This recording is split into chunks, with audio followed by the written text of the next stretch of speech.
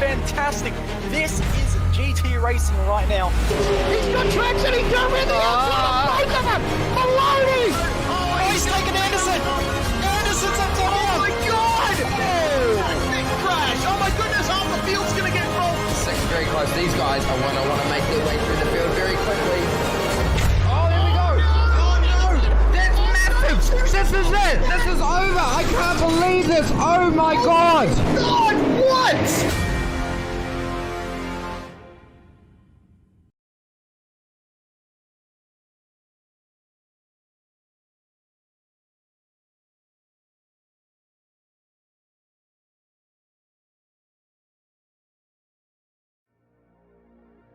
Welcome one and welcome all to a very special weekend in 2021. Virtual Racing School V8SCOPS enters Enduro season this Sunday, the 15th of August, 2021. The Too Easy Finance Imola 500 from the Autodromo Internazionale Enzo Edino Ferrari. This has been, well, it's become a fixture of the V8SCOPS Enduro season. 2 500s, 1 1000, and certainly had some great racing here in the past. Hello everyone, I'm Reese Gardner on camera for the second time in SimSpeed TV history, and I'm going to be joined by two very special guests here tonight. First up, Ryan Jones. Ryan, we've commentated together quite a bit in the past and very familiar with each other, but we haven't done much SCOPS together. A couple of times we've done the support series, but calling an enduro, this is going to be fantastic. 500 kilometers, 3 hours or more of racing. It's going to be intense. Yeah, good to be here, Reese. I love the Enduros and SCOPS. They're almost, maybe to some, as prestigious as the championship win, because year on year the times get closer and closer across the full field of drivers, and to be the winning combination after today, 500 kilometers of racing is so tough. It is the ultimate test of driver sim endurance and machinery as well. It's going to be really cool to see how it all plays out. But we have another really cool commentator joining us, Reese. Outside of sim racing, I know him as my boss, but you all might know him as Australia's latest reality TV star. Over to my left, it is Lockie Mansell. Hello, Lockie.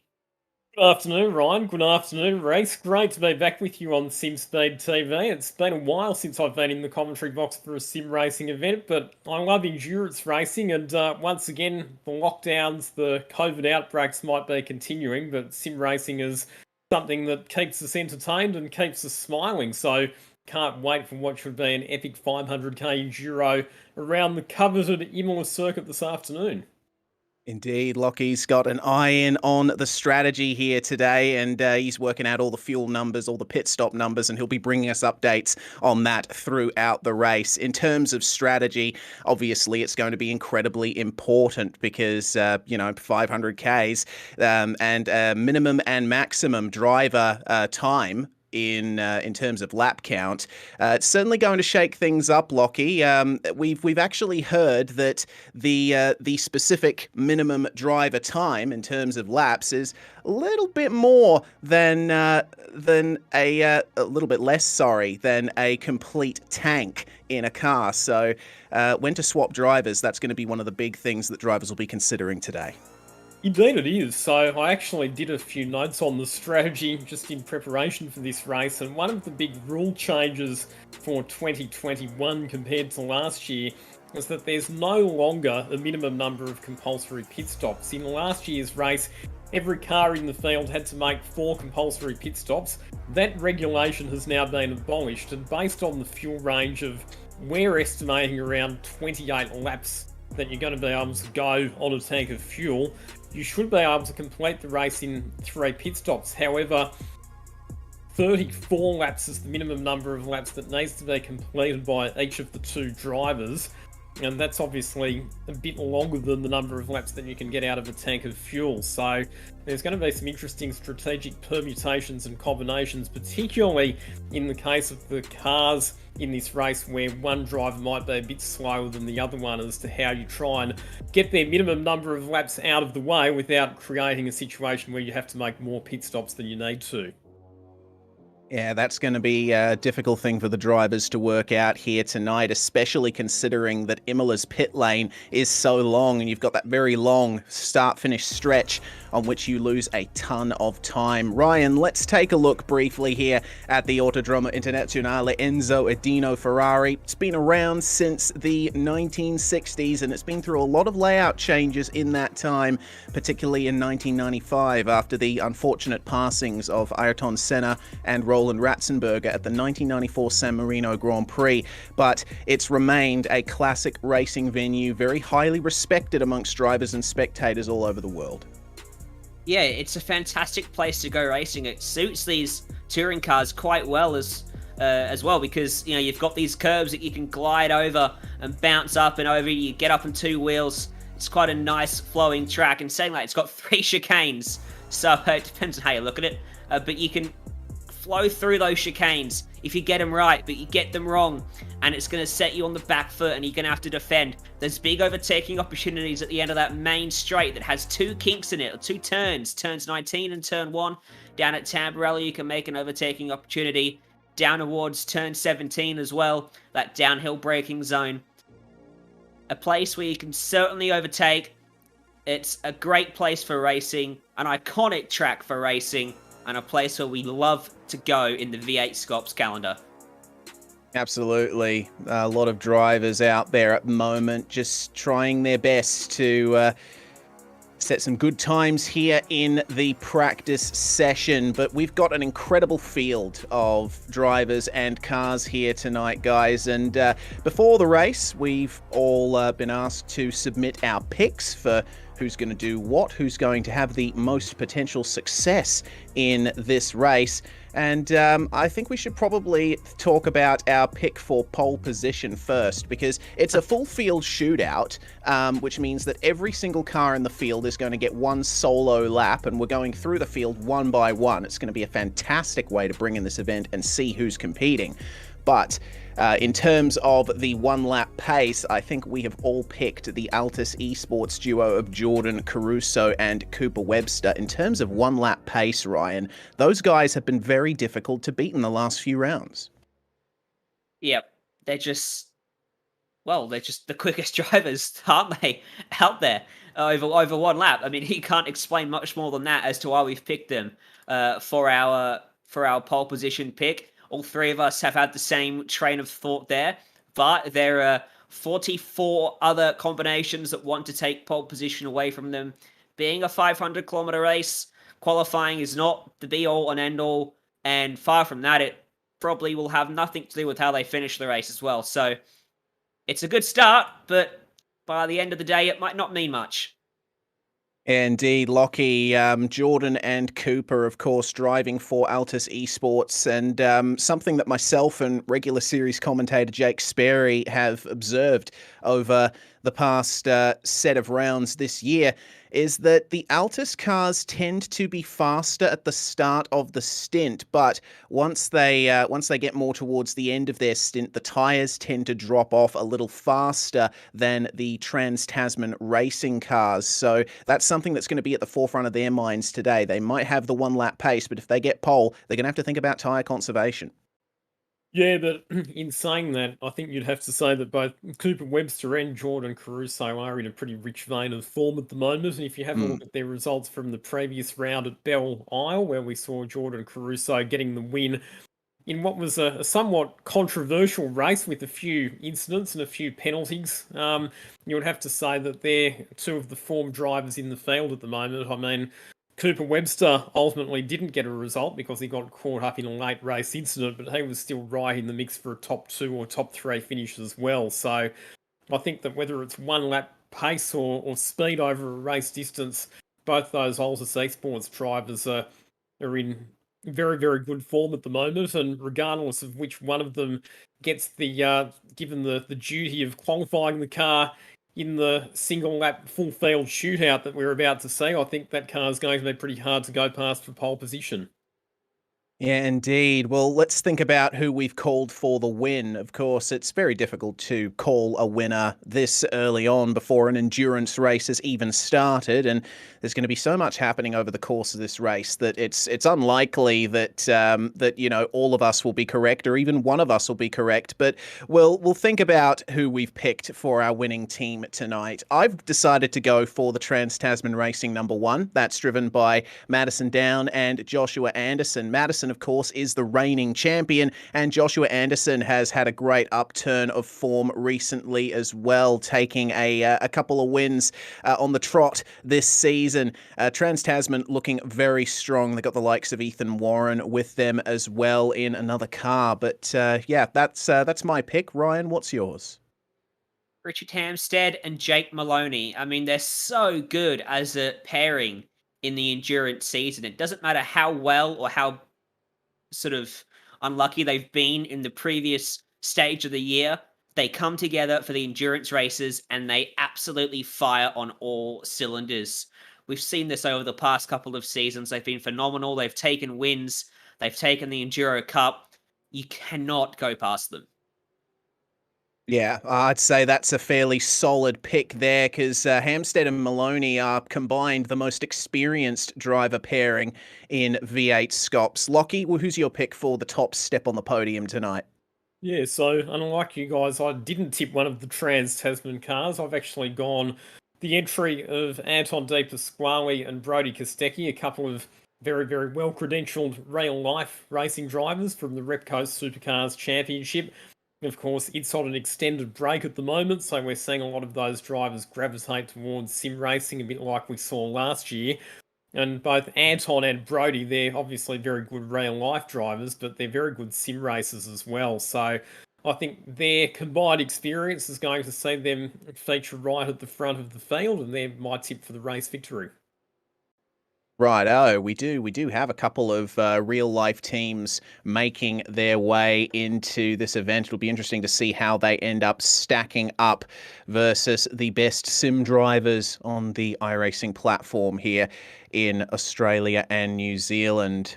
Last pick for the race, our surprise package. And this is meant to be for someone who we think is going to be a quiet achiever in this race, move up the field and maybe spring a surprise at the end. There's an awful lot of teams that we could pick for these. DPR certainly comes to mind because we've talked for quite the season, quite the length of the season, how good they end up running in the championship standings, despite not really setting the timing sheets on fire for the most part. They get points where it matters. But my surprise packet is going to be the Henry James Racing number 209 entry. That's going to be driven by Brett Loxton and Thomas Hinz. You always got to look out for the HJR squad running the Zuvacorns on the sides of their cars because they really pull out all the stops when it comes to endurance season. And Thomas Hinz is an incredibly talented driver. Certainly strutted his stuff out there this season. And have a look at the livery they're running. A very nice tribute there as well. So I'm looking for them to move up the field. Ryan, who's your pick for surprise packet? Well, I'm already surprised by their pre-qualifying pace, and that's number 52 Team Jinx Shifters entry of Kobe Jones and Hayden Veld.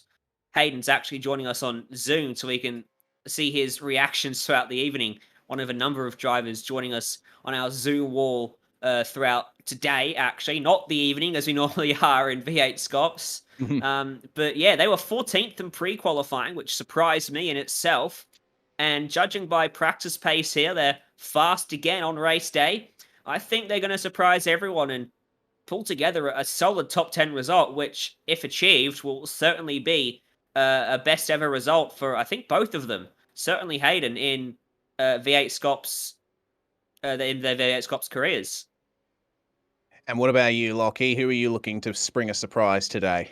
Yeah, so the entry that I put down as my one to watch, the number 143 Synergy Sim Racing entry of Jordan Ross and Jackson Suzel and Harlow. I think that Jordan Ross is very consistent, might not be one of the very front V8SCOPS runners, but he's always sort of there or thereabouts, either just inside or just outside the top 10.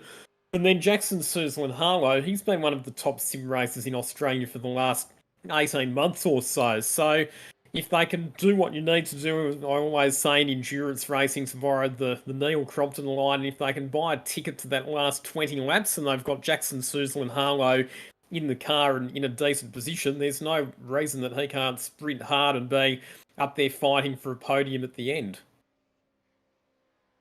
Certainly a lot of teams to be looking out for here at Imola, and we've been looking forward to this for quite some time. This track in particular certainly throws up a few surprises with its very harsh curbs and a good amount of overtaking opportunities around the lap. Well, now we're going to have to start gearing up for qualifying the top 45, you could say, shootout. It's an entire field making their way around this circuit. And Ryan, when it comes to setting one single qualifying lap at Imola, you got a lot to think about around here because it is an old school circuit. It's got grass right up to the edge of the track. It's got slippery AstroTurf on the exits of most turns, and those curbs can certainly unsettle you. But the drivers have got to think about the off-track 1X and slow down penalties. There's a few spots around this circuit where it can bite you. Yeah, they certainly can. And when you're trying to push the limit, it is going to be extremely tough to find that balance. Through the chicanes, when you're trying to pick that pinpoint accurate line between both apexes, you know, it's a fine line to walk. There's an off track to the right, there's an off track to the left, there's a slowdown somewhere in the middle as well. Especially that final chicane. You got to absolutely launch the car over those big, heavy curbs. You've got to nail that exit as well. There's a slowdown if you go too far to the right and an off track as well. But if you take too much of the curbs there, I think that's probably the space or the spot where you'll see the most drama in this top 45, this full field shootout, because it's the toughest spot on the track, I think, where you can gain or lose time easily. Yeah, absolutely. Variante Alta is an incredibly difficult chicane, but Lockie, I reckon one of the big points of the lap is going to be the second chicane, the one at Villeneuve. It's got a very quick entry, that left-hand kink, and you've got to be braking and turning, which these cars don't really like. There are actually a few sections on this Imola circuit where you are both braking and turning simultaneously. So that Villeneuve chicane, turns 5 and 6, that's one of them. But the other one as well is down into Acqua Minerale through turns 11 and 12, where it's quite a steep downhill plunge. You are both braking and turning through that section of the circuit as well. Very easy to lock an inside front wheel and very easy to overshoot that corner. So that's a bit of a trap for young players as well. But the thing that I'm interested in here, Racer Ryan, as to how the drivers and the teams approach this single lap shootout is risk versus reward, because to borrow a famous song line from the Divinals, it's a fine line between pleasure and pain. And because it is a full field shootout, you only get one lap. So for those of you who might be new to watching V8SCOPS, typically in a qualifying session, you get a specified amount of time, normally about 20 minutes, to do as many laps as you can. So if you make a mistake on one of your laps, it's okay. You just go again and do another one.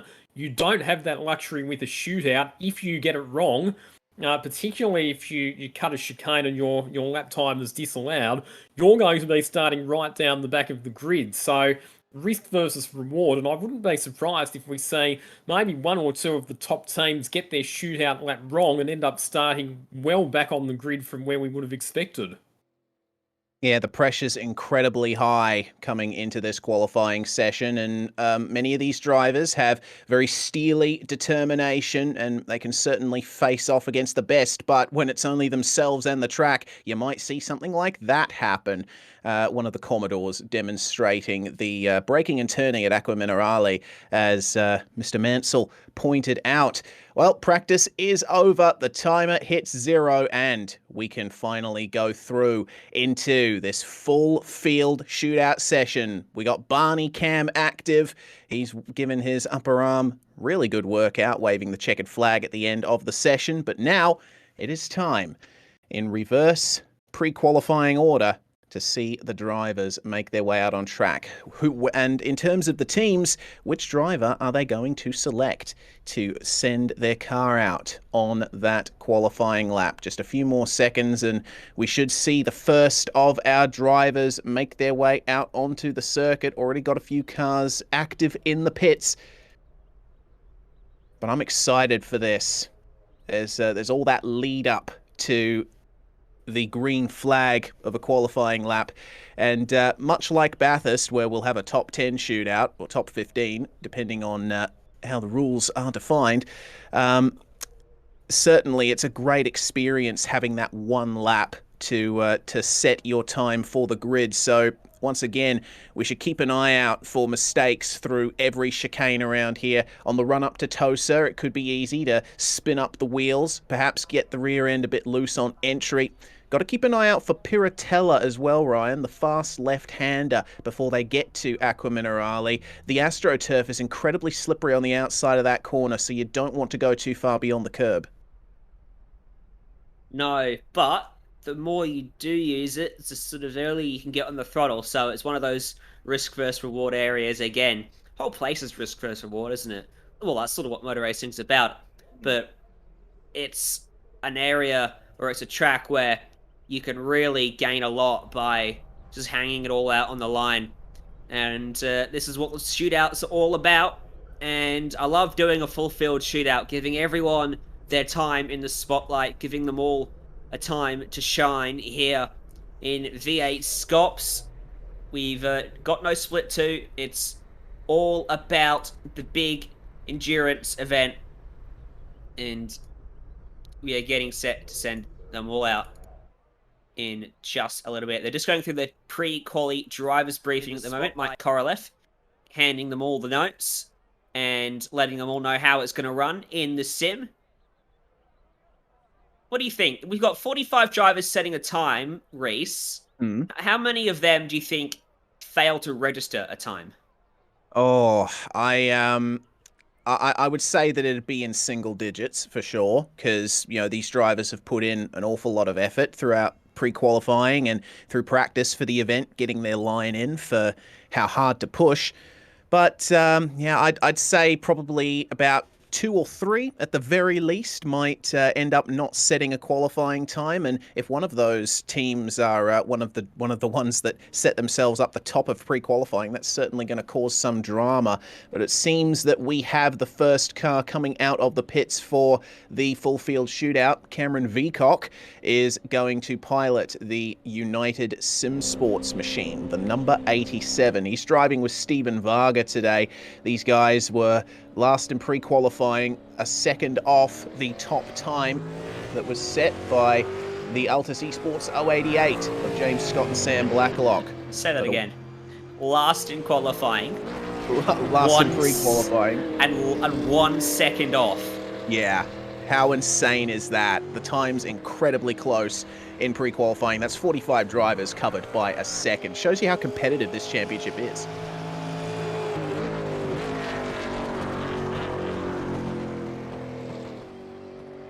So, United SimSports number 87 out on track. Not the only United SimSports entry, is it, of the field? In fact, there's 3 of them. So, they'll have a 3-pronged attack at this race. Lockie and the 87 going about warming its tyres up. Not too dissimilar to how they warm it up in real life, this lap looking at the moment. Quite a slow out lap, but I don't know, how would you approach it? I suppose maybe I shouldn't direct this question to you, Lockie, but more to Reese, seeing as you're more the sim guy here between the two of you as well. Warming up for a poly lap, how do you go about it? Well, yeah, I'd say, you know, iRacing, you want to try and preserve as much of the tread of the tyre as you can and make sure not to overheat them on the outlap, because, you know, you go into turn 1 and into Tamburello with overheated tyres, then you're going to have a very tough time because the corners come thick and fast.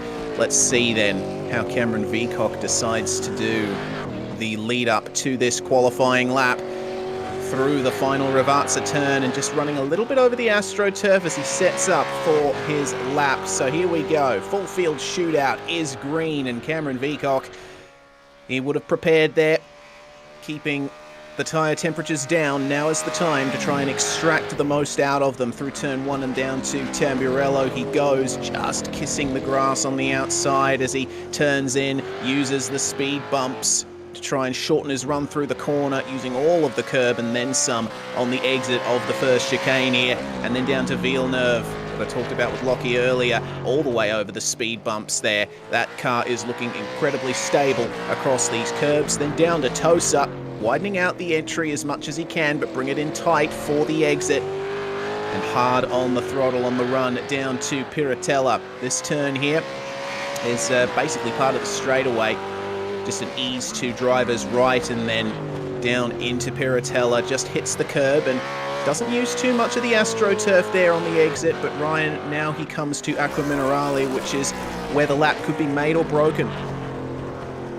Been a reasonably consistent lap. I'm watching from the cockpit cam, and he's had a couple of wiggles, but they were mainly at the start. He's eased his way into this, and it's looking reasonably smooth from Cameron Veacock here. It's going to be a pretty decent marker. Oh, that's quite wide there out of the final chicane. He'll be lucky to get away with that. He's had a couple of moments like that, really extorting the track limits, and he's lifted quite early as well, heading into the final big braking zone of the circuit.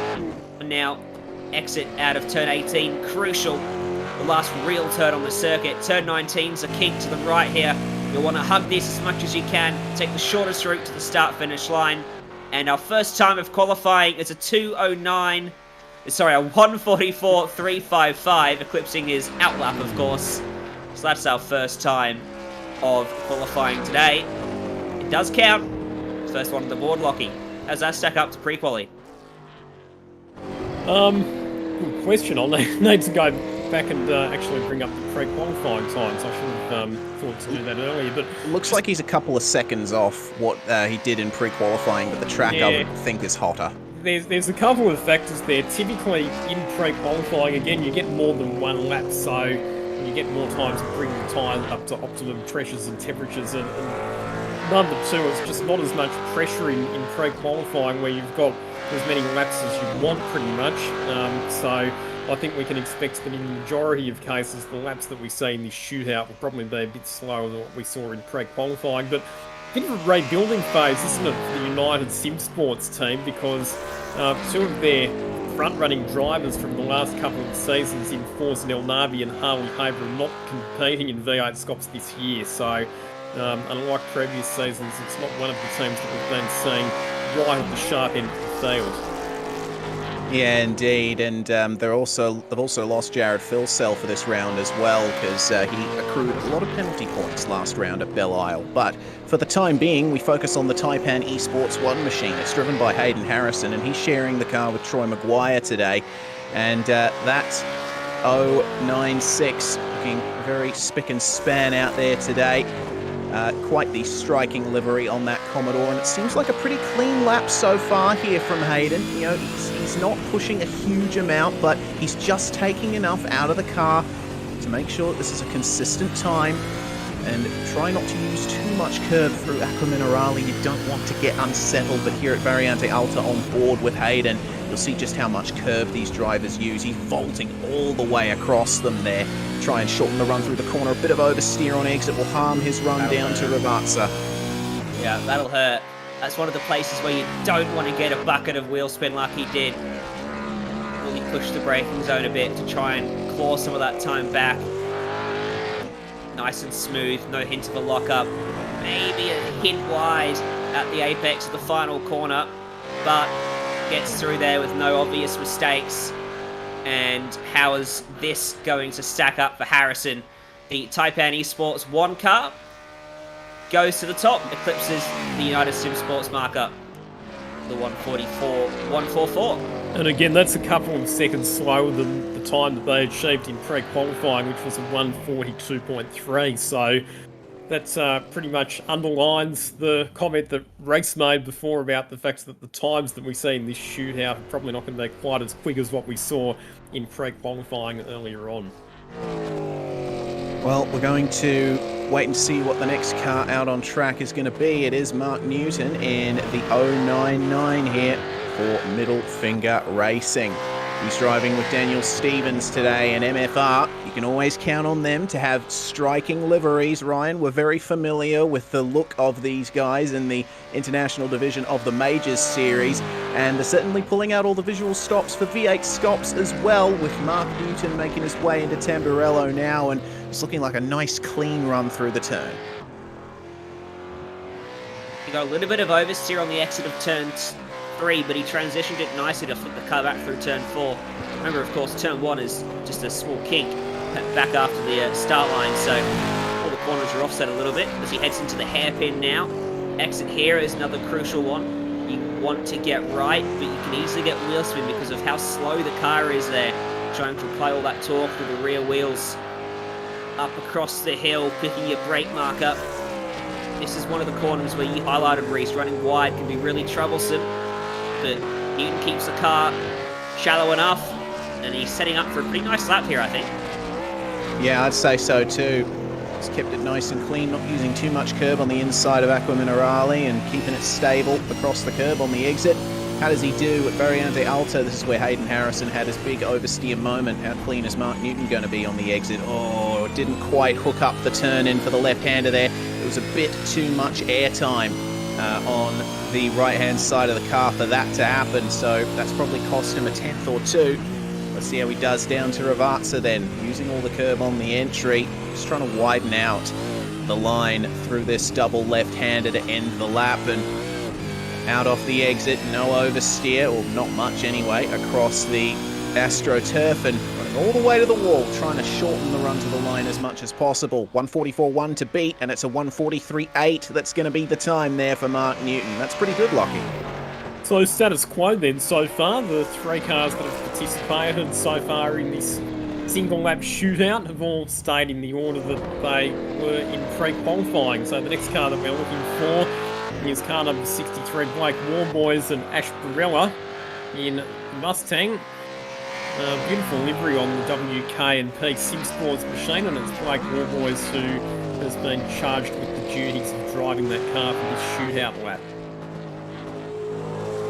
Blake Warboys, having made a few V8SCOPS appearances so far this season, with some varying levels of luck, but straightening off the run across the line here.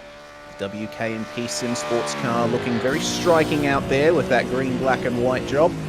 But on board into Tamburello, just ease it towards the inside, not using too much of the curb there, so he's just keeping a couple of cards up his sleeve for the rest of the lap here. Just pushing a little bit harder as the lap goes on. You don't want to use up all of your aggression early on. You've got to save it for those acceleration zones. Yeah, he really drove around the apex of turn 2. It kind of hurt him for the next 2 corners because he was put offline by that. So that will have cost him in the first sector, I dare say. Plus he had some wheel spin as well exiting turn 4. So he'll be chasing time for the rest of this lap. Probably a fraction late on the turn in at the top of the hill as well. Doesn't look amazing for Warboys, but maybe enough to probably put him somewhere between the middle finger racing car and the Taipan Esports car. We can get this right. Remember that Newton didn't go particularly well through this chicane. Warboys looks very much the better car. That's probably the best run we've seen for the final chicane today so far in qualifying. Yeah, I would agree. Very clean exit there for Blake Warboys down into Ravazza then. Slightly narrow turn in for the first of those corners, but he might be able to gain a little on exit here. Very nice there from Blake Warboys. So let's see what the time is going to be at the very end of this. It is going to be a 1 minute 43.4, so that is the quickest time we've seen so far. That was pretty fantastic there for Blake. I think showing that in these hot temperatures, you don't want to take too much out of the car, Lockie. That's quite significantly quicker, isn't it, than the previous best time that we'd seen, compares to a 1 minute 43.8 for Mark Newton. So it didn't look like it was that flash at the start of the lap, but certainly the end of the lap for Blake Warboys seems to be quite tidy. And one of the things in iRacing, of course, is that you do get the representative lap time that comes up, and it shows you how your current lap compares to your previous personal best lap time, so the drivers will all have that information available to them. One of the traps that you have to be careful not to fall into is if you are down a tenth or two in the first sector, you need to resist the temptation to then overdrive the car later on in the lap to try and make up for that lost time. I think a lot of his game would have come back at that chicane. He was just so smooth through there. Yeah, agreed on that one. Very smooth run there for Blake Warboys. Can Cameron Jones match it is the question for Century Motorsports. Into Tosa then for the Mustang. And 1 minute 43.4 to beat. And with that exit from Tosa, he might have gone a little deep, which might have cost him a tenth or two somewhere down the line. Let's see how he does into Piratella then. Not using too much of the curb on the inside, but definitely using a ton of the AstroTurf on the exit. Trying his best to chase time, as you mentioned before, Ryan, with regard to Blake Warboys, and getting up on 2 wheels through Aqua Minerale. It seems that Cameron's really pushing here. Here he is. It's looking the more aggressive lap of any of our runners so far. Whoa! All 4 wheels off the deck, it seems, from my perspective in iRacing, as he launched it over the last chicane. Let's pick his brake marker right at the middle of the apex of that little kink as they turn right into the braking zone. And this is looking a fast lap from Jones. It doesn't always translate though. It's bizarre how those laps work out. Sometimes the slow ones, the slow looking ones are the fast ones, and the fast ones are slow. This fast looking lap from Cameron Jones is indeed very fast. It's a 43.3 P1.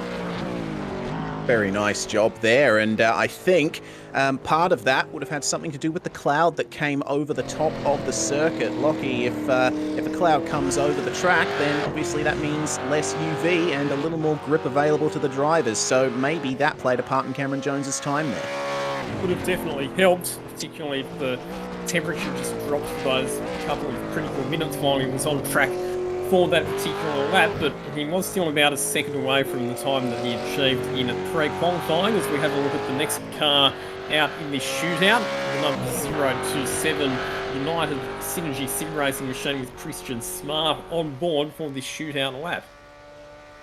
Indeed, United and Synergy uniting for this particular event here, with Christian Smart into the first chicane then. Got a combination here of sponsors from both United Sim Sports and Synergy Sim Racing. So let's see then. This is a car that I thought would be further up in pre-qualifying. So I think Christian Smart with a good lap has a very good chance of moving himself well up the order from where they were in pre-qualifying to where they do end up on the grid. Because we often see Christian, you know, solidly somewhere towards the front in split 2, don't we? Yeah, we do. And when he gets into split 1 and when he races in Enduros, you can usually count on him to be a consistent competitor, just quietly working his way up. He's going to be driving with United Sim Sports manager Jamie McKnight in this particular event in the 027. So be interested to see how that driver pairing works out. It's been a while since we've seen that kind of driver pairing, but looks reasonably consistent through Variante Alta. Bit of a wiggle on the exit might harm him a little bit. Strong pairing, that's for sure. I think they'll go well if they can stay out of trouble. Oh, Christian really pushed the limits in the braking zone. He was still trying to get it stopped as he was turned into the corner, but he's done a really good job. He's either gained a bucket load of time or lost a ton by doing that. Let's see how that's played out for him as he comes to the line. Christian Smart, what's he done for United Synergy? 43.487. It puts him P3. Oh, man. So probably a little bit more time to be gained there for Christian Smart around that lap, but I reckon that he can certainly be happy that he's at least got a time on the board, because I'm sure we'll see at least a couple of cars not get times.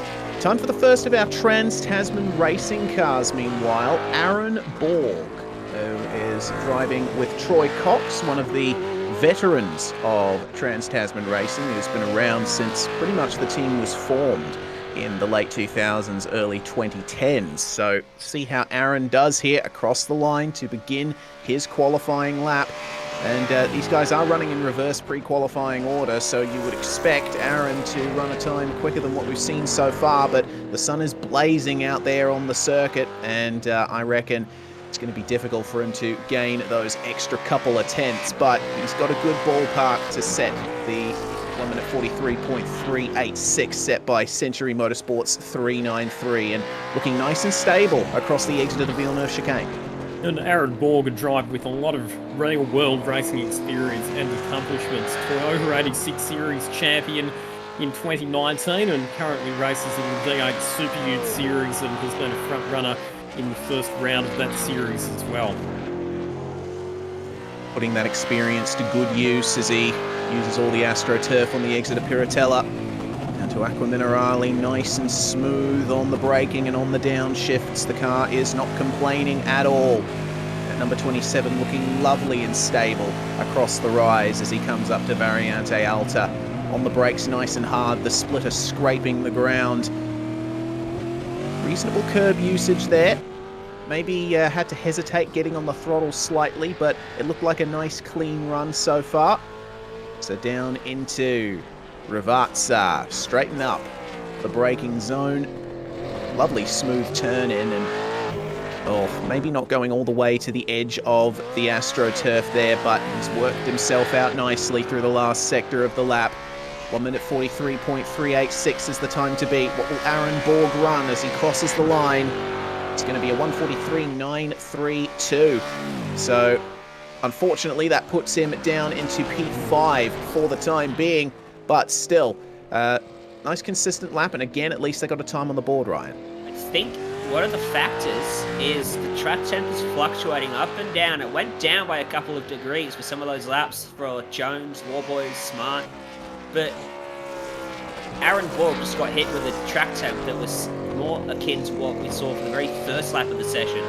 So he was affected by what was effectively a slower track. So it's going to be interesting to see how that continues to play out throughout the session. It's currently 42 degrees. It's going up again. So it's 1:47 in sim time. You know, the track could only continue to get hotter. Some of the faster drivers may get caught out by this. Yeah, potentially. First, we'll have to focus on Neil Pearson for simracing.com DPR and have a look at the curb usage on that lap. A little bit of correction on the exit of all of these corners here. I think that DPR Mustang set up with a stiff rear end here to get some good turn in for these chicanes in the opening part of the lap, and Pearson, I think, just pushing a bit too hard there through the second part of Villeneuve. That'll cost him probably 3 or 4 tenths down the line if he can't line up the exit of Tosa, which he indeed does.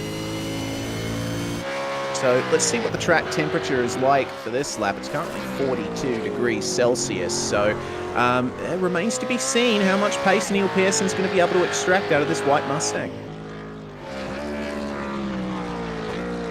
Neil Pearson, another driver that I would probably expect to be further up the order in his Simrigs machine. Him and Reese Keane, well, they're both split two winners, if I'm not wrong. So they're both drivers I would have thought would be mid-pack, probably. Once you start putting drivers together, the field should condense, and the winners are split two and end up in the middle of the order, I would have expected. So we'll see what happens here for Pearson as he comes through the last 2 quarters. That was really good. Maybe a little deep though on the brakes. Gets it turned nicely at the last corner, and on the power very early. That was good. This will give him a great run to the start-finish line. We'll see how this lap translates. 42-degree track temp though. Sun's still out. 43.7. He goes to P4. Yeah, looks like that track temperature is playing havoc with a few of the drivers today, Lockie. Yeah, and it's really luck of the draw, isn't it? And like Ryan said before, this is something that could be a bit of a factor as the shootout progresses. And it's something that could potentially catch out some of the faster drivers if they head out onto the track at a suboptimal time to do their particular lap. So it could be that we end up with quite a jumbled grid for this afternoon's race. The other thing to keep in mind as well is that once we do get into the race, the track temperature, if it stays high, it's going to have an impact on tyre degradation, and it could be that that's the other thing that's going to dictate pit strategy this afternoon.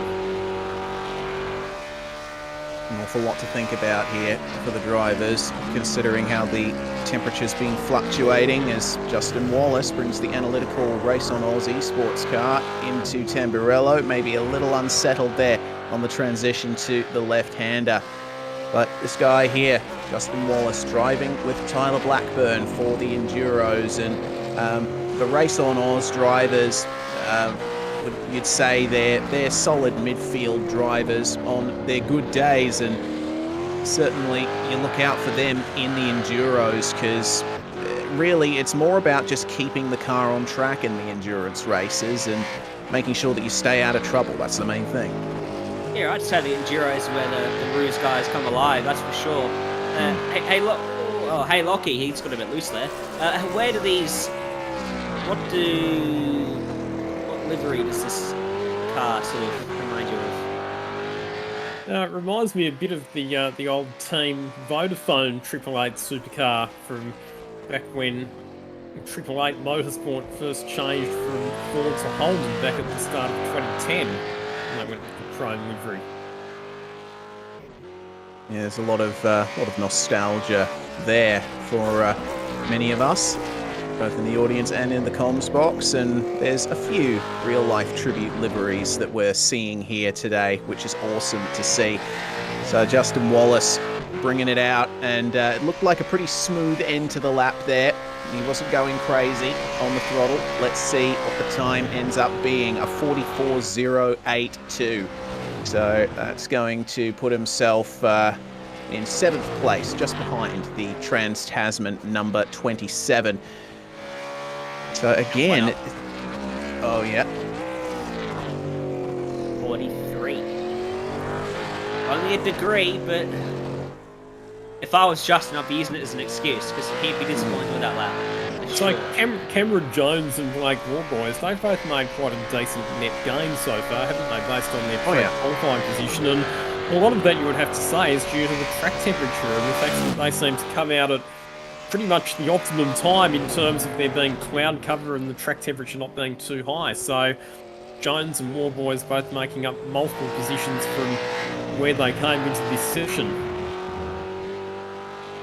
Yeah, that could be a big surprise when we eventually go through the starting grid. Damien Johnstone, meanwhile, for Synergy Sim Racing. In the 033, out into Tosa. And Synergy is another team that we really look out for when it comes to Enduro season. They put together some good teams of drivers, and they always seem to get themselves in with a run in the last half of a race or thereabouts. They certainly play the strategy well. It's just a case of luck, I think, for Synergy. They do tend to get caught up. Got it wrong, he's gone. Oh, no. Yes, he has. Oh, dear. And that is lap gone for Damien Johnstone. And that is the run into Aqua Minerale, opening up the jaws and snapping. Yep, we talked at the top of the broadcast about the fact that he's also gone straight ahead at that final chicane and fired it across the curb as well. But Aqua Minerale, we were talking about how it is a downhill braking approach where you are both turning and braking at the same time. And Damien Johnston there, it looks like he just came in a fraction too hot, locked the rear brakes, and the car skated away. He managed to avoid rotating it completely, but obviously went right out into the runoff area, and that was crashed that lap for him, unfortunately. Won't even count, because he will have picked up an off-track, of course, with the iRacing incident system. So, yeah. That's strike one for drivers who will not validate a lap in qualifying. There's always one.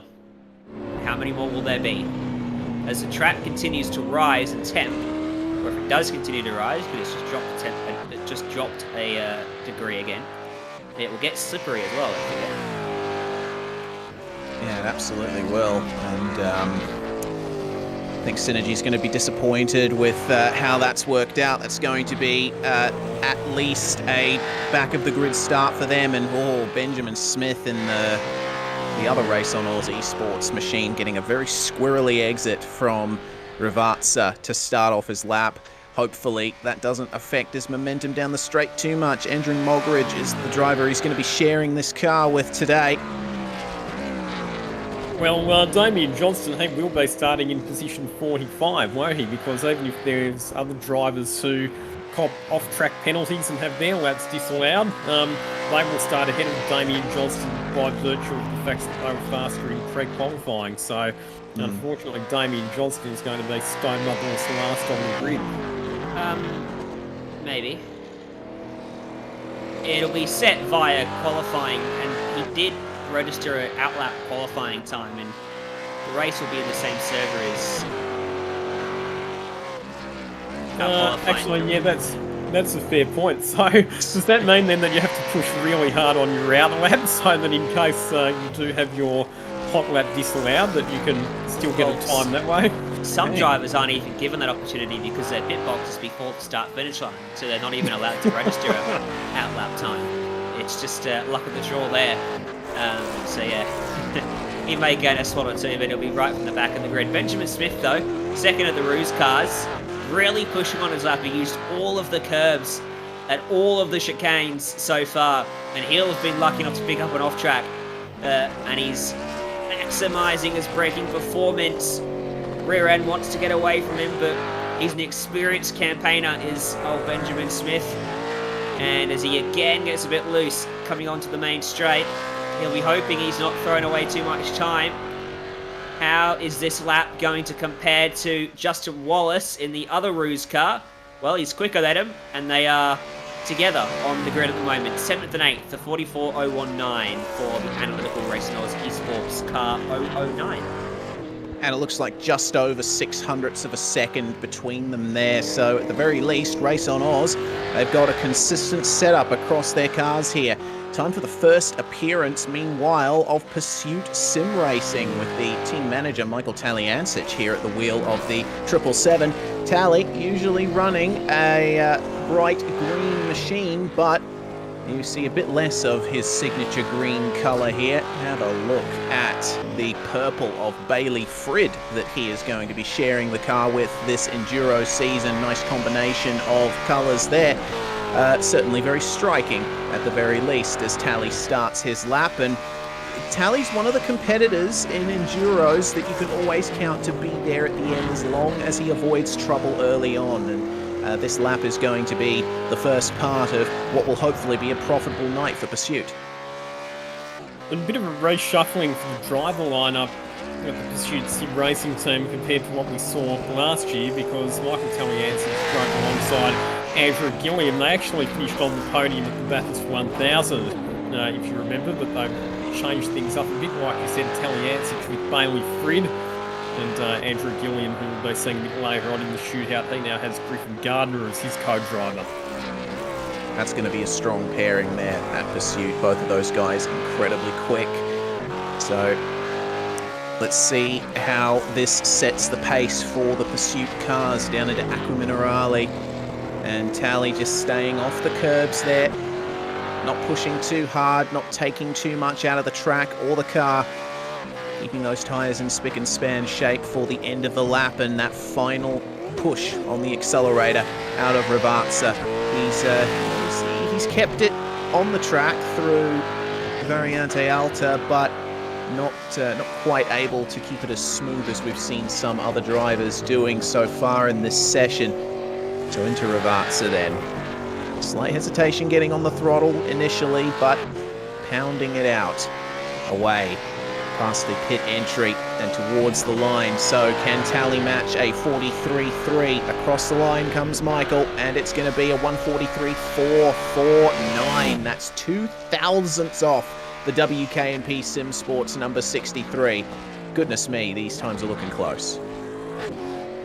I'm impressed by the job that we have seen from some of our slower pre-qualifying teams so far, continuing to lead the way in qualifying at the moment. What can Luke Rosella do about that though? Driving with Michael Schreier for Synergy Sim Racing number 30. About to begin their lap here at Imola. Braking for turn 1 right about the 200 meter board. And then dropping it back to second gear, Rosella goes. Short shifting back to third. Over to fourth. Controller wheel spin. And now into the second chicane he goes. He's using a lot of the curbs here, Reese. He's getting away with it. He's got a setup that's allowing him to use those curbs and not get any ugly bounces from the suspension. Yeah, Synergy's a team that put a lot of time into setting up their cars. They're real tweakers at Synergy Sim Racing. So it seems that their suspension has been tuned to filter out the biggest of these bumps. Let's see how he does in this middle section of the lap where curb usage is so incredibly crucial. And Aqua Minerale, and yeah, there's barely any complaints from the car at all as he goes across the curbs. So smooth on the wheel. Fantastic looking lap here from Luke Rosella. He seems very confident in that Mustang's abilities. Oh, beautiful. I wish I had a car that could do that over the chicanes. Just did not complain as he launched it over the first and then the second curbs.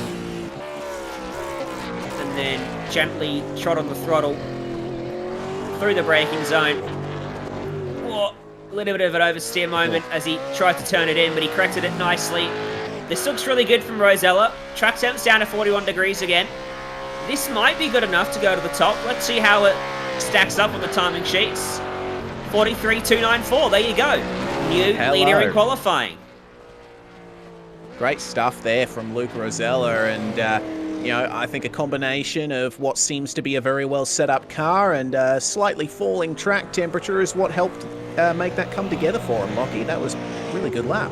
On the subject of car setup, Race, what do you think is the main priority for the teams at this circuit? What do you think are the main areas they're going to be concentrating on? Oh, I reckon definitely suspension, getting them to ride the curbs well. Here's a slow-mo here of Rosella making his way through Variante Alta, and you can see just how planted this car is. They would have set up the dampers so that the car does not get too jerky over those bumps and those big curbs, because they know that stability is incredibly important in a race that could take more than 3 hours. Of course, they'll be thinking about tyre life as well when it comes to the race setup, trying their best to maintain pace towards the end and stay out of trouble. Meanwhile, Brett Loxton, this is the car that I picked as the surprise package of the race. Loxton and Thomas Hinds sharing this car that will look very familiar to real-life Australian touring car racing fans who were around in 2006 and 2007. Misters Kelly and Tander taking titles in a car very similar to this one. Brett Loxton is another driver that we can count on for a good performance in the Enduros, but I'm hearing not too happy with that one, Ryan. He was well wide. Yeah. At the top of the hill. That would have cost him time at the corner. He would have had to be later on the throttle, and he may have even picked up an off track. Car seems a bit twitchy, doesn't it? You can see that he's having to fight the car on the exit of corners. It's not getting its power to the ground as smoothly as you would like, and it just seems like he's having a bit of an arm wrestle with it at the moment. So, A+ for effort, but I'm not sure that he's going to quite deliver the lap time. Let's see how he does then. Coming out of the final proper turn on the track and all the way out to the gravel, trying to maximise the exit there. So the Jinx Shifters HJR machine 209 will come across the line and set a 43.458. That's good enough for P5 as it stands at the moment, but I'm sure that with those slight errors, Brett Loxton would have been hoping for a little bit more on that lap.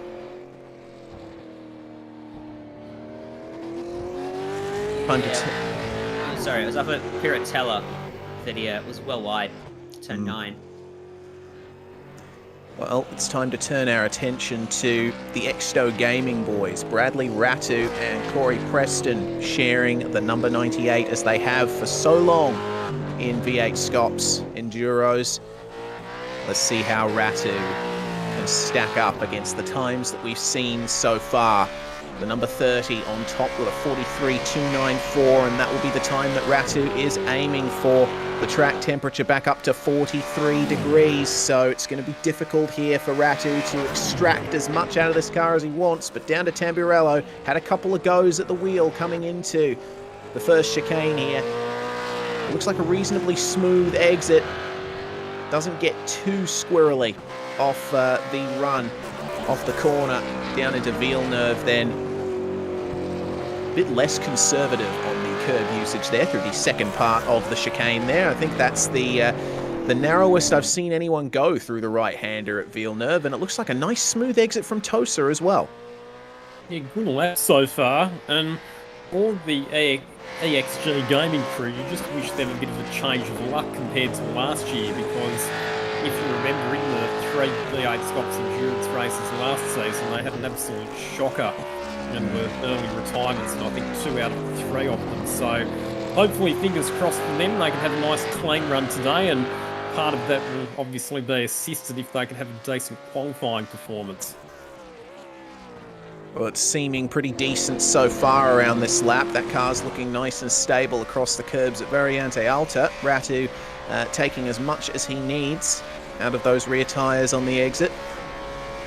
Widen the entry into Ravazza under the bridge. Get on the brakes a bit earlier than you think because it's downhill. Bit of a longer braking zone than you'd expect, but all he's got to do now is keep the throttle pinned and go up through the gears. 2nd, 3rd, 4th and 5th across the line. what kind of time will we expect here from Bradley Ratu? It's looking quick-ish, 43.264. I mean, not just quick-ish, it is quick. Car seemed to, sorry Ryan, I was just going to say the car seemed to rotate very well. He was able to turn it into the lowest speed 90-degree corners, and it was rotating and just responding really well to that initial steering input. So obviously that's another car where the setup's working well for them. Spot on with that analysis there, Lockie, and as a result he's just able to pip the SSR JK Signs Racing Team car to fastest in the session. 43.281, plays a 43.294 for the front row at the moment, but now here comes Joshua Thomas for Evolution Racing Team number 26, partnered up this weekend with Brenton O'Brien, Damon Woods, sorry. So there's three of them in the session, but Damon Woods driving with Joshua Thomas, and nice and smooth through the first chicane, through Villeneuve, using a lot of the first curb. You can use a lot of the first curb, Reese, but you want to stay off the second one, because it's the second one that can really upset you. Oh yeah, absolutely. I mean, we did see Bradley Ratu taking quite a bit of that second curb, but yeah, you're right. If you hit it wrong, then you're going to go right up on two wheels, and that can massively unsettle your car, not least because you have that big curb on the exit of the chicane that you need to be ultra stable for. Josh Thomas seems to have made his way through reasonably nicely. And Aqua Minerale, he comes and just keeps it off the grass there on the turn in, having a couple of saws away at the wheel on the way up the hill. And the number 26 is a car that has made appearances in about every run of Scops Enduros so far. Of course, you're right, Ryan. Usually Brenton O'Brien, the manager of Evolution Racing Team, is seen driving this car, but he's wound down his sim racing activities as of recent, and now his car is occupied there by Joshua Thomas and Damon Woods. So Josh, coming off some great potential results here. Let's see what the time is. 43.281, the time to beat. It's his first start in V8SCOPS this weekend as well for Damon Woods, so let's see if he can kick it off with a bang. 43.6 will put him solidly in the middle of the order. There from Joshua Thomas, P8. Good stuff there from Evolution number 26, and a reasonable lap there. It's time for the second of the Jinx Shifters HJR machines. Chris Coxhead also running that magnificent tribute livery. Let's see then how he can compare with his teammate Brett Loxton. They are the full-time drivers in the 208 and 209, with Thomas Hinz jumping into the 209 and Henry King jumping into the 208. Henry King, of course, manager of HJR and a member of the administration team here at V8SCOPS. Handles the running of the V8SCOPS support series on Friday nights, but getting in behind the wheel for this enduro, and Coxhead looking nice and smooth through these opening chicanes. Based down in Canberra, and the nation's capital is Chris Coxhead, and when he's not sim racing, he's actually a professional driving instructor who teaches young drivers how to get their road car licenses. So very familiar with the workings of an automobile, and you can use some of that experience at least to fling it around virtual Imola. And Aqua Minerale he goes, and there's quite a bit of curb usage on the entry. That there's potential there for an off track to be picked up, so I don't know if this lap's going to work out for Chris Coxhead. A little bit of unsureness at this point, but he's committing to the rest of the lap here with a smooth run over the curbs at Variante Alta. Maybe not quite lining up the exit as he would have wanted. The car was complaining just a little bit through the left-hander, but down into the final couple of corners now. Pushing hard. Yeah, just a little bit, but he can gain that back on the exit if he nails this, and maybe just on the verge of getting into the gravel off the final turn. So what kind of time are we going to see here from Chris Coxhead? number 208 across the line, and it's going to be a 1 minute 43.795. That puts him in 10th there, just behind the simrigs.com DPR number 62. So a few tenths there between the two HJR cars. And I tell you what, Lockie, sorry, 44-degree track temp, so that's the hottest we've seen out of any of the runs so far, so really unlucky for Coxette. Yeah, I think he'll be a bit disappointed with that, even despite the increasing track temperature. I think he probably would have hoped for a bit better result than that. But yeah, the increasing track temperature is really starting to play havoc with some of these lap times as we have a look to the next of our United SimSport entries with Kyle George behind the wheel. Yes, one of the United Synergy machines. Synergy Sim Racing's Geordie Sinney is going to be partnering up with Kyle George today. And a little bit of a wiggle there. A little bit of a complaint chatter from the rears. Might have locked up slightly there to Kyle George on the turn-in. So that car might be a little leery in the rear. It'll help him to get the car lined up for these chicanes, but he won't want to take too much out of that steering. Looks reasonably stable across the curves at Villeneuve though, but oh man, Ryan, that tiny little slide probably cost him. Yeah, I'm intrigued to see how the USSR collaboration goes today, but I think that little mistake from George won't start them off on the best of foot in this particular car. If he can fight back over the next couple of sectors, he may be able to put himself around 9th or 10th in the session, but with the track temp still up at 44 degrees, he'll certainly struggle. He slid a little bit there as he tried to get it turned in at the bottom of the hill, and fortunately he was able to just wrangle it back for the exit, but it's not looking the strongest lap from George here. Well, it's a reasonably smooth exit from Variante Alta. Let's see then in the final couple of corners whether or not this lap will be improved or taken out of contention. Hooks up the apex very nicely at Ravazza 1. And Ravazza 2, it seems, just a little bit more conservative, leaving maybe a tyres width on the exit in terms of the AstroTurf. So Kyle George across the line. What has that mistake done? It's going to be a 43.356. It's still quite a competitive time so far, and that's going to put him P3. So who knows? If it weren't for that slight slide at this very point of the circuit, he might be provisional pole right now. But still, I think that's a lap he can be proud of. Yeah, that's surprising actually. So that was a good lap. Now, here we go. So this is the Boost Mobile entry. And on board this car, a couple of flying Kiwi racing drivers. One of them currently leads the Repco Supercars Championship. That, of course, is Shane Van Gisbergen. His partner for these V8SCOPS endurance races is Richie Stanaway, who has been confirmed to be making his racing return in real life this year, driving alongside Greg Murphy in Boost Mobile wildcard entry at the Repco Bathurst 1000 in November. Really, really important take time in the virtual sense for Richie Stanaway, part of his preparation for his real-life racing return, doing these V8SCOPS endurance races to get his head back in race mode. And have a look at how aggressive he was on the curbs through Tamburello, Richie Stanaway. That is fantastic to see, and certainly very comfortable in that car at the moment. Really good to see the real-life drivers using the sim here to get their eye in for real life and have a good race of their own. Keep themselves in the game on a Sunday afternoon, and it's a nice clean exit there for Stanaway, a driver who was very active on iRacing back in the day. When SimSpeed first started as V8s Online, he was a very regular competitor in the top split Monday night V8s. And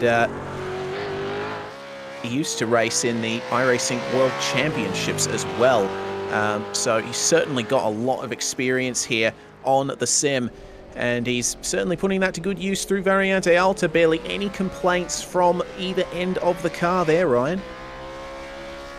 Looking like a pole lap. He's using all of the track, or a fastest lap, I should say. He's using all of the track. That's the latest I've seen anyone break into Ravazza. He was dancing with the rear end of the car, but somehow he pulled it up.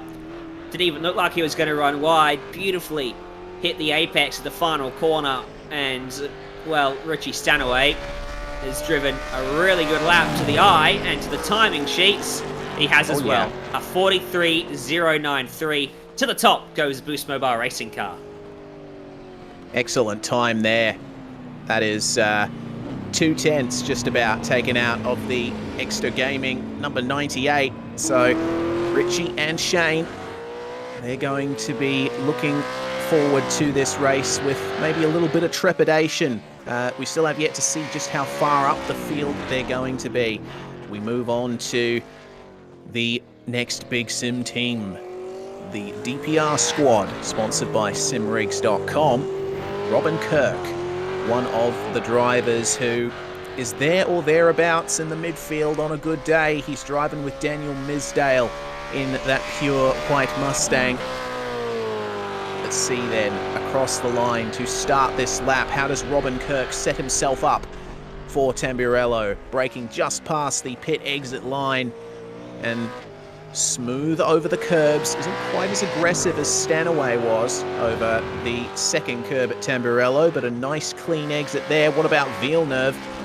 Hard on the brakes initially, just lift off the brakes and then hard again for the left-hander, the right-hander, sorry, and into Tosa once more.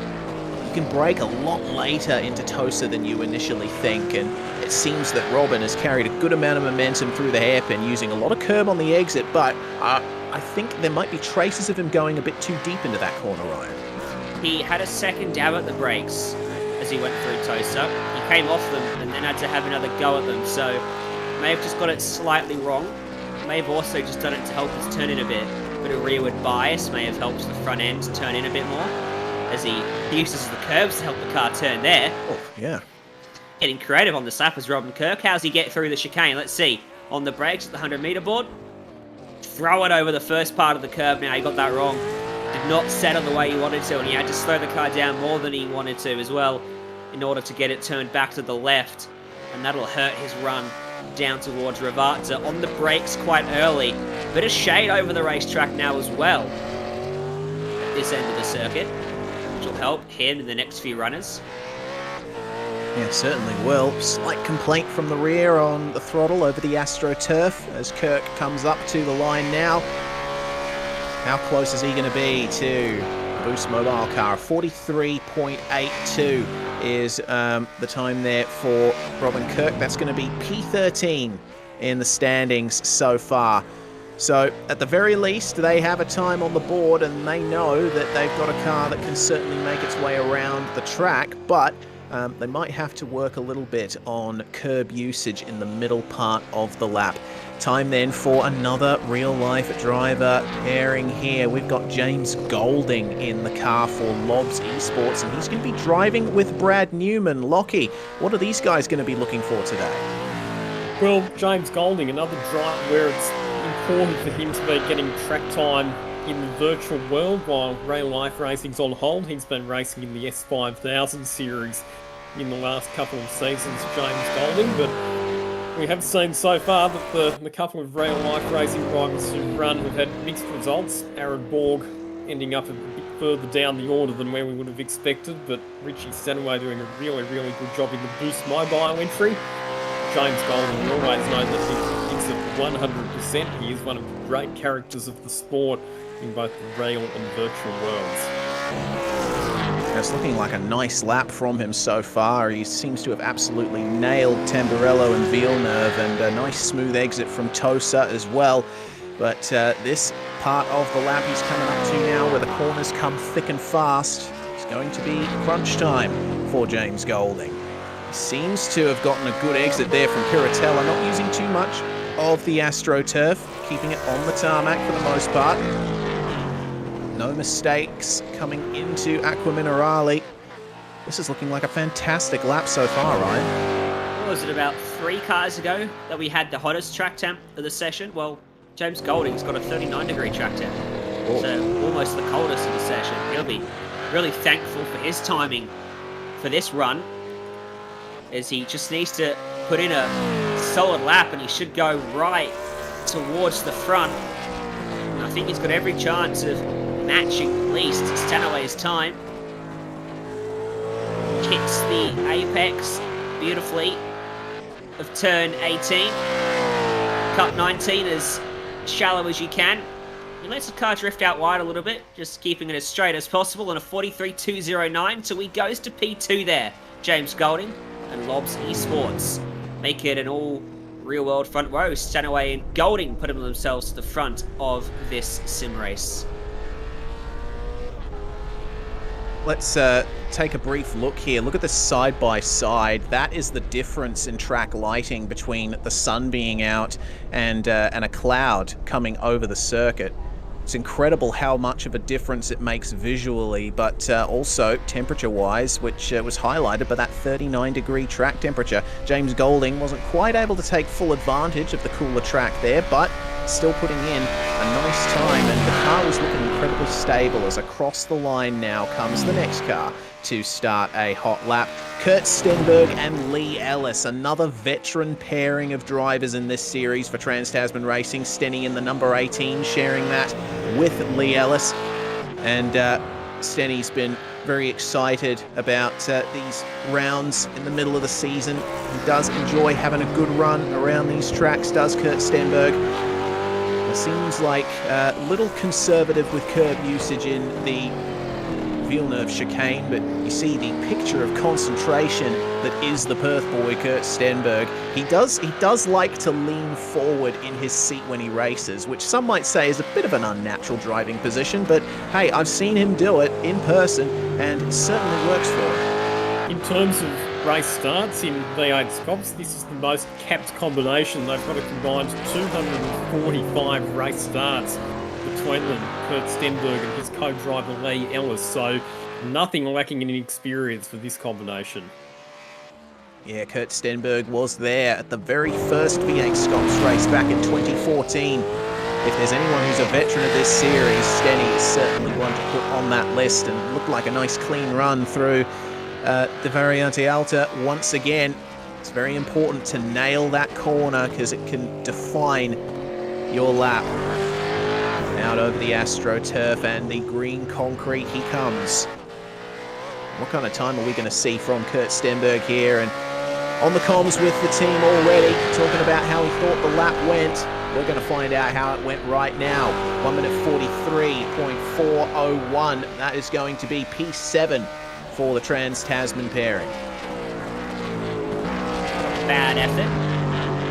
Puts him, P7 as you say, towards the front. Tell you who's still holding up fantastically well is Warboys and Jones. Yeah, absolutely. They certainly going to be very happy with their initial runs here in this session. But we turn our attention for the first time to the Altus Esports squad. Zachary Hanlon. He's going to be driving with Bo Albert here in the 024 Mustang, and boom, just hits the speed bump.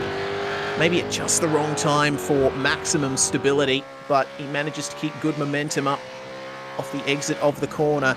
Hanlon and Albert will be ones that are looking for good results here, and they have had some reasonable luck in enduros in the past, but certainly Lockie Altus have a challenge ahead of them today with, probably looking to break into the top 20 at least.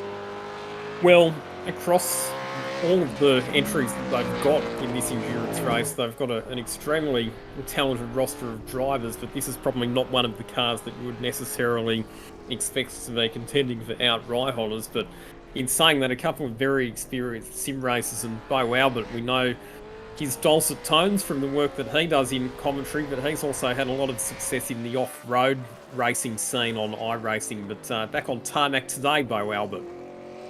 Indeed, he competes at World Championship level in Rallycross, does Bo Albert. Zach Hanlon has been alongside him at Altus Esports from its founding, along with Simon Feigl, who we're also going to be seeing driving today with Matt Danson. Zachary Hanlon, though, across the tarmac, across the AstroTurf, across the concrete, and I haven't seen much in the way of complaints from this car. It's looked pretty stable out there. Let's see how the time works out. Back up to 41-degree track temperature and a 42.936 for Zach Hanlon. What a time, provisional P1. It just looked smooth the whole way around. As you said, the car didn't complain. It didn't twitch. He didn't oversteer. There was no hint of understeer anywhere. He glided over the curves. It was a really smooth lap, and we see there why Hanlon got the nod to drive in qualifying over Bo Albert and doing a phenomenal job to vault them to the top of the timing order.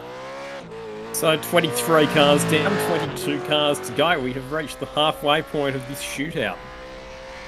Indeed we have, and Ben Christensen is going to lead us through into the second half here in the number 9 ANZ Motorsports machine. Ben, safety car driver in the V8SCOPS support series, but into the race seat here. And that is the feed that we're seeing, running his direct drive wheel through Tamburello, and look at those guns. He's absolutely jacked there with the amount of forces going through that wheel over these curbs, and looking reasonably smooth through Villeneuve. Maybe just a little bit too much two-wheel action there on the onboard, but smooth on the steering input into Tosa. Minimal corrections there on the exit. Ben Christensen certainly knows how to wheel a car around this place. I think this is going to be a reasonable lap. I expect this car to go somewhere inside the top 10. I don't know if it'll challenge the front row though from Christensen. As you said, he was really pushing the limits over those curbs. I haven't seen any obvious mistakes. It's a very consistent, solid lap from Christensen. It's very much a resemblance of his mark as a racer. He's a very consistent driver, isn't he? And that was a great run through the chicane. Bit of oversteer on the exit there, though.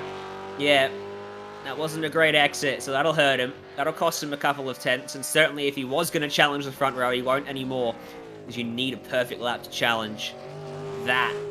So, probably, I'm going to make a prediction this time, Reese. I'm going to say a 43.39. 43.39. Let's see how right you are.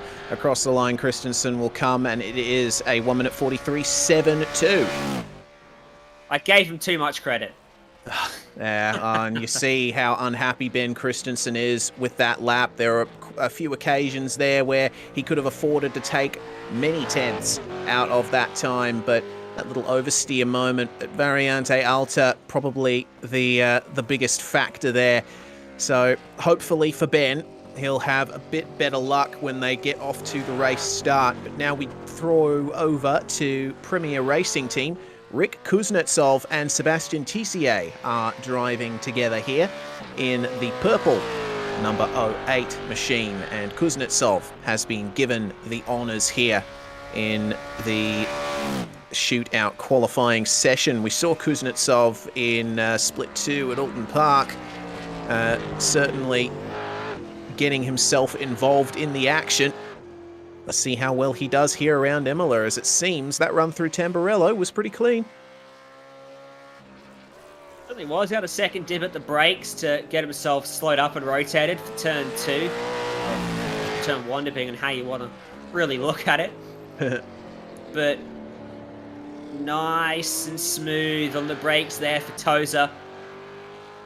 And this is good from Kuznetsov. Haven't seen too much of him in V8SCOPS, have we?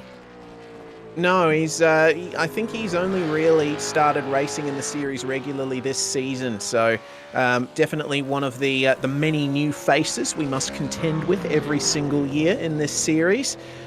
As he makes his way out of Acqua Minerale, yeah, that car is looking very stable. There's nothing to suggest that he's having issues with understeer or oversteer. The car is just, it seems to be doing almost exactly what he wants. Maybe a little bit of a wiggle on the exit of Variante Alta, but other than that, Kuznetsov seems to have that car fully under control, and it looks hooked up coming into Rivazza 1 and 2. Maybe a slight technical issue.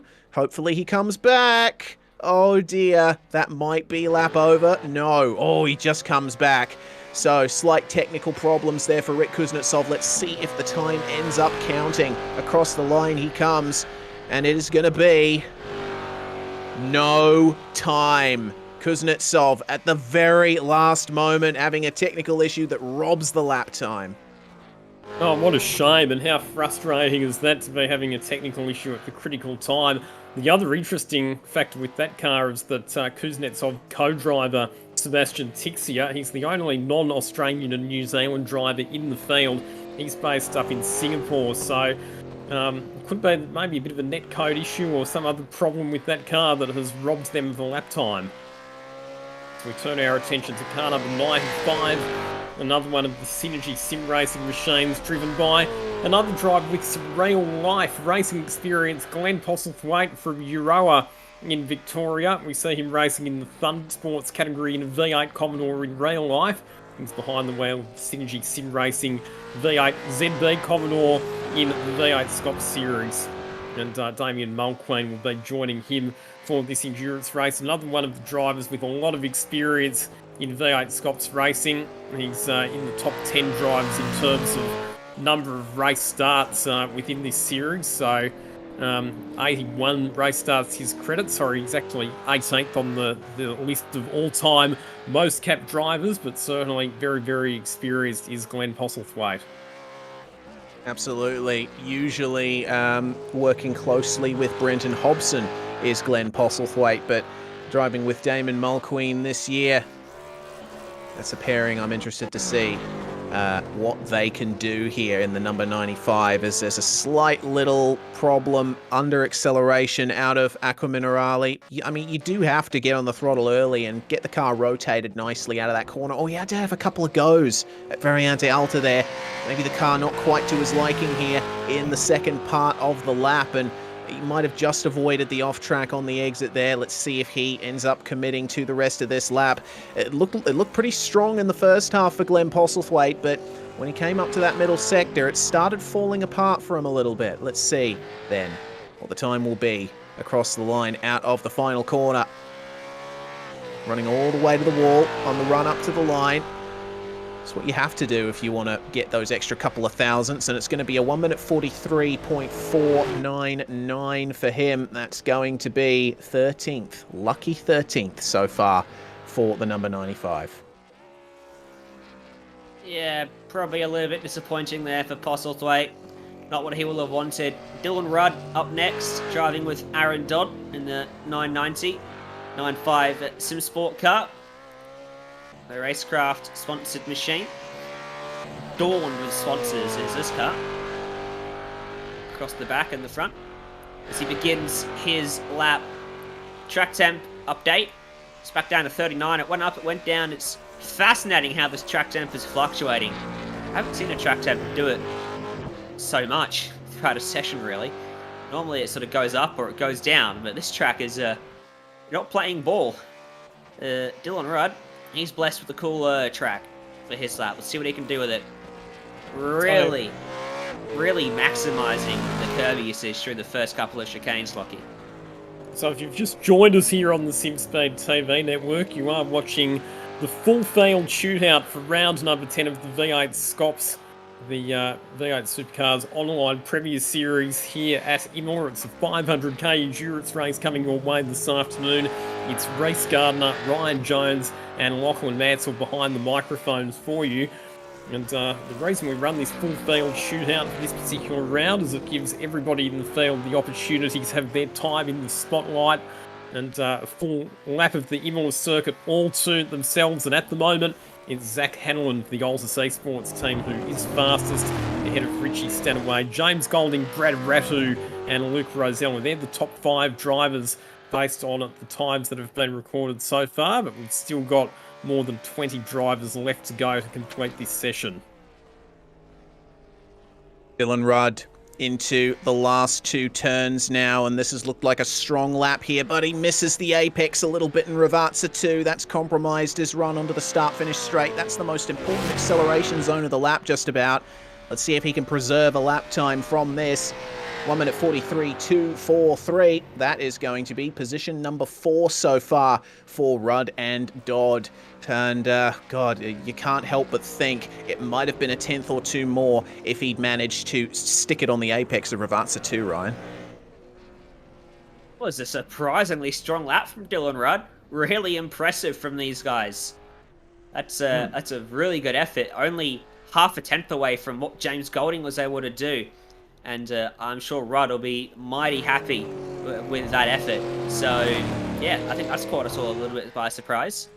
Not a combination we often see right at the pointy end of the field, but that's where they'll be, I suspect, once it all shakes out qualifying. Certainly top 15, I reckon, top 20 at least. Kenneth Latta is next on the firing list. Sean Linsell, his co-driver. The alcohol holder DPR number 554 car. These guys are veterans of Super Split 2 here in V8SCOPS, and you can count on them to try and get a good result if they manage to stay out of trouble, but just clipping the speed bump. Kenneth Latta sent into a little bit of an oversteer moment there. They already have a DPR car time to look to. The number 62 already running a 1 minute 43.787, and Latta running a little wide there on the exit of Tosa. Had to have a couple of goes at getting that thing turned in, so I don't know if this is going to be a time that they'll be all too happy with.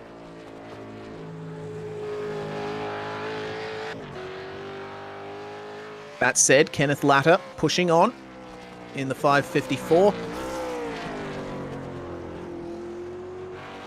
And it's looking pretty docile through the Acqua Minerale complex. What about Variante Alta? This is the real litmus test for how stable a car's suspension is, and barely any complaints at all there from the DPR Mustang. So hopefully for Kenneth, the second half of this lap is a little bit better than the first half. He'll be aided by what is now definitely the coolest track, 37 degrees.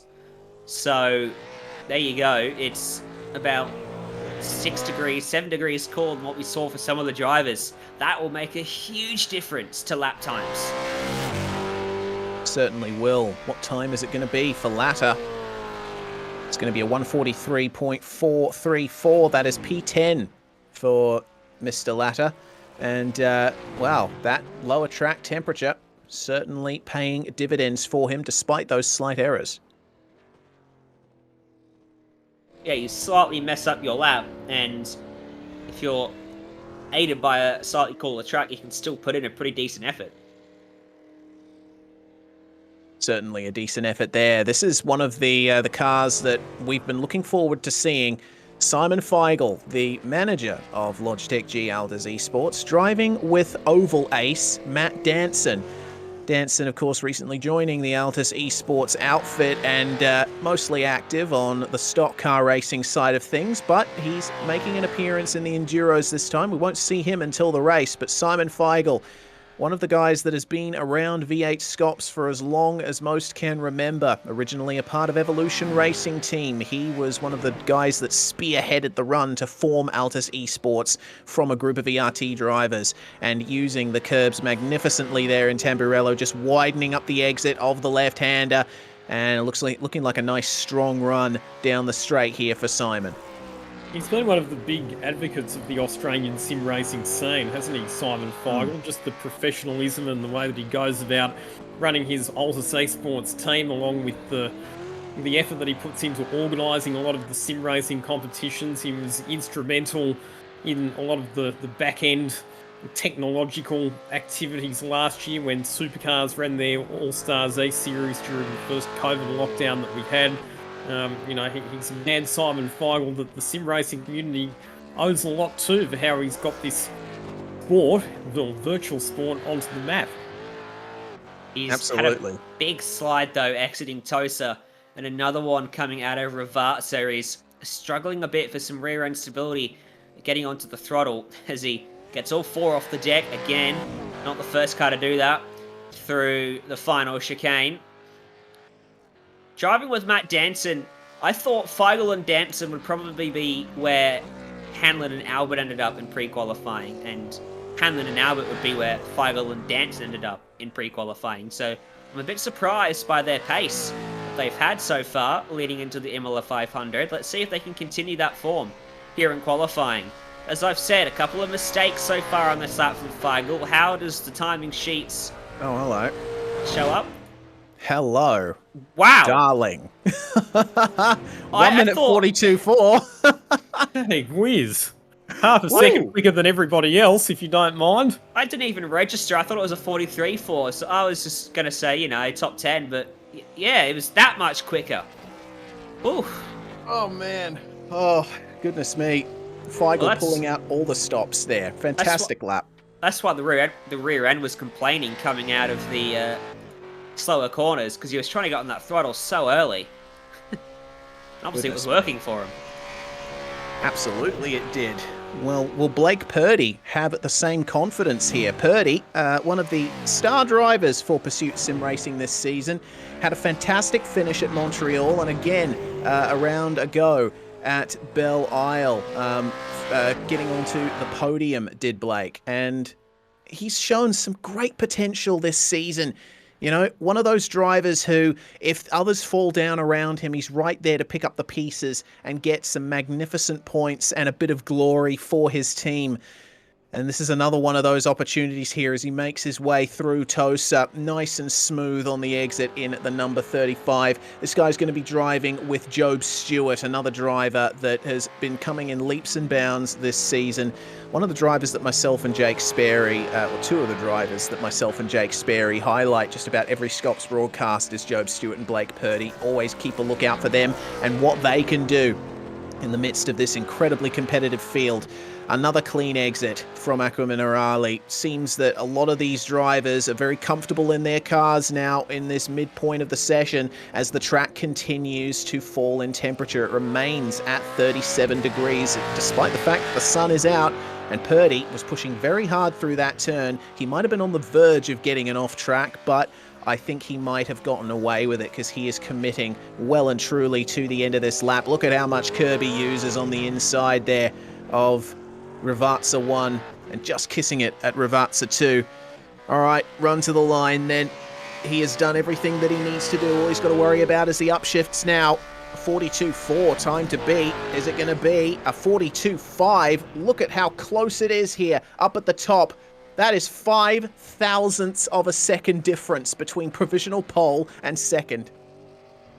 And once again, benefiting from the cooler track conditions and just having a look at the times that were recorded in pre-qualifying, you won't be too surprised to hear that both Blake Purdy and Simon Feigl are the drivers who have got closest to what they did in pre-qualifying. It was only half a second slower, Simon Feigl's shootout lap compared to his pre-qualifying best time. So definitely the cooler track conditions helping some of the teams that are running at the moment to produce fast lap times. See what Jack Boyd can do then for Synergy Sim Racing. Number 88, he's going to be driving with Brenton Hobson. And Ryan Hobbo is another one of those drivers that's a V8SCOPS veteran and a bit of a meme as well. He tends to finish 6th a lot.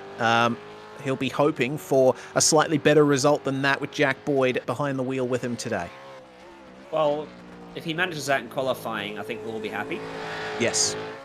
I think 6th or thereabouts would be a good result for them with this lap. But with the track improving, it seems they'd probably get buried towards the end of the session. So you want to go as high up as you possibly can, obviously. Well then. A lap. What I was going to say is normally you can be happy with being close to the front, you know, 5th, 6th, but with the track improving, if you're 5th or 6th, times that are normally going to be behind you with an improving track are going to leapfrog you and you're going to get buried. So you need to maximize at this point. Absolutely. Does Jack Boyd maximize the exit of Ravazza 2? He does for the most part. Let's see then. The time for the number 88. Will it be 6th? Will it be better? Will it be worse? Let's see then. 1 minute 43 flat there for Jack Boyd. And that is a pretty good time, I have to say. 4th for the time being.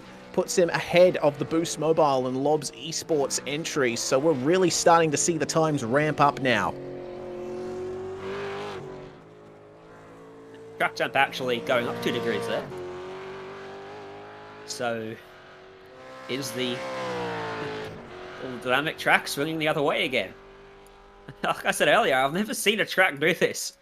Just continue to swing so much. Here we go, here's my quiet pick. Kobe Jones and Hayden Veld, car 52, Team Jink Shifters. Kobe Jones, one that's dragged this car to 14th in pre-qualifying. And in the car for qualifying today, driving with Hayden Veld, who's a very consistent race car driver in real life and in the sim races, supercars in Victoria in real life, often at Phillip Island and occasionally at Winton as well, and Sandown a little less often. Good lap from Kobe so far, utilising all of the curbs. Ooh, might have just got away with a curb strike at turn 2 at the start of his lap. He was really close to it, and really using all of it at the top of the hill on the inside. That's not often where you use all of the track, but Kobe doing what he needs to do. Let's see how he goes at the bottom at it's Acca Minerale. I've got my track corners all muddled up now. You are correct. Braking at the 100 for the final chicane on the circuit. All 4 off the deck. Using all of it, and then on to the power.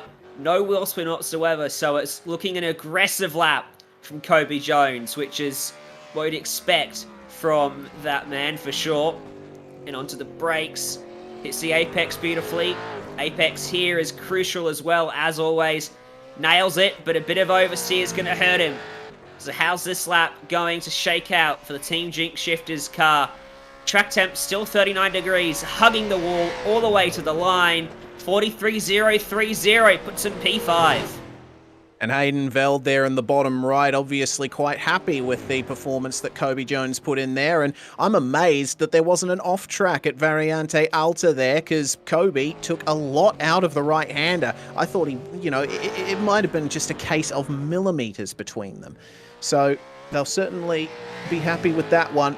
What about Adam Briggs in the number 72?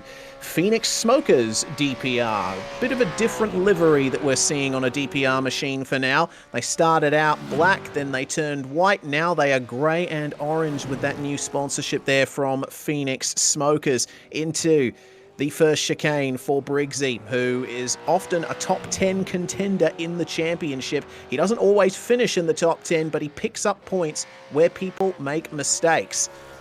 So then, Adam Briggs, we see in the top left with his teammate Andrew Dyson watching on in the bottom right.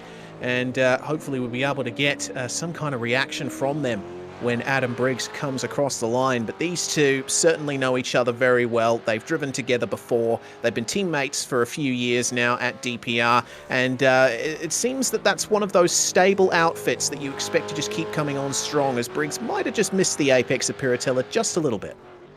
They always go well in endurance races as well, don't they? Very consistent, not necessarily with the outright pace of some of the other teams, but they're very good at staying out of trouble and just, like you said, banking those consistent points, and in endurance races staying out of trouble and often finding themselves somewhere towards the pointy end by the end of the day. All right then, last couple of corners for Adam Briggs. Looking for some good things out of this team. That strong enduro pairing in the number 72. One more corner to go for Adam Briggs. And he keeps it. He keeps 2 wheels on the black stuff there. A nice stable exit for the Mustang. And running a little bit wide out across the line. But let's see what the time is. A 1:42.629, and a nod of approval there from Andrew Dyson. That is quite competitive there for DPR. P3 on track at the moment. Not a bad effort when you consider that the track temperature has gone up since both Simon Feigl and Blake Purdy did their laps. That's actually a pretty good lap from Adam Briggs given the circumstances. Getting down to the pinnacle of the competition, aren't we here? Getting towards the final 10. Here comes Tom Freer, SSR JK Signs Racing, number 707. Racing with Wayne Burke. through the first 2 corners. He doesn't touch those rumple strips that everyone else has been really hounding. We'll see how that plays out for Free. So taking a slightly different approach, and again through Villeneuve, he's touching the apex, definitely hitting it, but he's not harassing the curbs like we've seen from many. Yeah, a little bit more conservative here for Tom Freer, and we're hearing a back to pit please from Mike Korolev in the admin chat. I'm not sure who he's talking to there. I would assume it's not Tom Freer. Perhaps someone was staying out on track a bit longer than they needed to in this shootout session, because that's the way it's being operated. You know, the driver goes out on their hot lap, and then the next driver will come out to start their out lap, and vice versa. So you never have 2 cars on a hot lap at the same time. Tom Freer with a clean exit from Variante Alta. Now it's time for the descent into Rivazza. He just lifts off a little bit there through the right-hand kink just to get the weight transfer back onto the fronts. Maybe a couple of wiggles there through Rivazza 1, and the front end's protesting just a little bit through Rivazza 2, but he gets a clean exit, and there's a cloud over the circuit just in time as well. So what's the time going to be for Tom Freer? 7:07 sets a 1:43.044. And so these times are really starting to look competitive here, just outside the top 4 in these times. That's going to be, I would presume, P7 there for Tom Freer. Big lump starting to form in the 43.0 region. We got 5th, 6th, 7th, and 8th, separated by 900ths of a second, all on a 43.0. My goodness, this is going to be a very tight grid, and with how much we've seen certain drivers being shuffled, it's certainly the case that we might see some chaos here on the opening lap. It's time then for McLaren Shadow, and actually looks like Emily Jones bringing that car back into the pits. Not too sure what's gone on there. Emily Jones and Josh Muggleton are driving this car, and Josh has said that they've gotten a pit lane penalty. So I'm not too sure whether or not they're going to be able to get back out there and set their time. They must have sped in pits or something like that. Yeah, that's pretty silly to manage to be able to do that in qualifying. So Corey McFarlane then will go out now for Drop Bear Motorsport. And he's still on his out lap, so we've got a bit of time before he begins his lap. Racing for Drop Bear, of course, with Daniel Yeaman. And Daniel Yeaman has certainly made himself known in the V8SCOPS support series that we run on Friday nights before events. He's racing in the flat sixes, and he won in his debut round at Donington Park just a few weeks ago. So he's certainly got great pace, has Daniel. Can say the same for Corey McFarlane as well. Certainly 2 drivers that will set the timing sheets alight, if not now, then in the very near future. And of course, they are running this very particular sponsorship here, actually showing some support for Thomas Randall. Make sure to check your nuts, because Thomas Randall dealing with a cancer diagnosis in recent times. So it's good to see the guys here lending their support to that cause. Certainly is. So, preparation complete for McFarlane. Now is the time to perform. Exit is just as critical as it is on your flying lap when you begin your lap, because you need to cross that line with as much speed as possible. And Sam Blacklock holding up a message there for Daniel Yeaman. What was that message? I think I love Daniel Yeaman. Actually, Daniel Yeaman, he's come on in leaps and bounds. If you remember, he started last year doing a lot of GT events, but he's made the transition into some of the V8SCOPS races this year and doing quite a good job. So he's one of the rising stars of sim racing, you would have to say. I'd agree with that assessment. McFarlane, though, the one behind the wheel. And barely using any AstroTurf on the run out of Tosa. So he's obviously happy there with how stable the car is on exit. Just point and shoot, it seems, in the Drop Bear Mustang, except for that runoff on the exit of Piratelli, using all of the AstroTurf there. What about Aqua Minerale? Just keeping it off the curbs. Dan Yeaman in Corey McFarlane's ear here as he makes his way around the lap. Riding on board with him, it seems, in the cockpit view. You really get a sense of how brutal the curbs are at Variante Alta just from the amount of movement on Yeaman's screens. Just a couple corners to go. Do we think that Daniel Yeaman is actually in the ears of Corey McFarlane? Because if I was on a shootout lap, I wouldn't want someone talking at me constantly like Daniel Yeaman is at the moment. Probably not.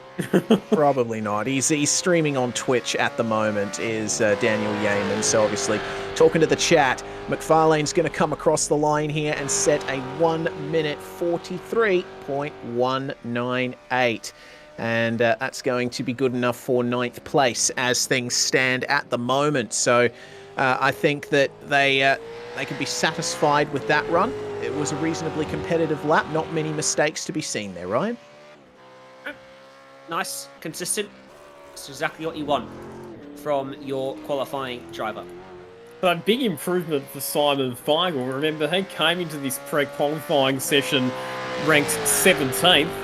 He's now going to be, him and his co-driver Matt Danson, they've scored themselves a starting spot in the top 10 based on the facts that we've now only got 9 cars left to run in this shootout. So that's a big improvement for Feigl.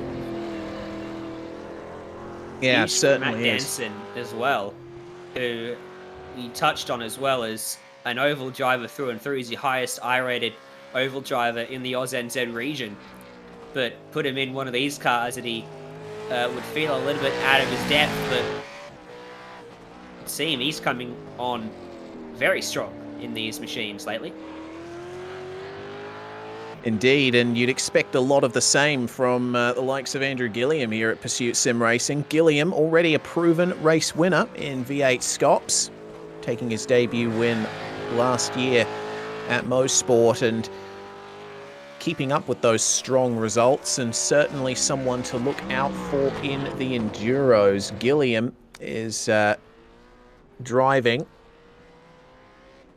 with Griffin Gardner. Griffin Gardner, yes, indeed. Yeah, Had a brief mental blank there, but that's going to be very strong, Lockie, as he's got a nice run here through the chicane. Yeah, well, we know that Griffin Gardner's quick as well, so this is a bit of a smoky when we look at the combinations that are going to be fighting for podium finishes. Remembering that Andrew Gilliam alongside Michael Taliancic finished second in the V8SCOPS Bathurst 1000 last year. Indeed he did. Well, Andrew Gilliam out of the corner and towards the line one more time. Can he beat the 42.4? It's going to be a 42.6 there. 6.99. So that actually puts them behind the Phoenix Smokers DPR car there in position 4. So probably not the time that they were looking for, but I think that just speaks to the fact that the Pursuit Sim Racing 3, Phoenix Smokers DPR, and the Altus 030 have done incredibly well in this session so far. But we're going to have to turn our attention to another real-life driver pairing here. It's Brody Kostecki at the wheel of this one, and he's driving with Anton Di Pasquale. We're not going to miss this car with this bright yellow livery, but of course Brody Kostecki driving for the Erebus Motorsport team in the Repco Supercars Championship. Anton Di Pasquale, one of the drivers for Dick Johnson Racing. Both very, very good sim racers as well as real-life racing drivers, and they are my tip for the win this afternoon. So, pressure's on Brody here to get in a good lap. What's the current track temperature there, Ryan? 41, so they've not been blessed there. But certainly, if anyone could overcome that, it would be somewhat along the lines of Brody Kostecki. I wonder how they sorted out who would qualify this car. Was it rock, paper, scissors? Because, well, I guess anyone who goes now onwards could say the same for their driver pairing. Either one of the drivers could qualify the car. And it's tough probably to make that choice on who does it. Kostecki gets the nod for the number 1, 2, 3. And is driving a very measured lap so far. Yeah, I haven't seen many explosive moments from the car. And have a look at how smooth it was over the curbs there. That is a very well set up car, and it's being driven very well as well. So down to the final 2 turns now for Brodie. This could potentially be a mid-42 that we're looking at, depending on how the track temperature works out and if he can keep the power down nicely here out of Ravazza too. So, run up towards the line. Time to beat 142.496. It's going to be for Brodie Kostecki, 142.197. There we go. That is provisional pole for the Stanbush Automobilia team. And I tell you what, that is a card being thrown down onto the table to the likes of Trans-Tasman Racing, the likes of Logitech G Altus Esports, the Premier Racing Team, and SSR JK Signs Racing, who are the cars yet to run in this session. That is the new yardstick. And one that will be eagerly chased by Richard Hampstead. The team that so many would see as the ones to beat when it comes to enduro pairings, Hampstead and Maloney. Car 28 for Trans-Tasman Racing. Car number 28. There's not 28 of them out there. Although sometimes it feels like it. A bit of a slide over the second apex of the first chicane. That might have hurt just a little for the first set of time. These guys have the most combined V8SCOPS starts at 225. Maloney with 114 and Hampstead 111 before this round here at Imola.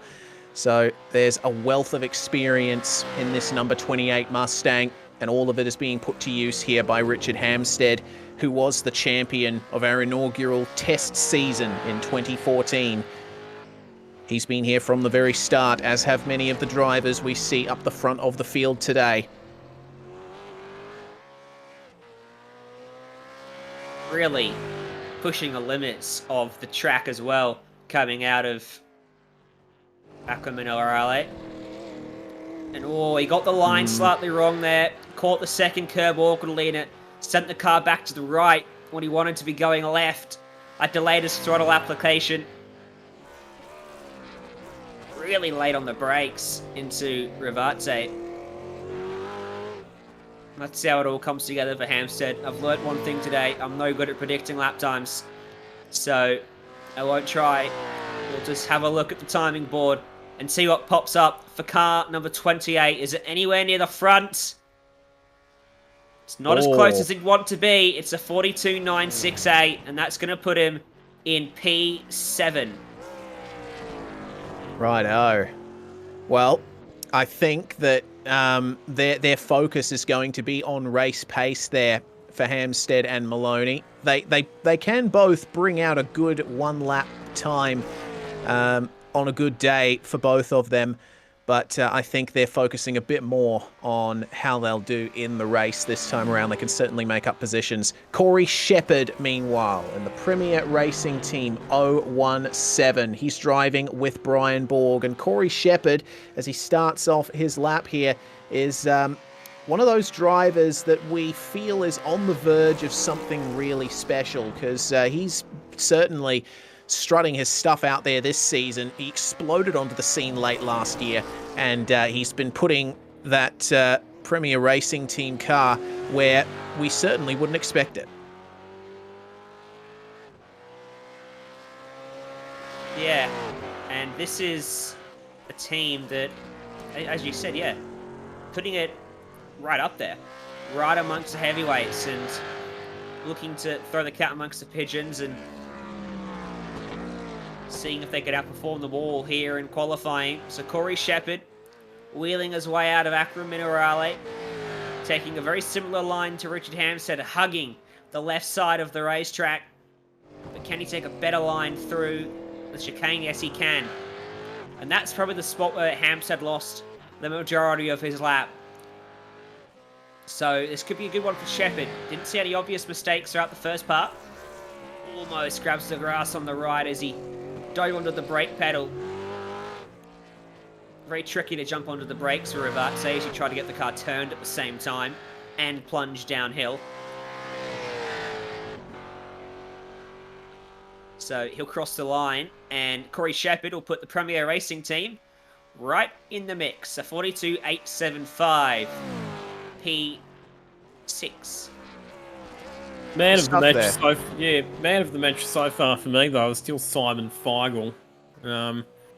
Again, came into the session in position number 17. He's currently provisionally on the front row, but here comes the car driven by the two drivers who we predicted to be the very fastest of all. Jordan Caruso has been charged with qualifying duties in the number 12 Altus Esports machine that he is sharing with Cooper Webster. And these two have been arguably the class of the field in V8SCOPS qualifying right throughout the season. Current track temperature 37.8, so the track temps come down again. So these conditions might work pretty favourably for this car as well. All three of us predicted this car to put it on pole. And Jordan Caruso is either going to make or break the big prediction for us. Hanging it out sideways as he exits turn 6, heads into Tosa. Smooth exit for the Altus car. Altus currently 2nd and 7th in the session. And these guys, Caruso and Webster, had a little bit of an issue getting into qualifying. One of them was not registered for the team, so they had to very quickly fix that, get a new team in, and get themselves both in the session. So a little bit of a bump in the road to start off their day, but as you guys have both said, they are supreme when it comes to one-lap pace this year, and it looks like a good run for Caruso out of Variante Alta.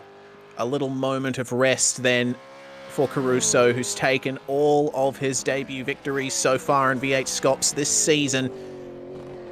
Very nice curb usage in the first part of Rivazzi. And maybe a little bit of a complaint from the rear as he slammed on the throttle out of the final corner. So what's the time going to be? Are all of us right or are all of us wrong, boys? Will this car be the pole car? 1 minute 42.2. No. It's not going to be. Oh, that's embarrassing for us, isn't it? He lost it in the last sector. His middle sectors were very strong. I saw the purple sector times flashing up on the timing screen, but it fell apart. And it didn't seem like there were any obvious mistakes for Jordan Caruso in the final sector, but it just wasn't quite quick enough, and he misses out by the barest of margins to Brody Kostecki. 0.07 of a second, currently separating our front row of the grid for the Imola 500 with just a couple of cars left to run. Jackson Susan Harlow, League would still put it on pole, that's for sure. 4 cars left to run at this stage, so we're into the stage of the shootout now where we've got our prime contenders all fighting it out for those valuable front row starting positions. But what can Jackson Suzlin Harlow do is the question. He was formerly of Altus Esports and now racing with Synergy Sim Racing for the Enduros, and he's put that car in a pretty good position. He's going to be piloting the 143 with Jordan Ross, who's a competitive driver himself, Lockie. And like I said, this is a bit of a dark horse combination for mine. Jordan Ross, very consistent. Jackson Suzlin Harlow, very, very quick.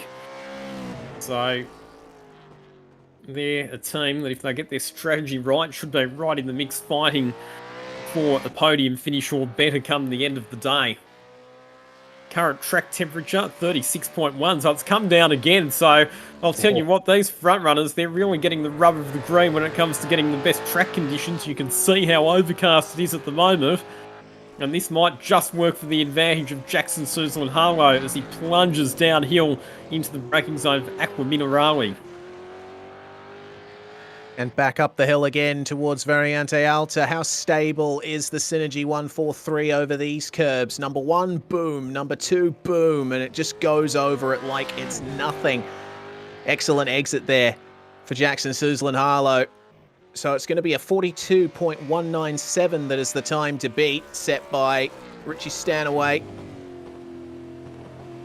Hard turn in for Rivarza 1, but not much in the way of soaring away at the wheel. Harlow knows how to get the best out of most sim cars here, racing karts in real life. What's the time going to be here for Jackson? It's a 1 minute, 42.099, 1/10. That's all you need. New provisional pole setup, SSR JK Signs Racing 143. Harlow's done the job. He puts himself and Ross in prime position to be on pole with just 3 cars left now in qualifying. 1/10 of a second over Brody Kostecki. The Sim boy is getting the job done over the real world. So here's our championship leader, Madison Down, in the Trans-Tasman Racing entry that he's sharing this year with Josh Anderson for the V8SCOPS endurance races. Last year, Madison Down and Dane Warren teamed up to win 2 out of the 3 races, along with the Enduro Cup, and they won the Bathurst 1000 as well. But Josh Anderson now sharing driving duties with Madison Down aboard car number 1, and the track temperature 35.6 degrees. It's about as cool as it's ever been. That's about 8 degrees cooler than it was earlier in the session, so this shootout potentially shaping up for a grandstand finish with the top runners all set to do their laps when the track conditions are at their absolute best. It was a very slight lock-up for Madison Down coming into Tosa, though, so he might have lost a bit of time somewhere along that lap, riding along in virtual reality with Madison Down. He's just, oh yeah, the little bit of oversteer there through the second part of Aqua Minerale. He managed to correct it very nicely. So will he be able to take full advantage of this lower track temperature? A couple of goes at turning it in for Variante Alta, but he manages to get out in a reasonable amount of time. But the absolute picture of concentration is our championship leader and 2-time reigning champion of this series. First Rivarza, nice and smooth. Second Rivarza, nice and smooth. Throttle application, also nice and smooth towards the line. Is this going to be our first time in the 1 minute 41s for qualifying here at Imola? No, it's going to be a 1 minute 42.4, and that's going to be 4th position there for the Trans-Tasman number 1. Certainly can make that back up in the race session, but wow, it shows you how good that lap was from Jackson Suzlin Harlow. Impossible to pick how the laps really are going, isn't it? Yeah. 35-degree track temp, pretty decent lap, and he's 4/10 off. Ethan Warren then, penultimate lap of the session, and he's at the wheel of the Trans-Tasman Racing number 22, racing that car with Sean Kelly this weekend. Into turn 1, braking at the 200, even maybe just a little bit past it, is Ethan Warren. All over the curbs. He's got a car that is well attuned to do that. And very nicely on the throttle through turn 4 as well. No hint of wheel spin or oversteer. That Kart FX Commodore looking really good through the second chicane there. Yeah, this is a beautiful first sector. Oh, bit of... Oh, you heard that too? A little bit of wheel spin. Sliding out of turn 2, and it was controlled. It was quite nice. Got a toaster, sorry. Well, he just keeps it on the curb there on the exit of Piratella. Good to see. Such a challenging sequence of corners here at Aqua Minerale. You've got that brutal curb on the exit. Very easy to get some oversteer on and spin out. How does it look over the curbs at Alta? Oh my goodness. Off the deck once again, but he managed to get it turned in nicely for the left-hander, which is going to be a good exit here for Ethan Warren. So is this going to be enough to topple the SSR JK Signs Racing number 143? The track temperature is still 35 degrees, so barring any mistakes here from Ethan Warren, this could be a lap time to challenge provisional pole here at Imola. 142.176. That is P2. Puts it on the front row, and that should guarantee a front row start for our current provisional pole sitter. Oh boy, here we go then. This is what it all comes down to. James Scott is at the wheel of the Logitech G Altus Esports number 088. And James Scott, one of the leaders here in the charge for Altus Esports. They had an excellent result at Road Atlanta. He, Jordan Caruso, and Cooper Webster. Let's see how it works out here. Top in pre-qualifying, so they go last. And as they cross the line to begin the lap, the track temperature still at 35, but the sun is beating down on the circuit. Will James Scott be able to maximize everything? Bounces across the speed bump on the inside of Tamburello. That looked the quickest of them all through Tamburello. But looks going to be deceiving, as we've learned in qualifying so far. Through Villeneuve. Smooth again. Racing with Blacklock this weekend. It's a super strong lineup. We normally see Scott with Webster though. At least we did last year. So it's going to be interesting to see how this new combination gels once the race kicks off. Starting on pole will be one heck of a way to get it started though. Can he do it? Half a lap remains. It has been accurate.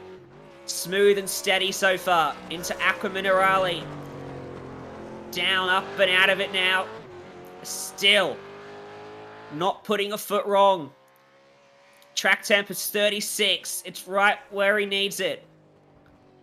And fast sector times through sectors 2 and 3 as well. This is a good lap so far from James Scott. It's looking competitive, but it's all going to come down to this final sector, because that was where Jackson, Susel and Harlow was particularly strong. Plunging downhill into Ravazza, deep under brakes. Clips the apex for the first part of Ravazza. Final corner coming up. Not too greedy with the curb on the exit. It looks smooth. Is it fast enough though? Another purple sector in sector number 3 of the lap. James Scott to the line. There we go. The lap, and he That's it. goes to P1. James Scott, 1 minute 41.9. First driver into the 41s, and he plants the 088 Altus Esports Commodore on pole position for the Imola 500. What a brilliant lap there from James Scott. Perfectly timed with the temperature, perfectly timed on the turn-in as well on many of those corners. And I think, Ryan, the key to that was right at the start of the lap with that curb usage in Tamburello. He was just aggressive enough there. Yeah, he was beautiful through the chicanes, placing the car right where he needed it, using the curbs to its advantage, and just putting himself right where he needed, not getting it off track, not pushing too hard, not getting wheel spin, no mistakes, and he's on pole position for the Imola 500. Well, we will quickly run through the top 10 here before we briefly step aside and bring you the racing action here from Imola. That is how it stands, with Logitech G Altus Esports on top. 0.118 back to SSR JK Signs Racing, with Jackson, Susel and Harlow putting in a phenomenal time there. Trans-Tasman Racing, number 22, meanwhile, putting themselves nicely there in P3 with Ethan Warren behind the wheel. Stanbush Automobilia, that is Richie Stanaway and Shane Van Gisbergen. They're going to start from P4 here, with the top 5 rounded out by the Logitech G Altus Esports 012. That is Jordan Caruso and Cooper Webster. Trans-Tasman Racing 1, Madison Down and Josh Anderson start from P6. Then it's the 030 Logitech G Altus Esports entry of Feigl and Danson. Then we got Pursuit Sim Racing 3, Blake Purdy putting in a great lap there. Same for Adam Briggs and the Phoenix Smokers DPR car. And then Pursuit Sim Racing 1, Andrew Gilliam running a time good enough for 10th place there. So we're going to step aside briefly here on SimSpeed TV, but do not go away. We've got a full 500-kilometre race here at Imola coming up. 102 laps around the Autodromo Enzo Edino Ferrari. Who's going to get top honours? Who's going to blink first for the pit stops? Who's not even going to make it around the first lap? We'll find out very shortly, thanks to Virtual Racing School and Too Easy Finance.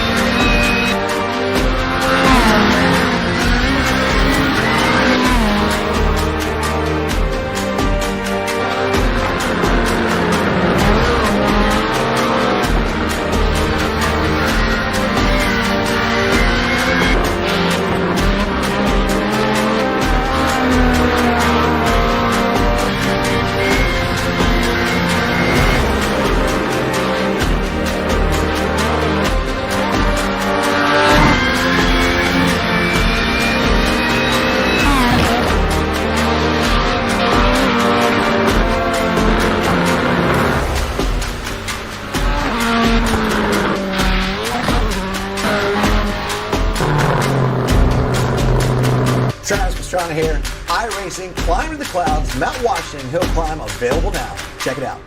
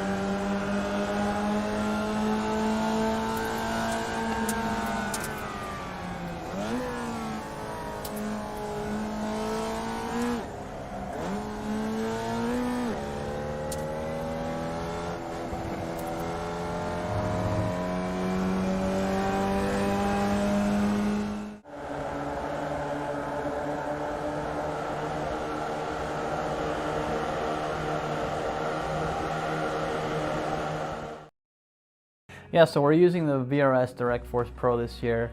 We have a wheel adapter right here, so I'm using the rim I used last year, but the motor right here produces a lot of power, a lot of precision, and it helps me, just feel the car more, feel the car a lot quicker, especially, this week we're at Sonoma. I can feel it, when it hits the curbs, any little change in the car, the wheel reacts a lot quicker than your typical gear-driven or belt-driven wheel. For example, if you're on oval and the rear tires break loose, force feedback on it corrects a lot quicker than your typical wheels. There's no resistance pretty much as far as being able to make quick corrections on the wheel. So all that, paired with how precise the wheel itself is, it makes it to where it helps you as a driver, to find that extra hundredth or thousandths of a second. So when you're getting a direct drive wheel, especially the VRS wheel, it's heavy duty. It's got good weight to it, it's not a plastic toy. Feels like you can really beat up on it. A lot of people have issues with their plastic gear-driven wheels just kind of breaking after a couple years. This thing just feels like it can go forever. The forces are really strong where if you might have to let go of the wheel if you get into the wall. You can adjust all that with the settings on it and stuff, but the wheel itself doesn't play around. It's got way more strength than you could ever need, and that's what makes it good, that you can adjust that down to whatever the car needs. So initially you'll be able to get the controller box and the motor together, and eventually you will be able to add a rim onto that option. They'll also be including a button plate on it to put on the rim to have all sorts of different buttons and functionality. Also, pedals are coming, so that's a pretty big deal as well. Hasn't been covered too much, but the goal is to also have pedals to go along with the Direct Force Pro. So that's pretty exciting. The wheel feels good. It feels very much like a real world steering wheel. You just kind of feel like what you would imagine the car to feel like. A real steering wheel in a car is very smooth, it's very direct, very quick, and that's what this wheel feels like.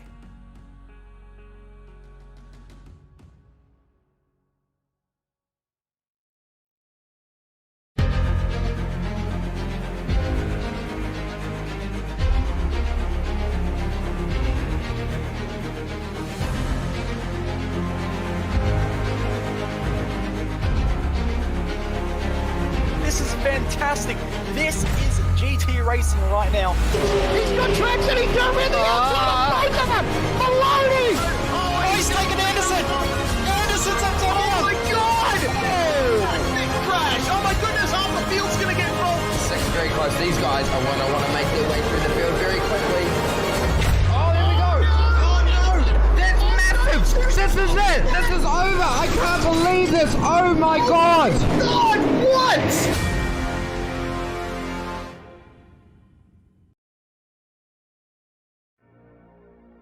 You're watching the Virtual Racing School V8SCOPS 2021 season, the first round of the Enduro Cup and the 10th round of the championship, the Too Easy Finance Imola 500. We've just seen a fantastic full field shootout qualifying session.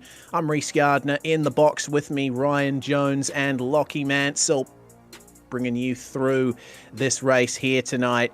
And my goodness, what a session we've seen, Ryan. Have a look at this. All of these drivers on the Zoom call with us. I think I can... Well, where is Ryan? There he is, up there, waving his hand. G'day. Lockie, give us a wave. Let us know where you are.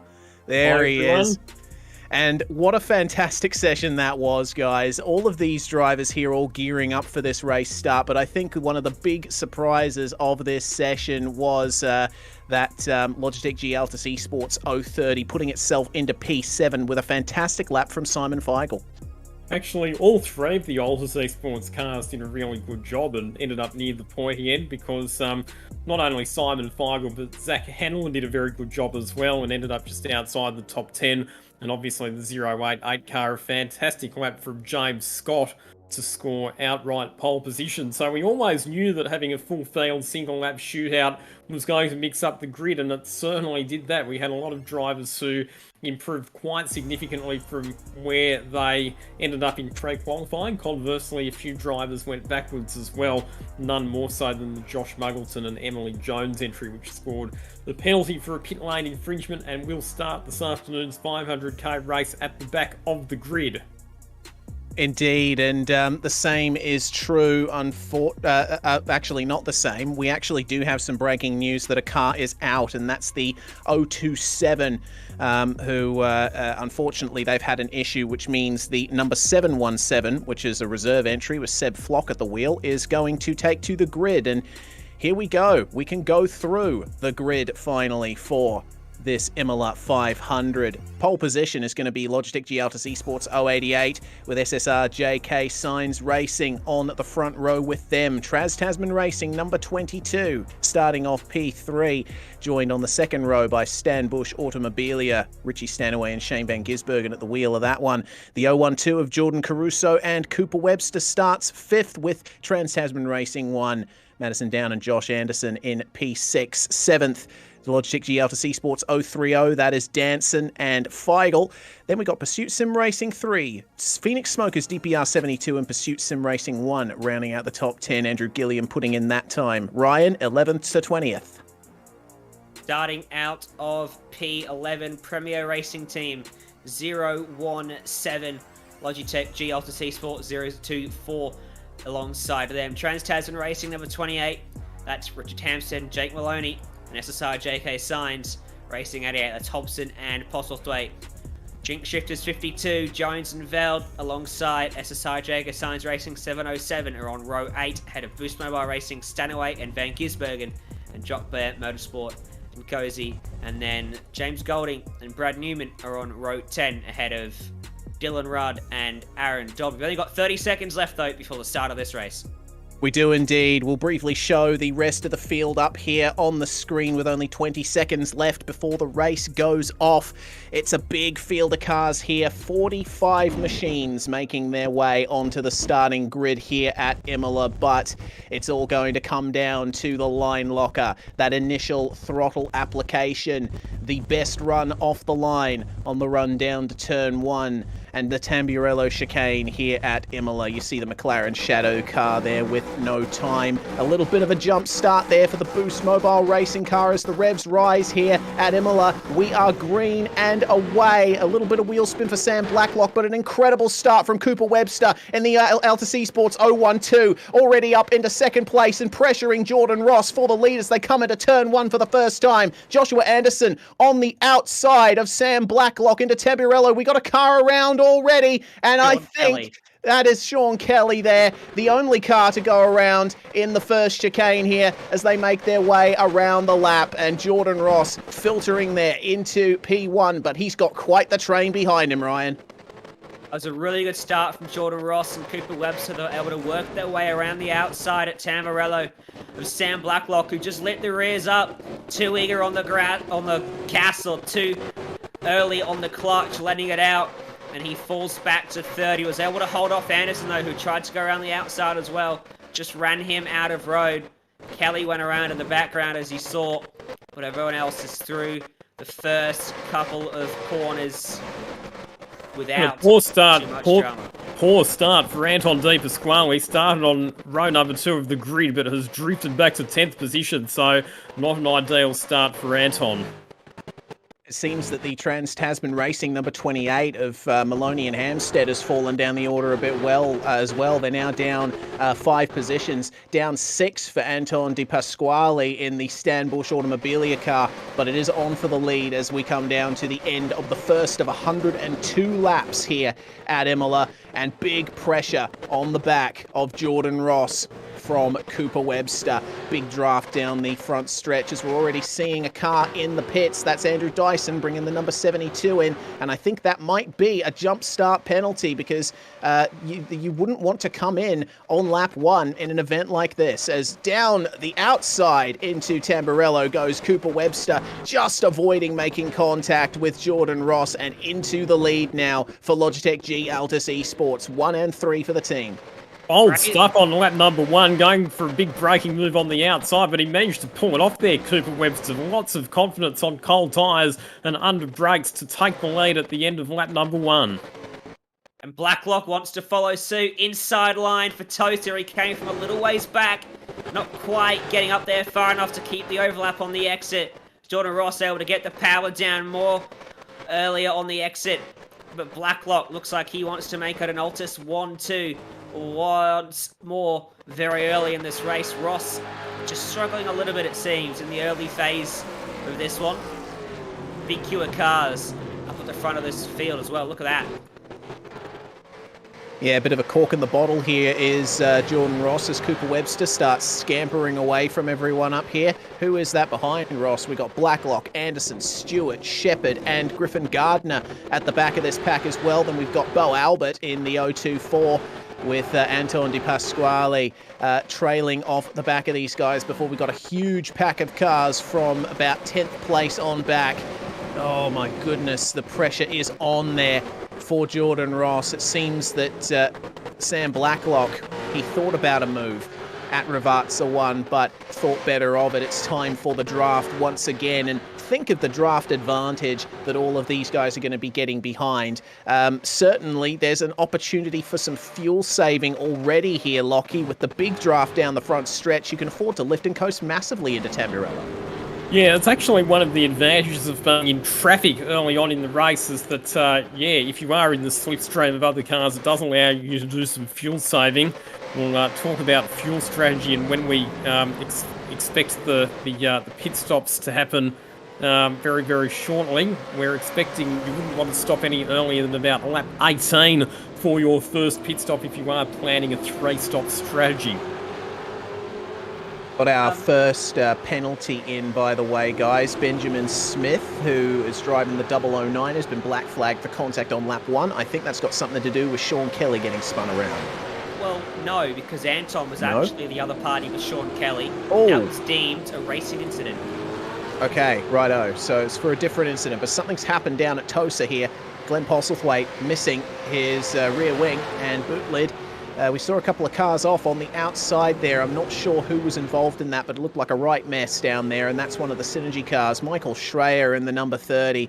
We saw that car put in a really good time and evidently had a very good setup on the car with how well it rode the bumps, but their night has just gone belly up, I think.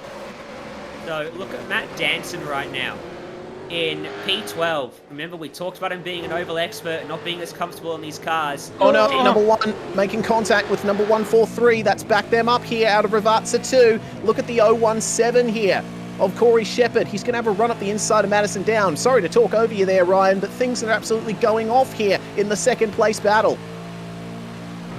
off behind as well. All over the shot. They're all getting amongst it early on in a 500-kilometre race. How does this play out at Tamburello? More contact. Anderson edged out onto the curb, pushes Shepherd to the grass, beating and banging doors, just leaving each other enough room. Job Stewart wants to find a way by, but there's simply no room for him to muscle his way by these cars that insist on going side by side through 2 chicanes in a row eventually. Shepherd runs out of tarmac and ends up in the gravel. Now Stewart looks at the outside for toes up, and they're stuck side by side again. So, behind them, that dancing struggle eventually became insurmountable, and he lost a spot. There is a huge group of cars behind him, first of which is Richie Stanaway looking to move forward. And Anton De Pasquale as well, who fell back to 9th position after the poor start that we mentioned a bit earlier on, but he's actually not in a bad spot at the moment because he's well placed just to watch this battle unfolding in front and probably in a good position to, number 1, stay out of trouble, number 2, save fuel, and number 3, be in a position to capitalise if those cars all keep banging doors like they have been. yeah, it's looking a bit leery out at the front here in the opening stages of the race, but if Anton just keeps his head screwed on, doesn't go for the big banzai moves right away, he should be able to pick up some good positions for himself and his teammate there. So, coming up to the end of lap 4, it is the 012 in the lead by 1.7 seconds over their teammates in the 088.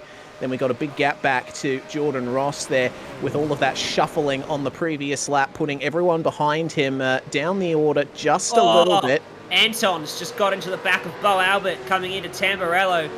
He didn't even go for a move. He was just that much better on the brakes than Albert and gave him a little touch. Albert got really sideways. He held onto it, but it's cost them both a bunch of time. And it's also allowed Wayne Burke and Brenton Hobson to close in as well. So this is battle on the fringe of the top 10. Burke looking up the inside of De Pasquale, who shuts the door into the left-hander. That was truly reminiscent of Anton's exploits in real life, wasn't it? That move to defend. Yeah, for sure. Certainly great to see some real-life experience being used in sim racing as well as the other way around. This battle in the lower reaches of the top 10 is certainly going to go off in the next few laps. Hopefully these guys will manage to settle into some kind of rhythm before they get to the pit stops, because all of this battling is making the field space out quite a bit. We do have that pack for 4th on back. Anderson, Shepherd, Stewart and Gardner all in a row there as making their way through. The static camera shot here at Variante Alta, you see just how much curb usage happens around this circuit. It's a very bumpy ride around Imola, and especially when you're in a pack, you've got to be incredibly precise.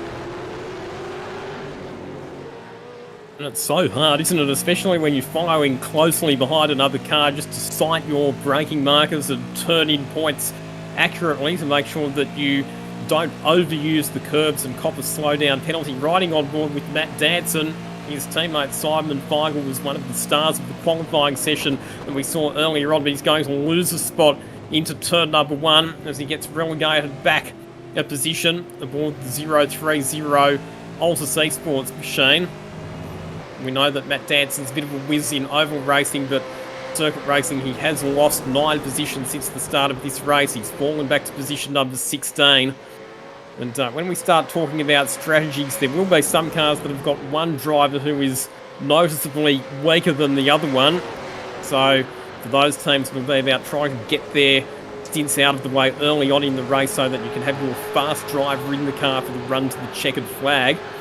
34 laps, the minimum number of laps that must be completed by every driver in the race, but based on fuel range of the cars, we think that the second driver, or the notionally B driver, if you could call them that, they probably will have to spend a bit longer in the car to make sure that you get within the fuel window to complete the race on only 3 pit stops. When I did the number crunching earlier on, we're looking at probably 46 laps at least that each driver will have to spend in the car. So, after Anton had that big braking, good sort of braking performance, got into the back of Bo, he's sort of slowed up a bit, and he's now holding up Wayne Burke, it seems. Brenton Hobson and Kobe Jones along with it, all hanging on in a little train. I wonder if Wayne Burke is close enough to make a move down at Tamburello here. Just shadowing him down the straight, pouring onto his slipstream, getting over closer, but too far away, and lifts off, coasting a little before he jumps onto the brakes. So that'll save him a bit of fuel every time he does that.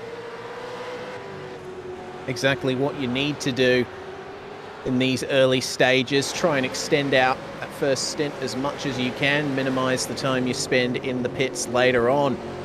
Down through Villeneuve once more, and all of them running across all that green concrete.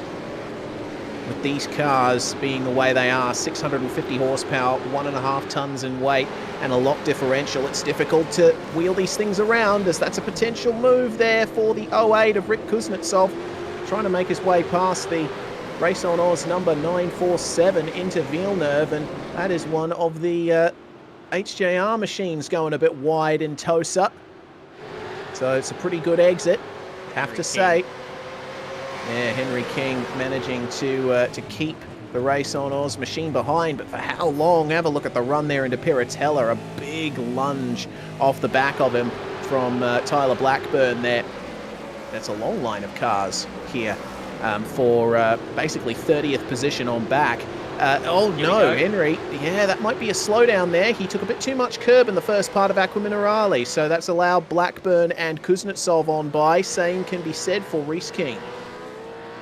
Lots in just ahead of Postlethwaite. A lot of cars missing their rear wing, and we'll be thankful that it doesn't turn out so badly as it does outside of the sim. Right now there's probably about half a dozen cars running around rear wingless out on the racetrack who've been caught out in the opening laps of this race. So probably about to pick up another spot here on Tyler Blackburn, who doesn't get the strongest of exits out of the final corner. And look at him close up down the main straight, try to pull to the left. Blackburn wants to cover, but he's already to his left, so he can't cover that anymore. And into the braking zone. Blackburn, he's a smart guy, he'll let this one go. And through goes a Premier Racing Team 08 car. Good battles up and down the order. And contacts Anton De Pasquale, gets into the back of Bo Albert and turns him around at Tosa. And that's going to expose De Pasquale to attack from Wayne Burke, who was behind, but Bo Albert, who had made a strong start and had a pretty good qualifying performance, finds himself facing the wrong way at Tosa. And here is De Pasquale running side by side with Wayne Burke down into Aqua Minerale. He will be on the inside of the road. Brenton Hobson's in there as well, so too is Kobe Jones.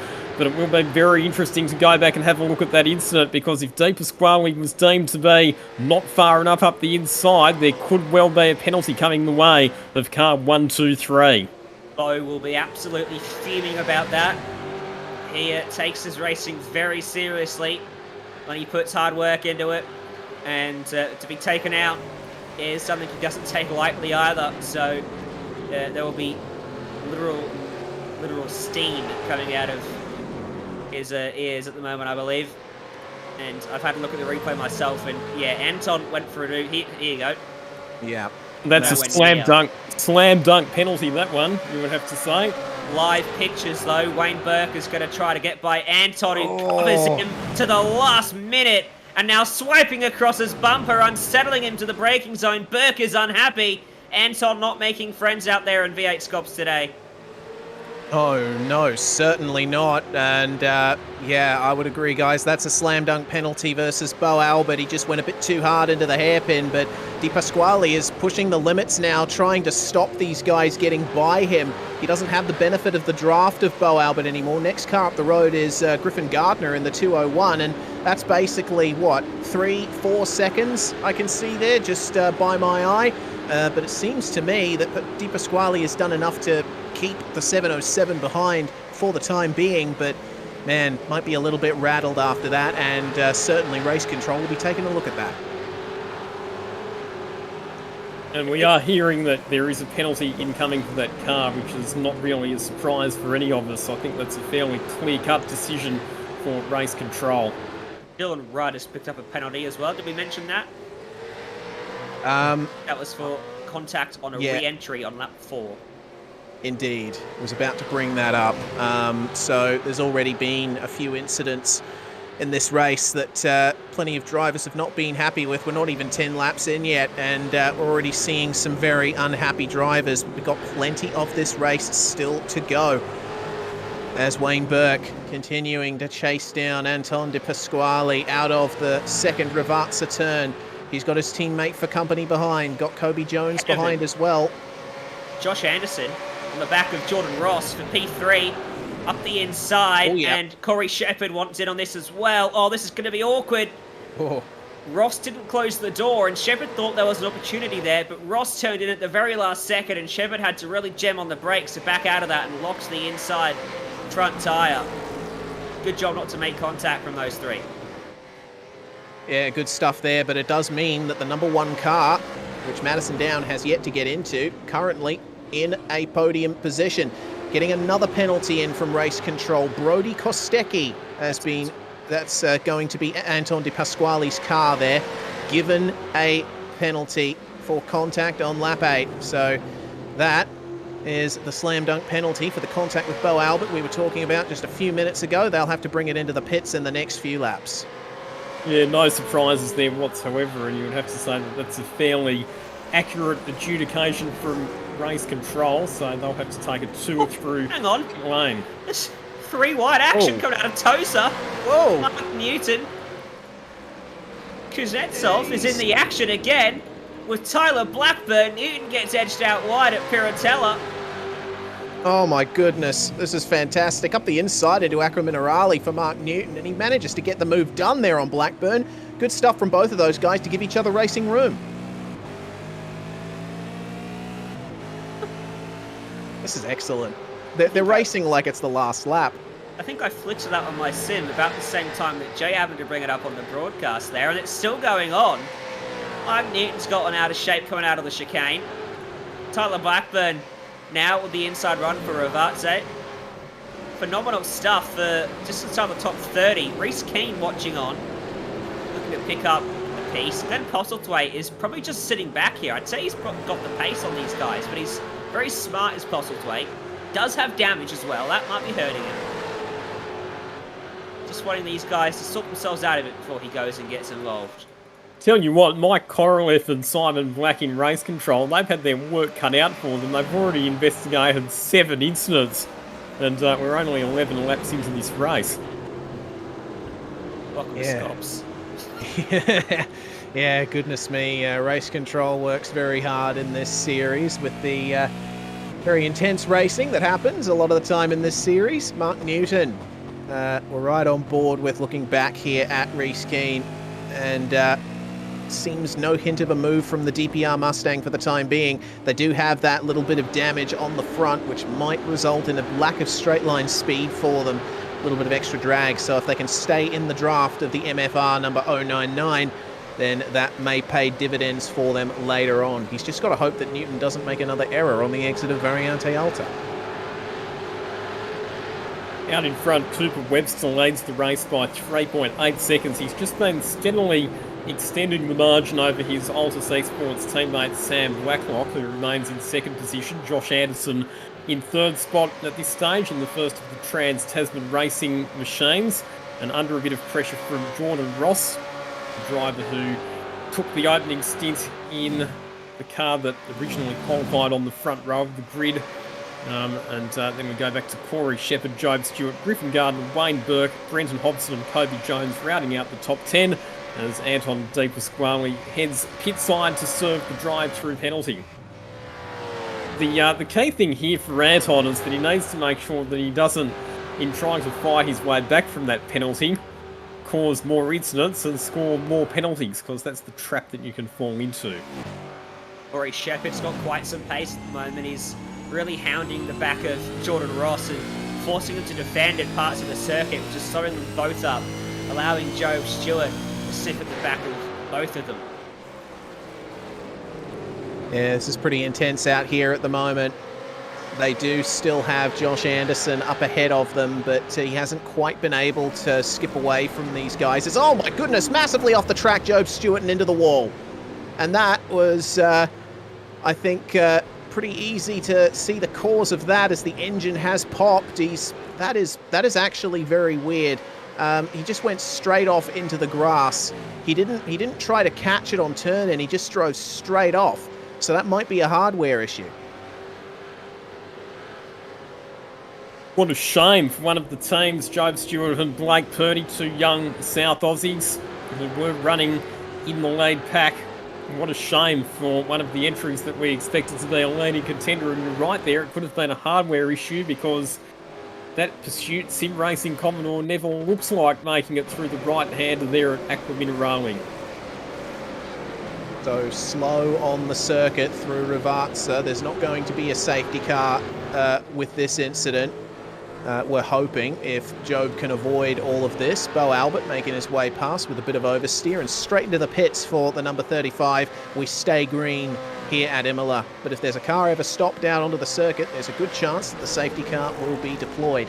Jordan Ross and Corey Shepherd, once again, the two Mustangs fighting hard, and Job Stewart just behind them going off might have rattled them a little because they've lost a bit more time there to Joshua Anderson, at least in the first sector of the circuit. And Shepherd is looking incredibly aggressive here versus Jordan Ross, starting to ramp up the pressure, wanting to get by, get track position, try and skip away with the Trans-Tasman number 1. Yeah, he'll be happy now that he's got nothing sort of immediately behind. So he can focus on attacking without too much worry about getting mugged in the process himself. Interestingly, Anderson hasn't pulled away that much after getting by Ross earlier on. And I just had a little look as well. Remember we called out Dylan Rudd's penalty. Didn't know what it was for at the time for his rejoin, we knew. But he went off the track at Tamburello, rejoined at turn 4.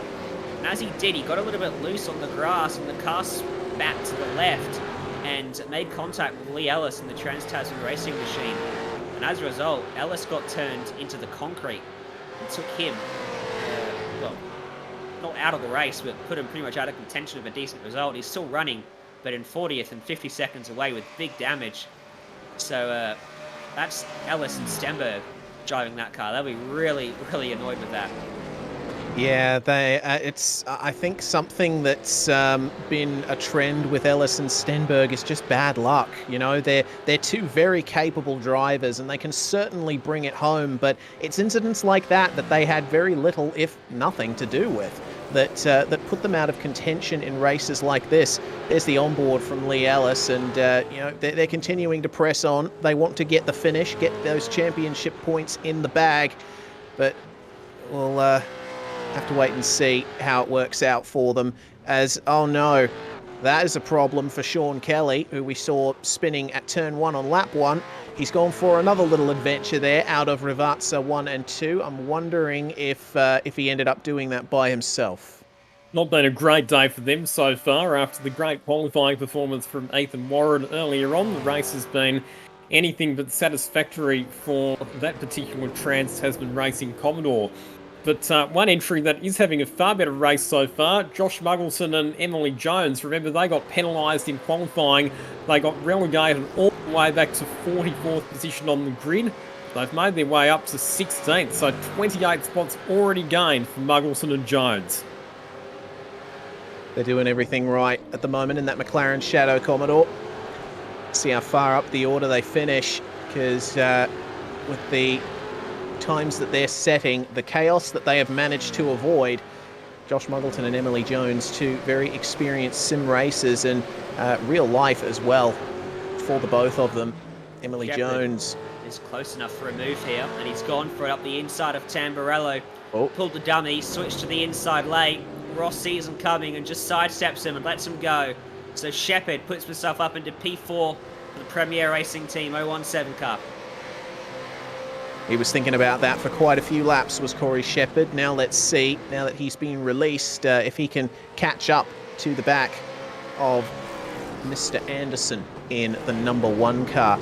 Another move up the inside there. That looks to be Bo Albert making his way past one of the Simrigs DPR cars, but starting to come back at him just a little bit there. As into the pits we see the number 208. That is Chris Coxhead and his teammate bringing it in. I don't know if that's a routine pit stop or for something else that's going on. Well, pit stops. We should be just over halfway through the stint, shouldn't we? About Yeah. lap 28, we said, would be So- a full tank, Lockie. You're our man Correct. for that. That's right. So the window for the first round of pit stops will be lap 18 to lap 28. So 28 laps is the fuel range. So obviously everybody is going to have to come in on or before lap 28. But based on working backwards from the end of the race, you could come in as early as lap 18 and then do 3 28 lap stints from that point to get you to the checkered flag on lap 102. So interesting to see how the different strategies play out. Like I said, 3 stops we expect for most teams, although depending on what happens with safety cars, it could be advantageous to potentially go for a 4-stop strategy, but that would only be the case if we were to get safety cars. One of the other things, though, is tyre wear. The track temperature not quite as hot as what we saw in qualifying earlier on, but the rear tyres do tend to cop a fair bit of punishment here, particularly once you get a bit later in the stint. So there will be teams that will be thinking about their tyre degradation as well, and potentially they'll look to optimise that by splitting the race up into roughly 4 even stints, which you would do by pitting every 25 or 26 laps. This is a interesting group of cars, isn't it? Wayne Burke heading it at the moment, and then Brenton Hobson behind him, so they're teammates, they shouldn't fight too hard. Then Kobe Jones, this team has worked its way forward quite nicely, ahead of Richie Stanaway, and then Jake Maloney. Now you get the feeling that Richie's not pushing quite as hard as he could. He's very much in race mode at the moment, because he's not showing much raw pace, but he's very consistent with his lap times. Still done a good job though. He's still moved up 7 positions since the start of this race. 17th on the grid, up to 10th so far for Richie Stanaway. And car in front's moved up 6 spots. Car in front of him has moved up 6 spots as well. They've all moved up together. So this group in itself has been together the whole race, it seems.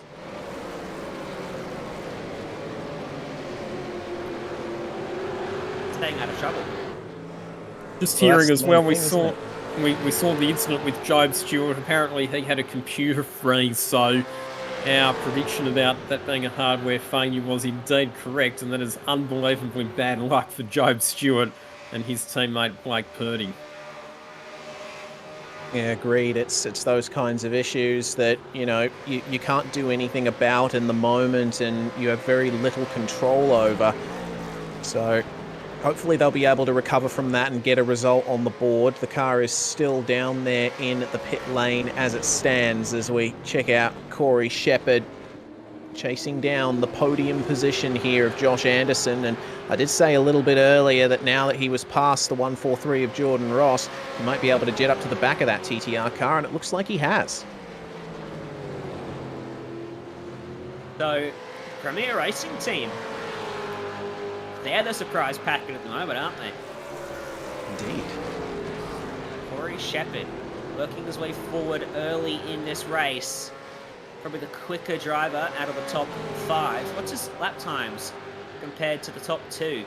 Who 3.7 seconds apart. A 44.0 last time for Webster. 24.2 for Sam Blacklock. 24.1 for Josh Anderson.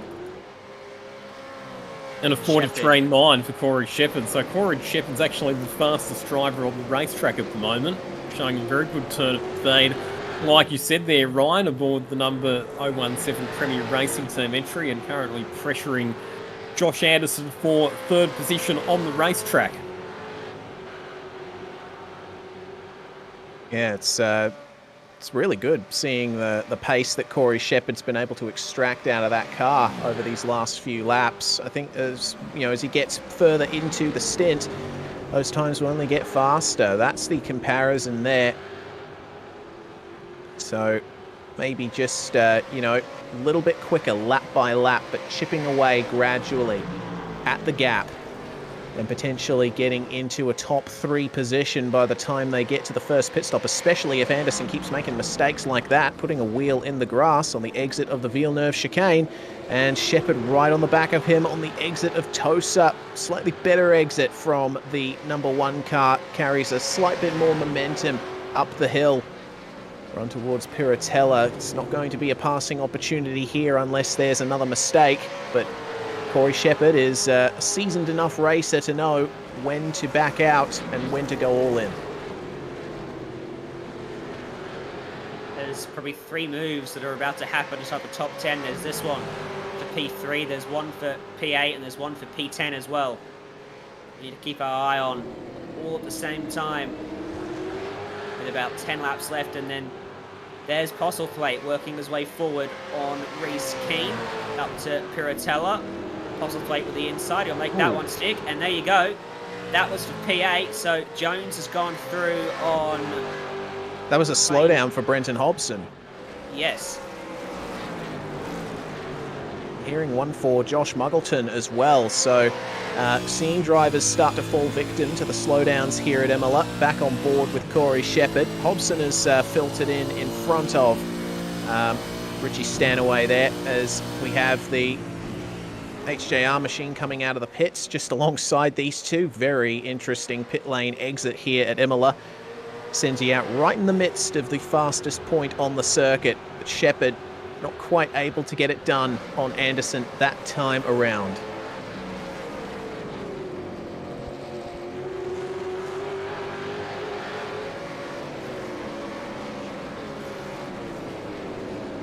Love watching them go through Tosa as, oh, here we go. Big curb usage from the 554. Enjoying seeing the racing around here.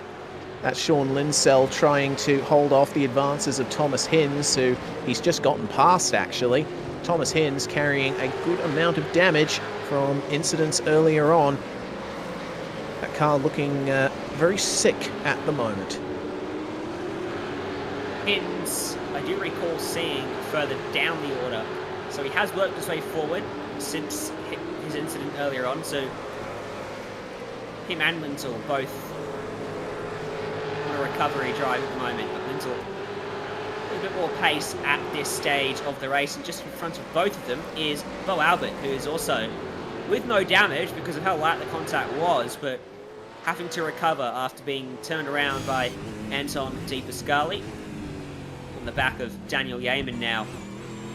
The Drop Bear Motorsport car will see the number 024 of the C-Sports machine in its rearview mirror and probably get ready to receive a dive at Rivarze.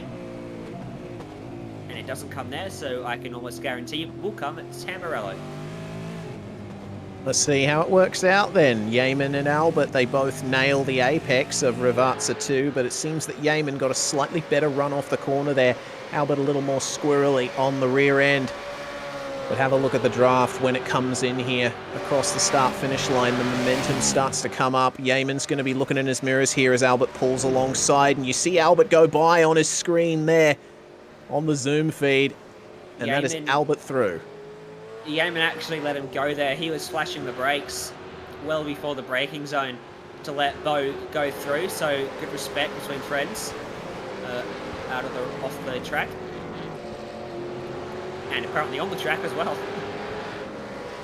Yes, well, I think Yeaman well aware that Albert is out of position there, and then they're not really running the same race at the moment, so that's for the best. As on the exit of Tamburello, have a look at this. That is Dylan Rudd up the inside of Troy Maguire there in the 096. This is the battling like very far down in the field, and just behind them you also see the blue Mustang with Ellis and Stenberg just behind them. David Kinmond in the Pursuit Sim Racing 717 going to be driving with Sebastian Flock here. They're a very late shoe-in here for the grid after the 027 was experiencing an issue that left them unable to take to the grid. So we brought in our reserves here, the 717 now out on track and making up some positions here, currently in 37th position as we file back to the podium battle here. Anderson versus Shepherd. Once again, they're not making much of an inroads here on the top two, who are just running their own race at the moment out the front in those Altus machines, but this Premier car is still looking very speedy versus the championship leading car. Richie Stanaway and Jake Maloney. I just picked them up side by side out of turn 4. Maloney wants to get by, and it didn't quite work for him through Tamburello. In fact, Maloney was ahead, but he ran wide at Tamburello, bounced it over the curbs at turn 2, and Stanaway drove around the outside of him at turn 4. Other interesting thing that's happened, guys, is the margin between the two leading Altus Esports cars has come down. It was almost 4 seconds not that long ago, but it's now down to under 2 seconds. So Cooper Webster, we saw that he was blazing away at the front of the field earlier on, but it could be that he just took a bit too much out of his tyres. Dan Blacklock now starting to reel him back in. Well, his last lap was awful, 45.3. Some of the fastest cars on the track, from what I can see. But the guys in 7th, in 8th and 9th, Flocky, I think. You've got the timing screen there. So this is a replay of the incident between Richie Stanaway and up the inside. So that was the mistake there for Maloney. Jake Maloney running wide there at turn number 1, and that was what allowed Richie Stanaway to recapture that position. I was just making sure that, yes, it is Jake Maloney who is behind the wheel of that car at the moment. And pit stops are starting, so we are now well and truly in the window for people to take their first pit stops. And Wayne Burke, who was running comfortably inside the top 10, the first of the drivers to pit for a scheduled pit stop. Ryan, you did mention that one of Cooper Webster's previous laps was terrible, and I can see the reason why. He actually caught the grass coming into Variante Alta and slid across the chicane, so that's how he's lost that time. But the battling continuing there between Stanaway and Maloney, and it looks like Maloney has finally gotten his way through there on the exit of Tamburello. Let's see how far he can hold on to that. But yes, first pit stops of the night, or of the day here. I don't know why I keep saying of the night. The JK Signs Racing 707 out of the box now, 34.5 second pit stop. And comparing that, Lockie, with the times we've seen so far, Trans-Tasman 27, 32.2. So 33.8 for the WKMP Sim Sports car with Harrison Dengate at the wheel of that one. And it seems we have pretty consistent pit stop times so far, apart from the Jinx Shifters 208, who, well, they did pit some time ago, but 23.5 seconds. They're still going to have to take some more later. They will, and I think one of the things that you'll see is because we no longer have compulsory pit stops, a lot of teams, they'll run as long as they possibly can in this first stint, because what you want to try and do is shorten up the length of your pit stops a bit later on in the race, particularly if we get safety cars. And Jordan Ross is coming in as well. So a few teams going for early stops, perhaps looking for an undercut by getting some fresh tyres on, but I think you'll find that most teams will run as long as they can in this first stint. The other consideration is what teams do in terms of their drivers. A lot of them, what you'll find is they'll probably double stint their starting driver. Some teams, though, might elect to get their starting driver out of the car, put their other driver in maybe for a double stint in the middle of the race, and then the driver that started the race will get back in a bit later on. So there are a few ways that you can approach that, but just a reminder that 34 laps is the minimum number of laps that each driver must do over the course of the race. Well, we are seeing quite a few cars coming into the pits once again. We got the Stanbush Automobilia car, Di Pasquale in the pits. As my goodness, it's looking very hectic out here on track at the moment. P17 this is the battle for, and my goodness, that is Kyle Stokes heading off a big pack of cars. He's got Linsell, Stevens, Hinds, Kirk and Kuznetsov all behind him here, and a lot of jostling in this pack, and all of these guys will be thinking about their pit stops very shortly. I did mention that there will be some teams who try stretching it out as much as they possibly can, but Lockie, if you're in a battle pack like this, what's the best thing to do? Just get in early and get out and clear air, or do you want to be behind someone? Well, at this stage of the race, being in traffic's probably not such a bad thing because you can save fuel by sitting in the slipstream. So, yeah, I wouldn't be overly concerned about sitting in a battle pack at the moment, just as long as you're not getting caught up in incidents with people and getting damaged. Depends what the traffic is. If it's quick traffic, then yeah, but if it's slow traffic, then... True, yeah, that's a fair point as well. If it's slowing you down, then obviously that's not ideal. So it'll just depend on whether you're in a battle pack with cars that are doing roughly the same speed as you, or if you're involved in a battle with cars that you think are slowing you down, as to whether you might look at coming in a bit earlier than planned to try and do a bit of an undercut and get yourself some clear track that way. But I think if you're out in front like the Altus Esports cars are, you just keep going, because why would you pit and put yourself back in traffic if you don't need to? Well, Webster is 100% struggling towards the end of the stint. Blacklock is reeling him in. It's down to 1.3. It was 1.3 seconds last time they crossed the line. It is less than that now. Gap's practically halved since they crossed the line, at least coming into Variante Alta. Comes back down to about 0.7 of a second here. That's something that that myself and Sperry have been talking about in previous rounds with the Altus cars. The way their performance seems to drop off towards the end of a stint. It's very bizarre to see, because especially considering that it seems to only be happening for Webster at the moment as Blacklock continues to charge up. The thing is, though, that they're still pulling away from all of their other rivals. They are 4 seconds ahead of the third-placed car of Josh Anderson, who's still under pressure from Corey Shepherd. In fact, Shepherd's as close as he's been, and he's going to come ranging up on the outside of Josh Anderson on the run into Tabarello at turn number 1. He can't get back across to the inside to make the move through, but Josh Anderson under serious pressure at the moment to try and hold on to that third position.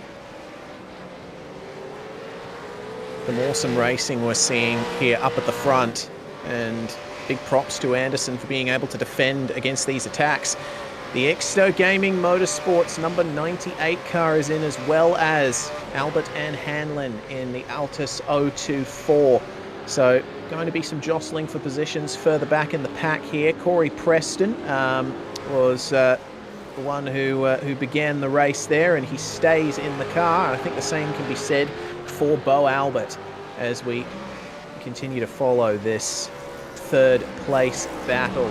The leading car that has taken a pit stop is the Phoenix Smokers DPR7 car. That's Andrew Dyson at the wheel of that one. But remember, they came in incredibly early. They're currently 23 laps into their stint. They only stopped for 12.5 seconds very early on. So they're a bit off strategy compared to everyone else. Yeah, that was an unscheduled pit stop for that car, I think you'll find, to repair some damage. So the first of the cars that's made a scheduled pit stop at this stage is Jordan Ross, and he sits in position 29. Always good info to have there. So keep an eye out for Jordan Ross. Remember, he was involved in that top 4, top 5 battle with both the 98 and the 024 now out of the pits, and reasonable gap there between them. It looks like they've come out just ahead of the leaders out there on track at the moment. As have a look behind there, behind the MFR machine, a bit of jostling going on the run up to Variante Alta. The ERT number 026 involved in this fight. Half a second now in front. Webster 44.1 last lap, 43.9 for Blacklock.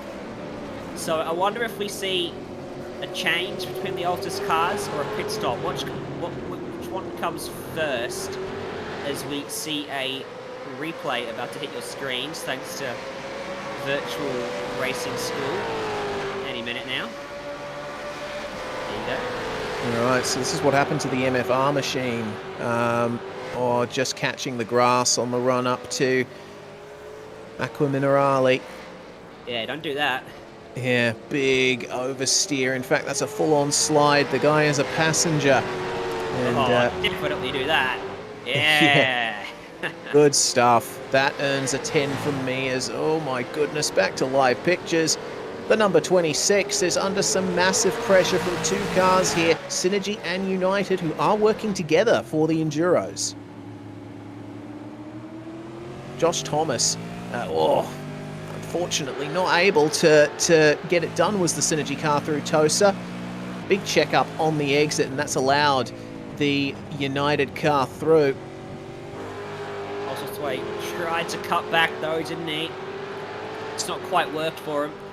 V8SCOPS will go on by and have his own crack at Joshua Thomas then in the next lap or so. Dylan Rudd behind them will probably catch them within the next handful of laps as well. We're going to see a big flurry of pit stops in the next couple of laps, guys, because everybody will be just about out of fuel. Yep. In fact, one thing that will be interesting, we predicted that the fuel range would be 28 laps, so it'll be interesting to see if anybody has saved enough fuel to be able to get an extra lap out of their tank in this opening stint. And here is the battle for the lead, as we see that Sam Blacklock has closed right onto the tail of Cooper Webster, who now has not just Sam Blacklock applying the pressure from behind, but also a bit of laps traffic to negotiate in front. That's Bailey Fred in the Pursuit Sim Racing 7 car, who is 34th and the last car on the lead lap at the moment. He'll be desperately hoping for a safety car right now. Bailey Fred, that is. Yes, I'm sure that the Altus guys would be wondering about the possibility of a safety car and how that might affect their strategy, as well as it seems the 9.5 SimSport 990, Aaron Dodd and Daniel Misdale have both made their way into the pits. People just filing by them now as Bailey Frid lets the leaders go on the run into Ravazza. Oh, there's a mistake for Webster. He went a bit too deep into Ravazza 1, which brings the gap further back down. Are they going to go for the pits this time on lap 27? One of them is. Sam Blacklock brings it in. Sam's going to undercut him. He's going to have the fresher rubber next lap, and he's going to undercut him, I think. That's how it's going to play out to me, in my opinion. Your Really thoughts, interesting to keep an eye on this. I tend to agree with you. We've seen that the gain from fresh tyres is quite significant, so I reckon provided he comes out with clear track Sam Blacklock and he can do a decent out lap, he probably will undercut Cooper Webster. Everybody else in the top 10 is running right to the end of this 28-lap fuel window. I think that we're going to see a whole gaggle of cars diving for the pits all at once at the end of this lap. Well, the surge has started with Matt Danson bringing in the number 030, Cameron Jones in the 393, Kyle Stokes, Sean Linsell, Thomas Hinz and Rick Kuznetsov all in the pit lane there behind Sam Blacklock, and the Altus car, the 088, should be coming off the jacks at any moment. Have to wait and see here. He's been in there for over 40 seconds now. A driver change takes 30 seconds, so... you are kidding me. Yeah. So, yep, there we go. Right. This team, which was running in 6th place and was doing laps quicker than every car in front of them, just got taken out by a lapped car. Oh dear. Okay, well, we're going to have to check that out. The Jinx Shifters, number 52. Man, that's a big shame for them. Kobe Jones, he's had such rotten luck in the past. And we're hearing that there's way more to this than we think. Oh yes, that is quite the incident that I've just seen on the pit lane. And Anton De Pasquale was involved in this, side by side with Daniel Misdale on the exit of Tosa. They come together, and then that basically means that they're hit into the path of Kobe Jones. How unlucky for Kobe Jones, and gee, I'll tell you what, Anton De Pasquale and Brody Kostecki, I put the commentator's curse on them, didn't I? By tipping them for outright victory earlier today. They've had a shocker. Oh, as we have a new leader, it looks like bringing it into the lane was the Altus 012, so Jordan Caruso is jumping into the car now. They'll have to get Cooper Webster back in that car for the third stint. Corey Shepard now in P1, having to let Kyle Stokes go here. Kyle Stokes, of course, lap down as the Stanbush Automobilia team into the lane with a smoking engine. That's what happens when you come together on the exit of a hairpin. So here is Richie Stanaway, who's now up to second position. So Richie Stanaway and also Corey Shepard they've got an extra lap compared to everybody else. So very good fuel economy for both those cars. And Corey Shepherd, we've seen that he's done some great lap times. So that car, not just economical, it's fast as well. And Richie Stanaway, by getting an extra lap out of this stint, that could well play to their advantage a bit later on. Also, as we say that Sam Blacklock, as we predicted, has managed to undercut. And so Sam Blacklock, now the effective race leader. Cooper Webster handed his car over to Jordan Caruso. So Blacklock stays in for a double stint. Cooper Webster, though, gets out and hands over to Jordan Caruso. As in comes Corey Shepherd from the lead of the motor race after a 29-lap opening stint. Just having a look at that incident too, you'd think Anton might be slapped with another penalty. Him and Brody, if they were to continue this race. Because that overlap with Misdale was still there, and Anton pretty much tried to drive him off the track, but Misdale was not moving because his car was still there. So Anton just struggling, I think, a little bit for the transition back to sim racing from the real world, which can be a bit of a struggle for some of the drivers as they get their awareness as to sort of where the car is, if you know what I mean, Lockie. Yeah, I'm hearing as well from race control that for that incident between Anton De Pasquale and Daniel Misdale will be a 20-point penalty for Anton De Pasquale in the V8SCOPS Championship. So yes, the officials have decided that he was at fault for that one. So a less than exemplary run for Anton De Pasquale. As we see, this is a battle for position between Jordan Ross and Sam Blacklock. So Jordan Ross had actually split the two Altus. In fact, he'd actually got ahead of both the Altus Esports cars. So that is a change for the effective race lead. Jordan Ross, in his pit stop, well, he actually stopped a fair bit earlier than the two Altus Esports cars. So obviously, therefore, his stop would have been shorter because he would have put less fuel in to return the tank to full. That was why he was ahead of the two Altus Esports cars. And Shane Van Gisbergen taking over from Richie Stanaway in the Boost mobile car as we're now out here to the effective lead battle. Sam Blacklock versus Jordan Ross, with Corey Shepherd coming out just, Brian Borg now taking over from Corey Shepherd in the 017, coming out just ahead of Griffin Gardner and Troy Cox, who is a couple of laps down at this stage in the number 27. So we've still got plenty to play for here in this race. It looks like it's going to be Altus versus Synergy versus Trans-Tasman at this stage, with Anderson in, he's actually stayed in the car in the number one. So Madison Down will expect will take the reins in the second half of the race. Only 30 laps into this 102 lap 500 kilometer race. Ryan Borg still leading the way from Griffin Gardner. And we're hearing that we're going to be getting a replay for the Lobs eSports machine. Something has gone on with these guys, James Golding and Brad Newman up here in the top left, making their way down towards Aqua Minerale and getting off the brakes to let the Exto Gaming car through.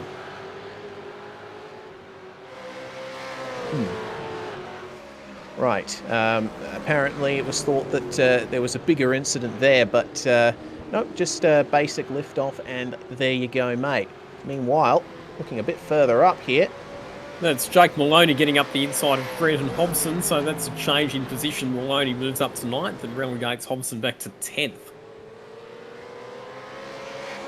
Griffin Gardner just works his way by Brian Borg as well, so they switch around for 7th place.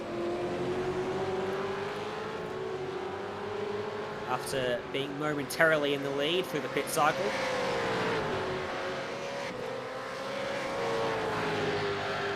Griffin Gardner and Brian Borg 7th and 8th. Meanwhile, Borgie has put in some good running so far here since taking over from Corey Shepherd.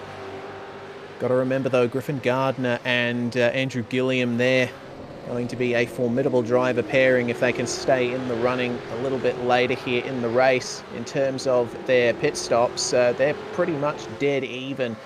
Brian Borg only a second slower in the stop than Griffin Gardner was. So these guys are probably going to have to try something a little different with their strategy if they want to get by pursuit again.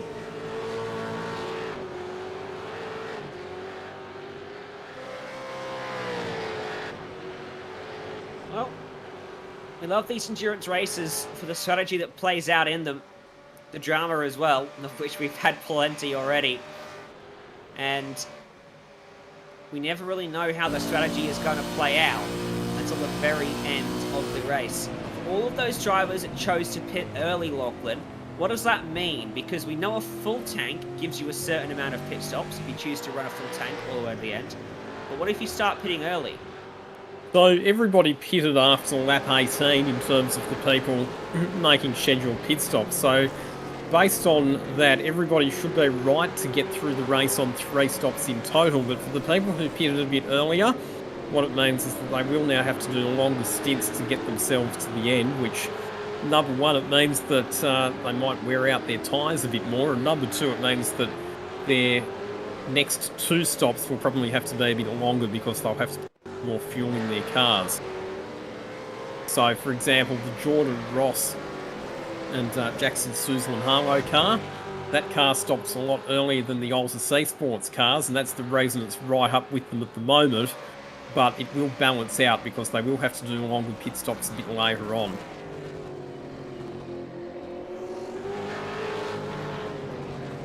There you go. So, in terms of just as well, just a bit of an update for you on retirements from the race so far. So after the contretemps that we saw at Tosa a few laps ago, Kobe Jones is out of the race. Anton De Pasquale and Brody Kostecki, they have retired from the race. And also we saw that incident for Job Stewart and Blake Purdy earlier on. Unfortunately, they're a non-finisher as well. So a few high-profile retirements in the early stages of this race. Indeed. After leading for mostly all the way through the opening stint, getting undercut in the pit stops, Jordan Caruso has stayed at the wheel of his Altus machine and is now on the back of Jordan Ross, who spent a lot of the early phase of the race defending, didn't he? And is now having to defend again. Luckily, it's just one car behind him, not a train of them, unlike earlier on. Don't forget, it was actually Cooper Webster who started the 012 entry, so they have swapped drivers in that car. So, oh, of course. Cooper Webster did not complete his minimum number of laps, though, so he will have to get back into the car for another stint a bit later on. Yes, well, it's going to be up to Caruso here to try and find a way past Jordan Ross, who will be giving it over to Jackson Suzlin Harlow very shortly at their next stop. Caruso is looking very nice here in the car. Just gotten used to it after these first few laps in the machine. A little bit later on the brakes coming into the first of the Ravazza turns, but Ross keeps up the momentum very nicely in the second half. Bit of a late apex, straighten out the throttle, try to get a good exit down the straight. But Caruso, close enough for the draft to really work here. Could this be a move for second place? Back into second for Altus Esports 012. It's offensive almost for Jordan Ross, but he leaves the door open on the inside, and through goes Jordan Caruso ahead of the Synergy car by the time they get to the turn-in point, and move completely done there. Jobs, and now Altus back to the 1-2 that they wanted to be in, with their third car back in 14th place. 2-second gap between the top two then in this race. We'll see whether Caruso can work his way up to the back of Sam Blacklock, who will be feeling probably more comfortable in the car, having been there for longer than Caruso. Fastest driver on the racetrack at the moment, though, is the man down in position 11, Shane Van Gisbergen. 1 minute 43.6 the time for him last time through. He just made the move through on Jordan Sinning to move up into 11th position, and he's rapidly making up ground on the cars in front of him. Yeah, the 062 is looking pretty good at the moment. See how far up the order they can vault themselves as we come up to the very end of this race. It's actually... In a bit. Yeah. Not quite there yet. Not quite. It's still going to be a while. I just noticed something because I tried to select a car on my end and it just wasn't playing ball. So we'll have to keep with this number 50 Boost Mobile Racing machine. Troy Cox will let him go here, the lapped car. Run down to Ravazza 1 and 2 as we're hearing that something weird has just happened for Anderson. He got a very slow exit, Josh Anderson, from the final corner there because he was right up behind Tom Freer. So not quite sure what the story was there. You could see coming out of Ravazza that he lost all momentum coming out of the final corner. So it could have been a missed gear shift or something else that checked up that car's momentum. We're hearing that he had a slow-down penalty that he had to clear, so that was the reason that Anderson slowed up. He's in the number 1 Trans-Tasman car with our current championship leader, Madison Down, who will get into that car a bit later on. Must have come back at the final chicane. Yeah. And if it did, it was just over the limit because there was nothing obvious sticking out. Yeah, that's pretty much the only place where you could get it done is Madison Down watching on from his virtual reality view on Joshua Anderson. So there's still a bit of work for these guys to do coming towards the end of the race, but once Madison gets in the car, I'm sure we'll see some amazing things happen because Madison, one of the most experienced drivers in the field and in an official racing sense, the most successful Australian sim racer in these Australian touring cars. He's won the official iRacing V8 championship 10 times. And certainly TTR have done a good job to get themselves all up to a consistent level there with Anderson doing so well out in that number 1. Shane van Gisbergen continuing to chase down a position in the top 10 with Brenton Hobson just up ahead there, and they've got Jake Maloney with them too. Something's happened there, yeah, because Maloney's actually got ahead of Brenton Hobson, so all shuffled positions a bit as well. And I think Van Gisbergen might have actually lost a bit of time on the previous lap also because he was right up behind the Jake Maloney car a couple of laps ago.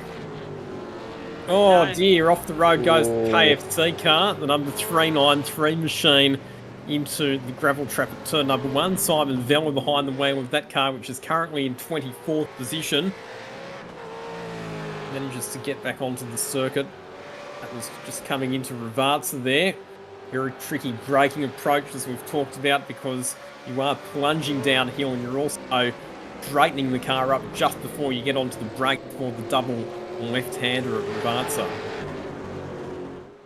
Yeah, the Century Motorsports entry that we saw in the early stages of qualifying as we check out Harrison on the back of King here in the old HSV dealer team tribute livery. Hayden Harrison for Taipan Esports driving with Troy Maguire up the inside then of Henry King he goes, and he'll want to give him a good amount of space because King is part of race control. He's got Race on Oz for big company there as well, but looks like move done there for Jones, and Andrew Mogridge behind just has to yield and try another lap.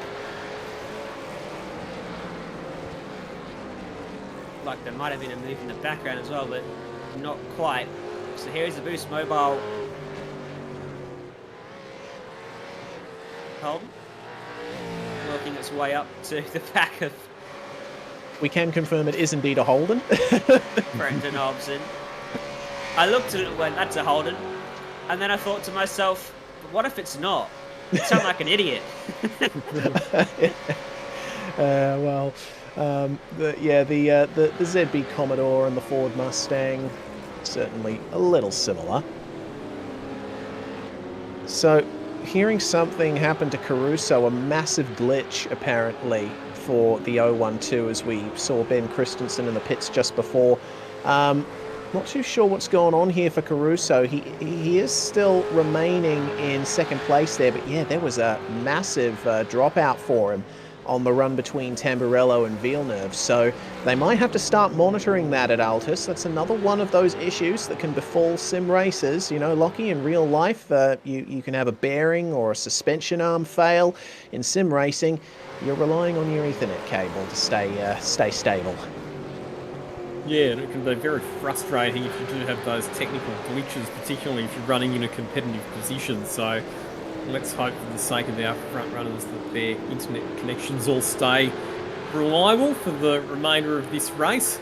37 laps just about complete here at Imola.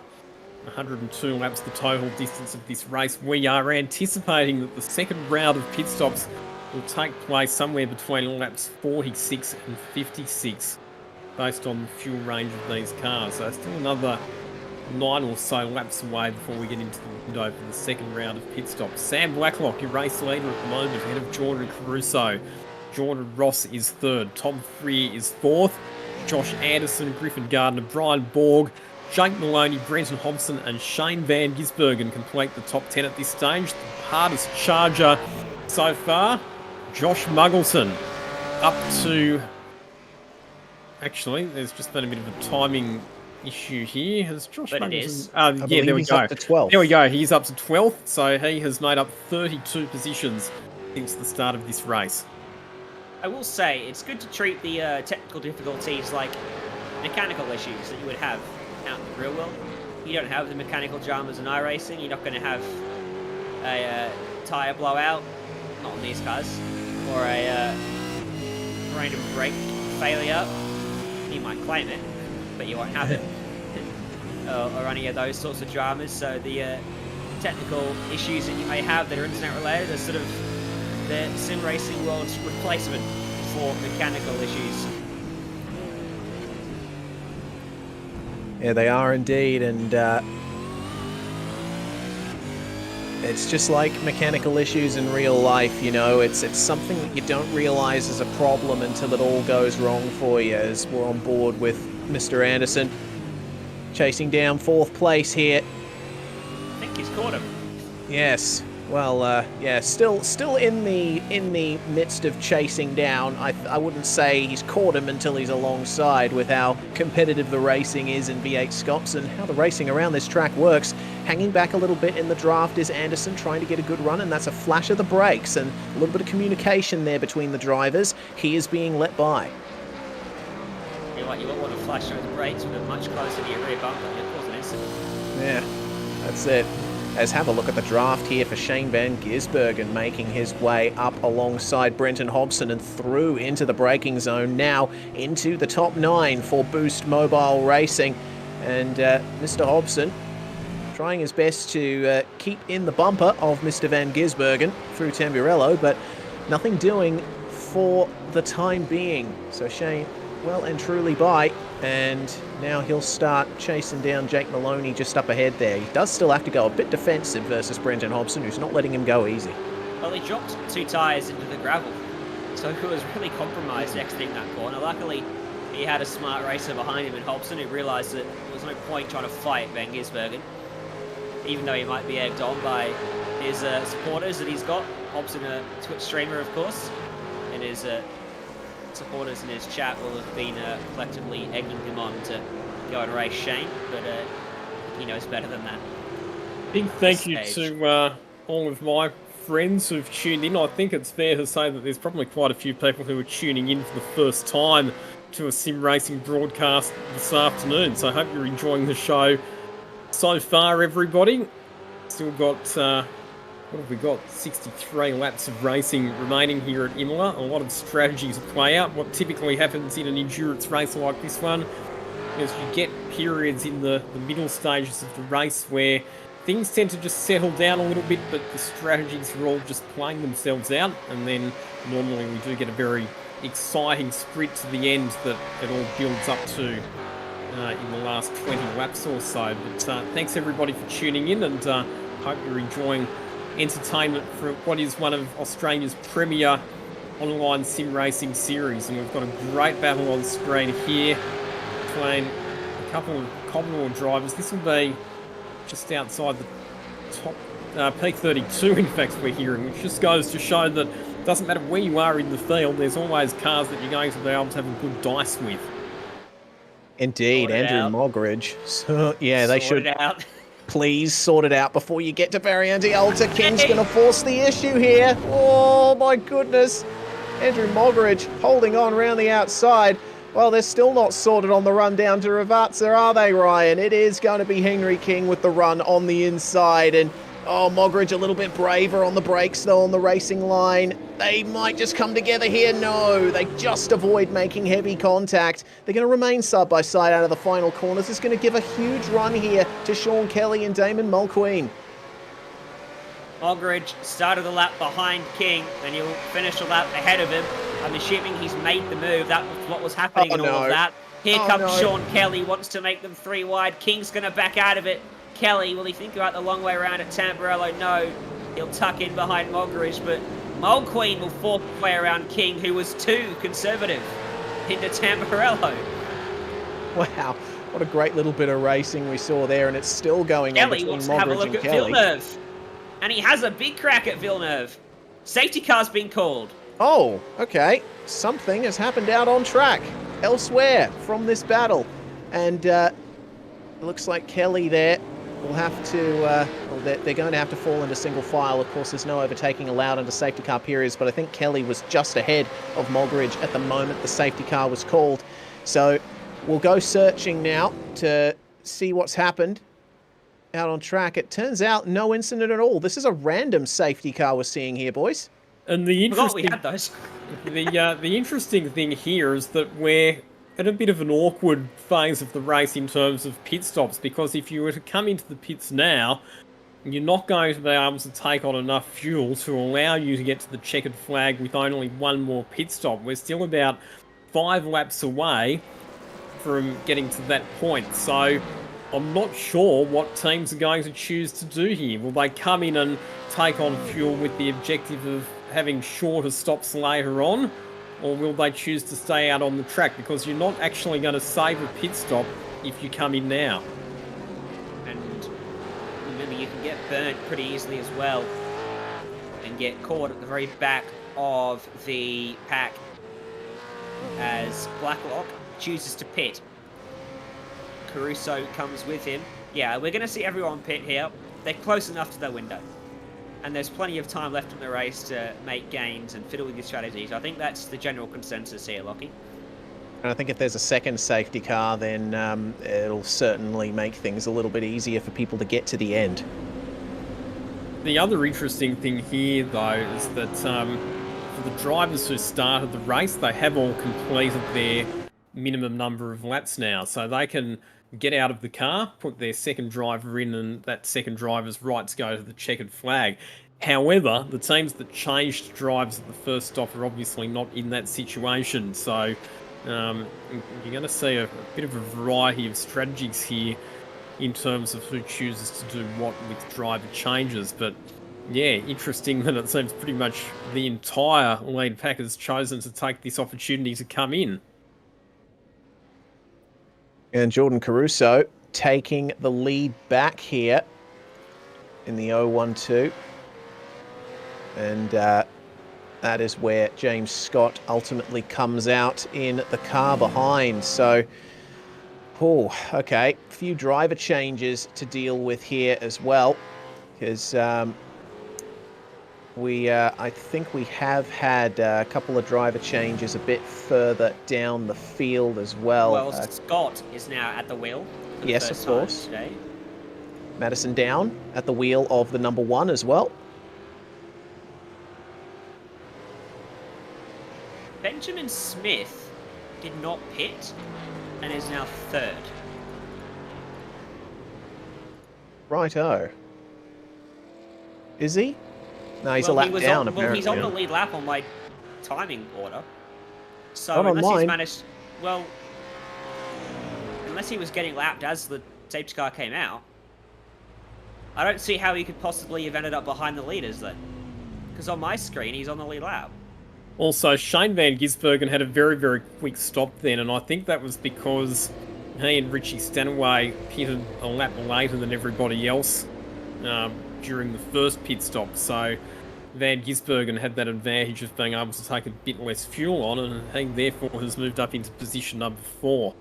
But the key thing here, Jordan Caruso leads the race. However, Cooper Webster will have to get back into that car later on. James Scott, he's right to stay in car number 088 until the checkered flag. And Jackson Suzlin Harlow is right to stay in car 143 through to the checkered flag now as well. Because their co-drivers have both completed their minimum numbers of laps.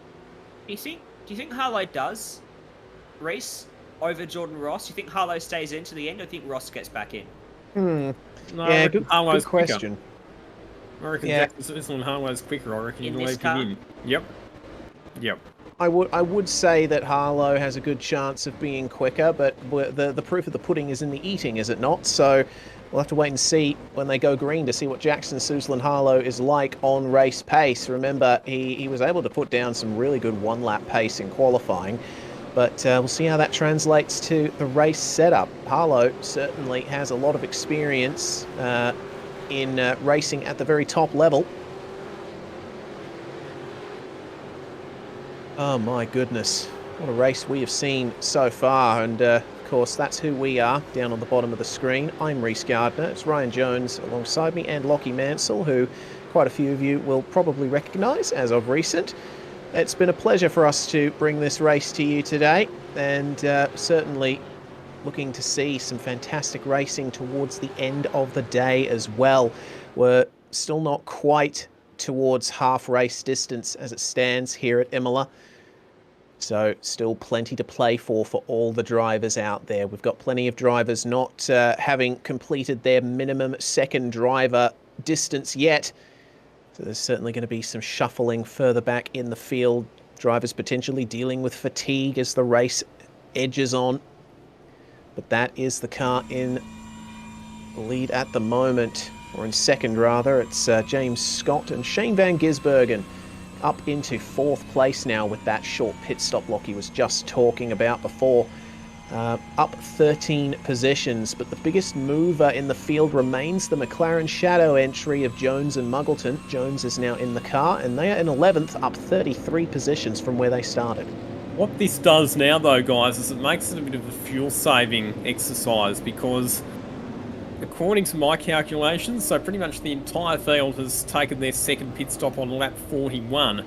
We know that the fuel range is around 28 laps. That gets you to lap 69 for your next pit stop.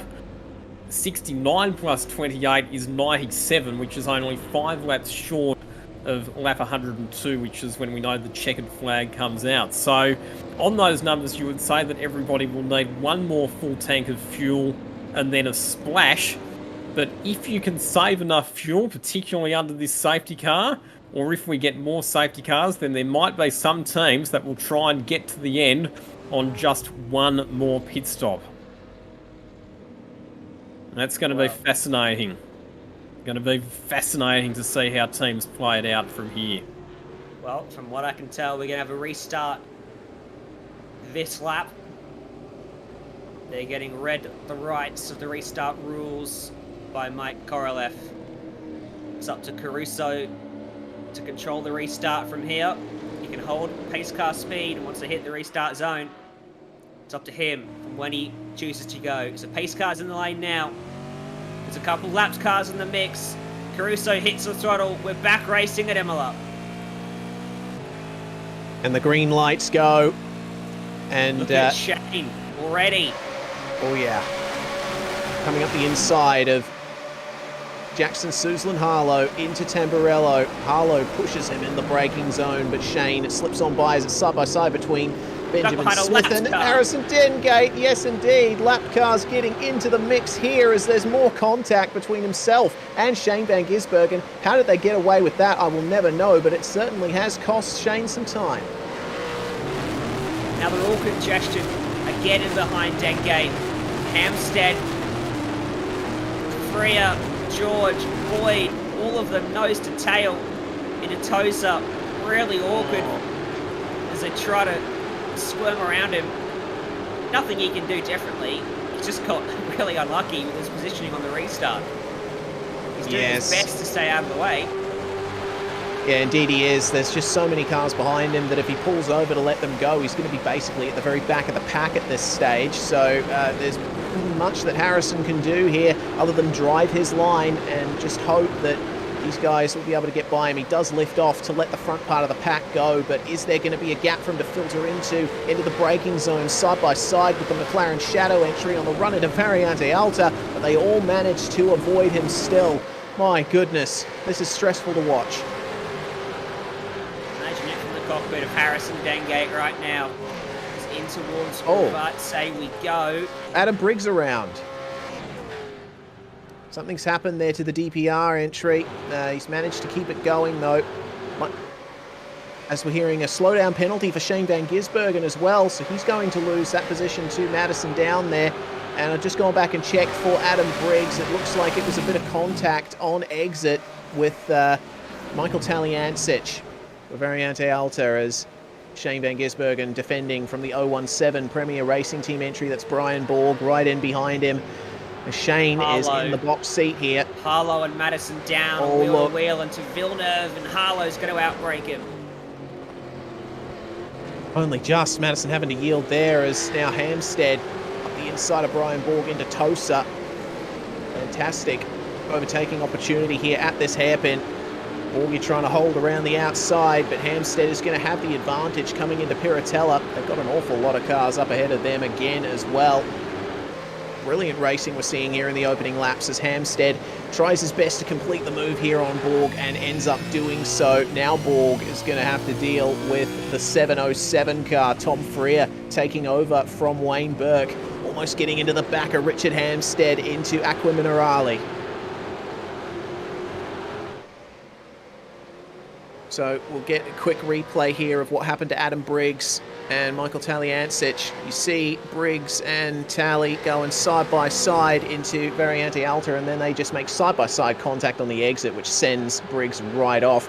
And thank goodness he was able to avoid the other cars coming on through, otherwise that would have been a massive incident.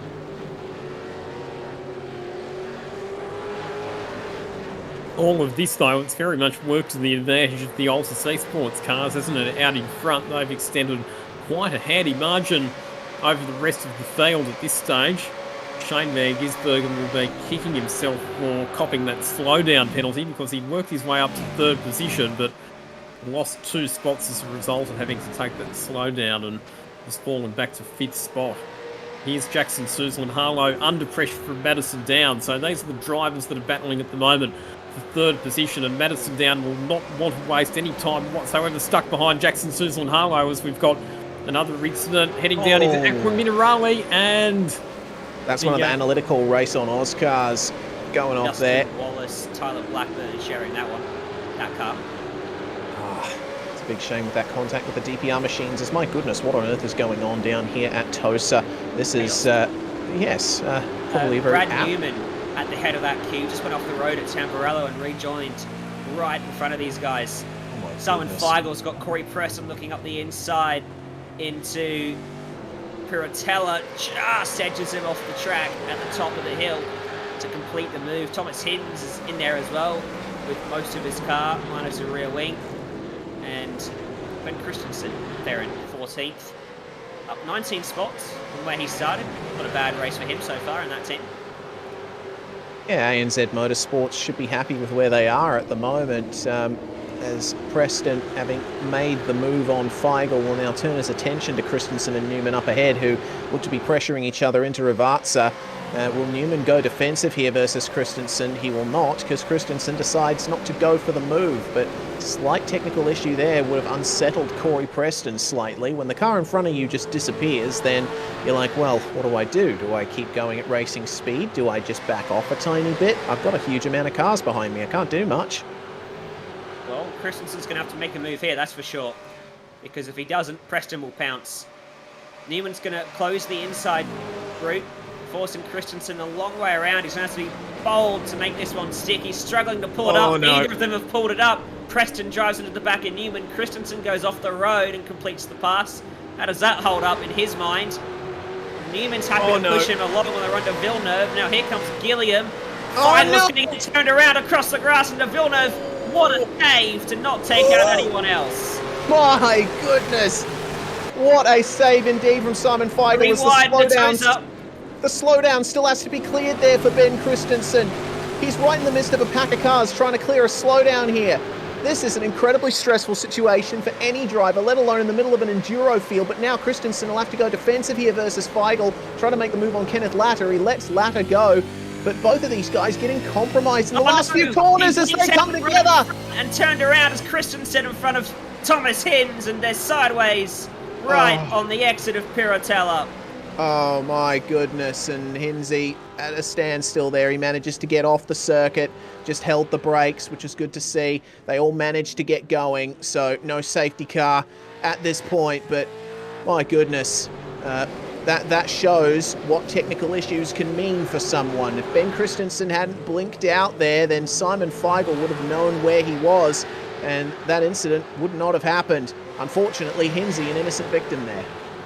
That you could see that brewing, couldn't you, for about half a lap beforehand? Just the ferocity with which they were all battling for position and making mistakes and firing off the road and banging doors. But yeah, very unfortunate there for Thomas Hinds, who ended up being caught up as the innocent victim. The one who did the best job out of all that, I feel, was Andrew Gillian. He read that really well and was able to make up multiple positions. Oh, Jesus! Simon Feigl. Had Rattle, one of the EXO Gaming... Corey Preston is in the car at the moment. The EXO Gaming machine ends up firing off the road in the first chicane at Tamburello. Gee, Simon Feigl, he's had an eventful couple of laps, hasn't he? I think that's two separate incidents where he's had contact with other cars in the space of 2 laps. Could have left Danson in the car. This would have felt just like a normal race at Daytona Rodega for him. Yeah, of course. We'll get a replay of that at some point here on the right-hand side. As you see, that's the view from on board Thomas Hinds as Ben Christensen got spun around, and thank goodness everyone was able to avoid him. I'll be interested to see how race control read that one, because I'm not sure that you can totally blame Simon Feigl for that contact, to be fair.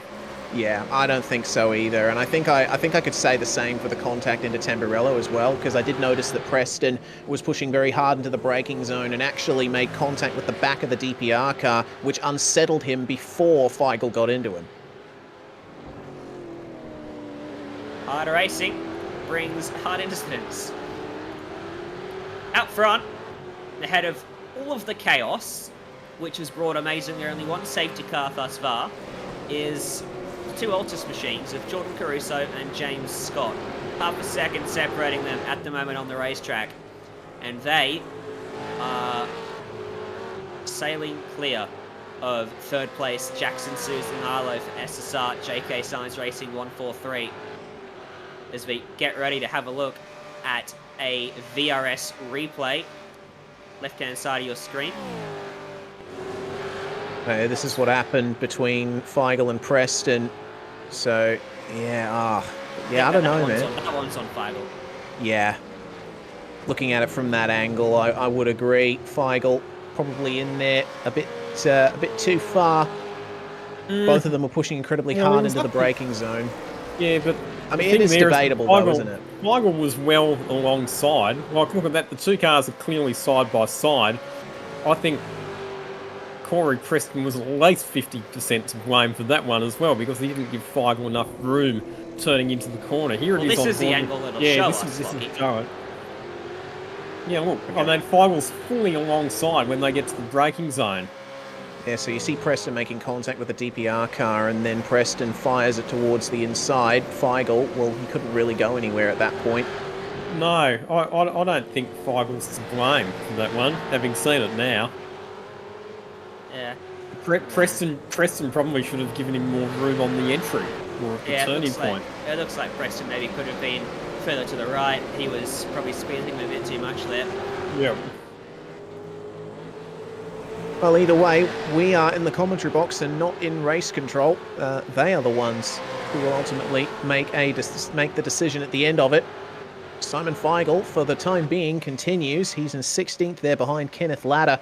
And they do have the Lobs Esports machine with Brad Newman at the wheel just up ahead.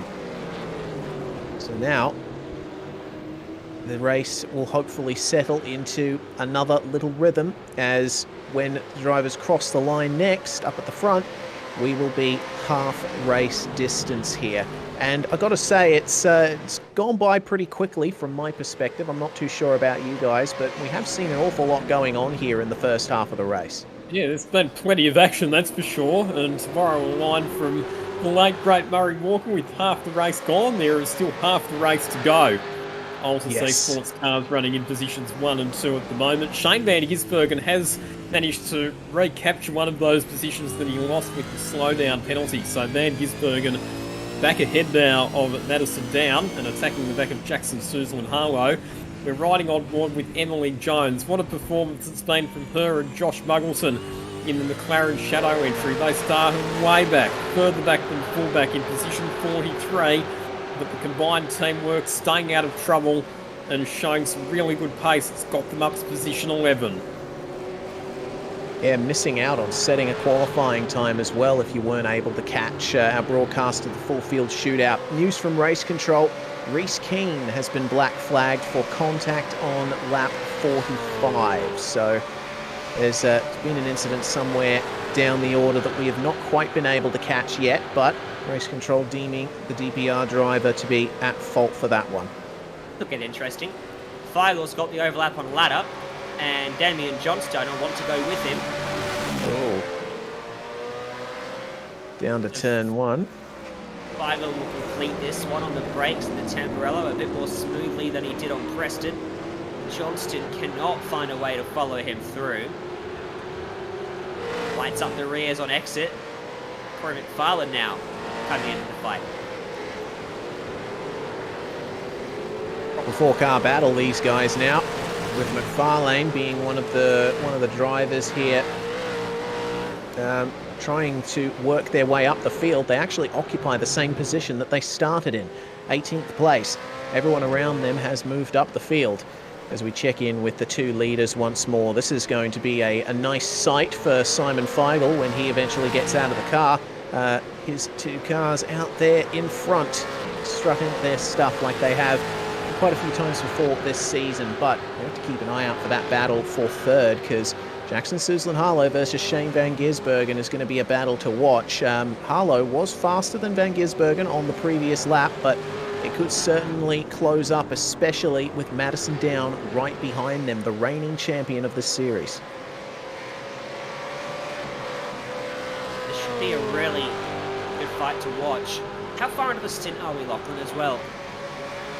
Yeah, so we're 10 laps into the stint for pretty much the entire field at this point.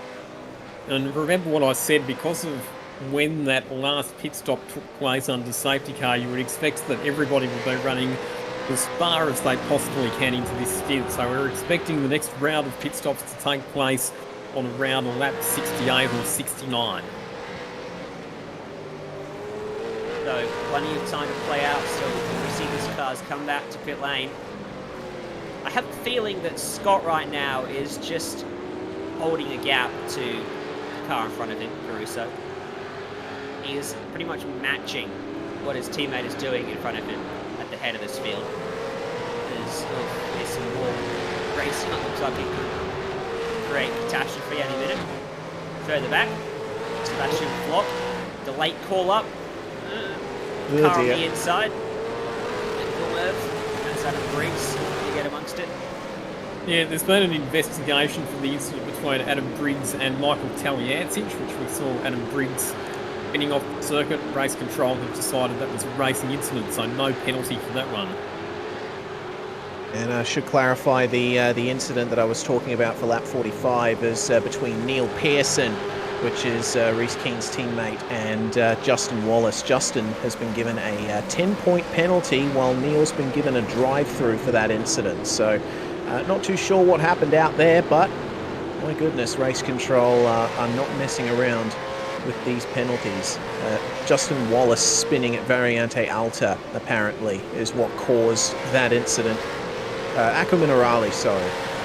Which I believe we did catch that slow-mo replay of, so that was evidently a penalty-worthy incident, according to race control. But down into Rivazza once again. We're seeing quite a few cars here missing their rear wings. These two running just behind the Pursuit and the Synergy. Certainly helped them a little bit in terms of straight line speed, I'd imagine, but unfortunately it doesn't seem to be helping them too much versus everyone in front. They're keeping each other very good company here down the front straight as 717 just up ahead, continuing to pressure. And I've seen just up ahead of them a bit of a battle forming between Simon Vella and Damon Woods in Evolution Racing Team 26 and Century Motorsports 393. Vella had a big oversteer moment, which could certainly give Damon Woods a bit of a look in here. And Woods, a Formula 4 driver in real life, making his V8SCOPS debut in this round. And I think he's making a pretty good case for himself so far. Having a very consistent run, isn't he? It's hard to make your debut on these Enduros because all of these fast drivers are paired up with themselves, and you've got these mega quick combinations lining the top 20. As soon as you get anywhere near the front of the pack, you're in this whole another level of competition, so it's hard to crack anything inside the top 20, but he's running around 20th position at the moment, doing a pretty decent job. Also doing a decent job is Madison Down as he's up in the draft of Shane Van Gisbergen, but Shane covers him on the outside coming into Tamburello. Down has been trying to size up this move for some time now. It seems that they haven't been able to keep with Jackson Suzlin-Harlow in the third place car. And comparing lap times, looks like Harlow actually faster by a couple of tenths than both Altus cars out in the lead. So let's keep an eye out on Jackson Suzlin-Harlow, especially with the cars behind him battling like they are. It's on for the lane as well. The two Altus A-Sport cars only separated by 0.3 of a second at the moment, so James Scott has closed right up onto the back of Jordan Caruso. Yeah, he's about been the there facts. for a while, Lockie. Yeah. He's been at 3/10 for a few laps. Remember I said I think he's holding that gap quite purposefully. I think, yeah, I mean, at the moment, it's probably a bit of fuel saving coming into it. I'm not sure that he's necessarily going to try and make a move for position because we've still got so far to go. And I know that we've talked about the fact that there's not team orders as such for Altus Exports, but I don't think Simon Fiber would be a very happy camper if the two cars took each other out while they're in such a competitive position. Very fair point there, and yeah, there's a lot of teams in sim racing that hold to the mantra of no team orders. Altus, of course, one of them, and Trans-Tasman another. But yeah, if you're a team manager, you're looking at your cars out there, you just want them to give each other a good amount of space. If you're in a position that's good, consolidate it, don't mess it up. Meanwhile, Madison Down, back in the draft of Shane Van Gisbergen, closes up ever so slightly in the braking zone for Tamburello. How much of the curb do these guys take? Both of them absolutely monstering the speed bumps through that first chicane around this Imola circuit. For the time being, though, it seems like Shane is doing just enough to keep Madison behind. Down is able to, get good runs onto the straights and stuff like that, but riding on board just a couple of laps ago, I noticed in Rivazza too, Shane Van Gisbergen slowing up a little bit more at the apex, which allowed him to get an absolutely monster exit down the straight. Brad Newman further back, sorry, just losing 2 spots, and oh no, he didn't lose a second spot, a little bit of contact with Corey McFarlane, and that's going to cost McFarlane position to Kenneth Latta and Benjamin Smith, who was third in line on the restart, 36 a lap down. Still like flying ointment for some of these cars in the lead lap, hanging around up there. Yeah, there's of course every right that these drivers have to continue their race, try and get home in a position that they're happy with.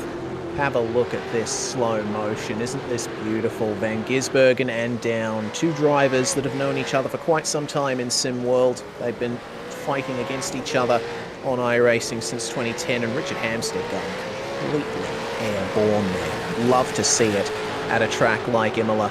That's why it's one of my favourite circuits to come to here in V8SCOPS, because, you know, these cars, the places that they race in real life, often have very big curbs, as that's McFarlane up the inside of Mr. Latter, and that is move completed. Imola, a circuit that I'd say in terms of feel very similar to a couple of circuits that we have down here in Australia, with huge curbs that you just need to hop over to get the best out of them. Another update for you from race control as well, gents. Lap number 48, the incident that we saw getting into the Tamburello chicane between Corey Preston and Simon Feigl, a racing incident, no further action. I think that's sensible. Yeah. Good call. Need a man justice. No. I think that's probably a smart call. Battle for 23rd here. The number 87 United Sim Sports car, Stephen Varga at the wheel of this one, took over from Cameron Veacock in one of their previous pit stops. Also took a pit stop under safety car, for which Stephen Varga stayed in the car. He's got Hayden Harrison, Adam Briggs and Sebastian Flock all up behind him here. And have a look at this, a potential move for Adam Briggs in the 72. Up the inside of Hayden Harrison, has a tiny bit of overlap as they get to the turn-in point, but has to briefly back out of it. Harrison does give him room though, and now there's definitely overlap, but Briggs is going to be on the outside here into Aqua Minerale. Oh, just sliding ahead of him there was Hayden Harrison into the braking zone. Oh my goodness, heart and mouth stuff, but Briggs here is going to have the inside for Variante Alta. We've seen drivers go side by side through here before. Can they do it again? Hayden Harrison just yields to the DPR machine, but gets massively compromised on the exit. That's going to allow Sebastian Flock a run up the inside into Ravazza, or is it? The rear tyres on Harrison's car look like they're absolutely shot. He's sliding everywhere at the moment, and he's got two Pursuit Sim Racing cars now lined up behind him, plus Damon Mulqueen, Justin Wallace, and we're closing up soon. This is quite a lengthy group of cars. And one of them's decided they've had enough. That's the 777, Michael Taliancic, bringing it into the lane. So now this is, I think, a bit off sequence from many others. How long have they been? 15 laps into that stint. So, Lockie, are they deciding to make it one more to the end from here? Yeah, well, we are in the window where if you were to pit now, you'd have one more stop to get to the end of the race. So that's definitely an option that teams can look at, depending on how they're going for driver time and tyre degradation and all the rest of it. We check out a familiar sight to you and me, Ryan. Daniel Stevens in his triple screen rig. Doesn't have the headphones around his neck this time, but Dan Stevens... Do you want to explain that comment? Yes, well, Daniel Stevens, a competitor in the international division of the Majors series, and we usually have him on the Zoom feed for... hello, Daniel. We usually have him on the Zoom feed for those races. Also on SimSpeed TV, and yes, he's got the setup going and running the sequential stick as well. The most realistic option, at least for the current cars anyway. They're going to be moving to paddle shift in the next couple of years. Yes, I've just opened a big old can of worms, haven't I? But Daniel Stevens doing very well here in this battle for position with one of the TTR machines.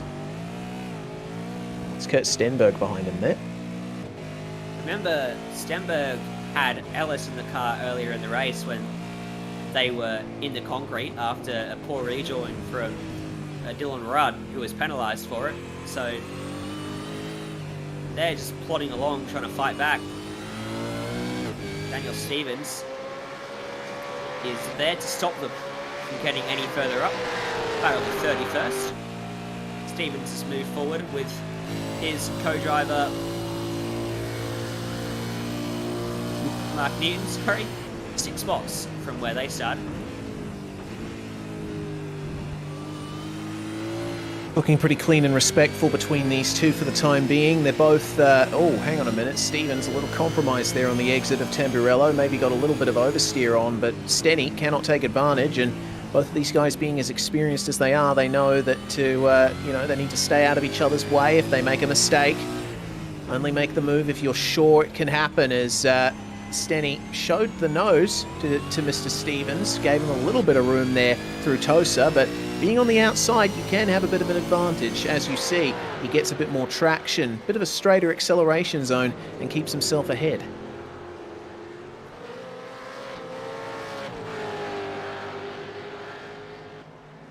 Meanwhile, a little further up, Hayden Harrison and Sebastian Flock, they're still involved in their fight.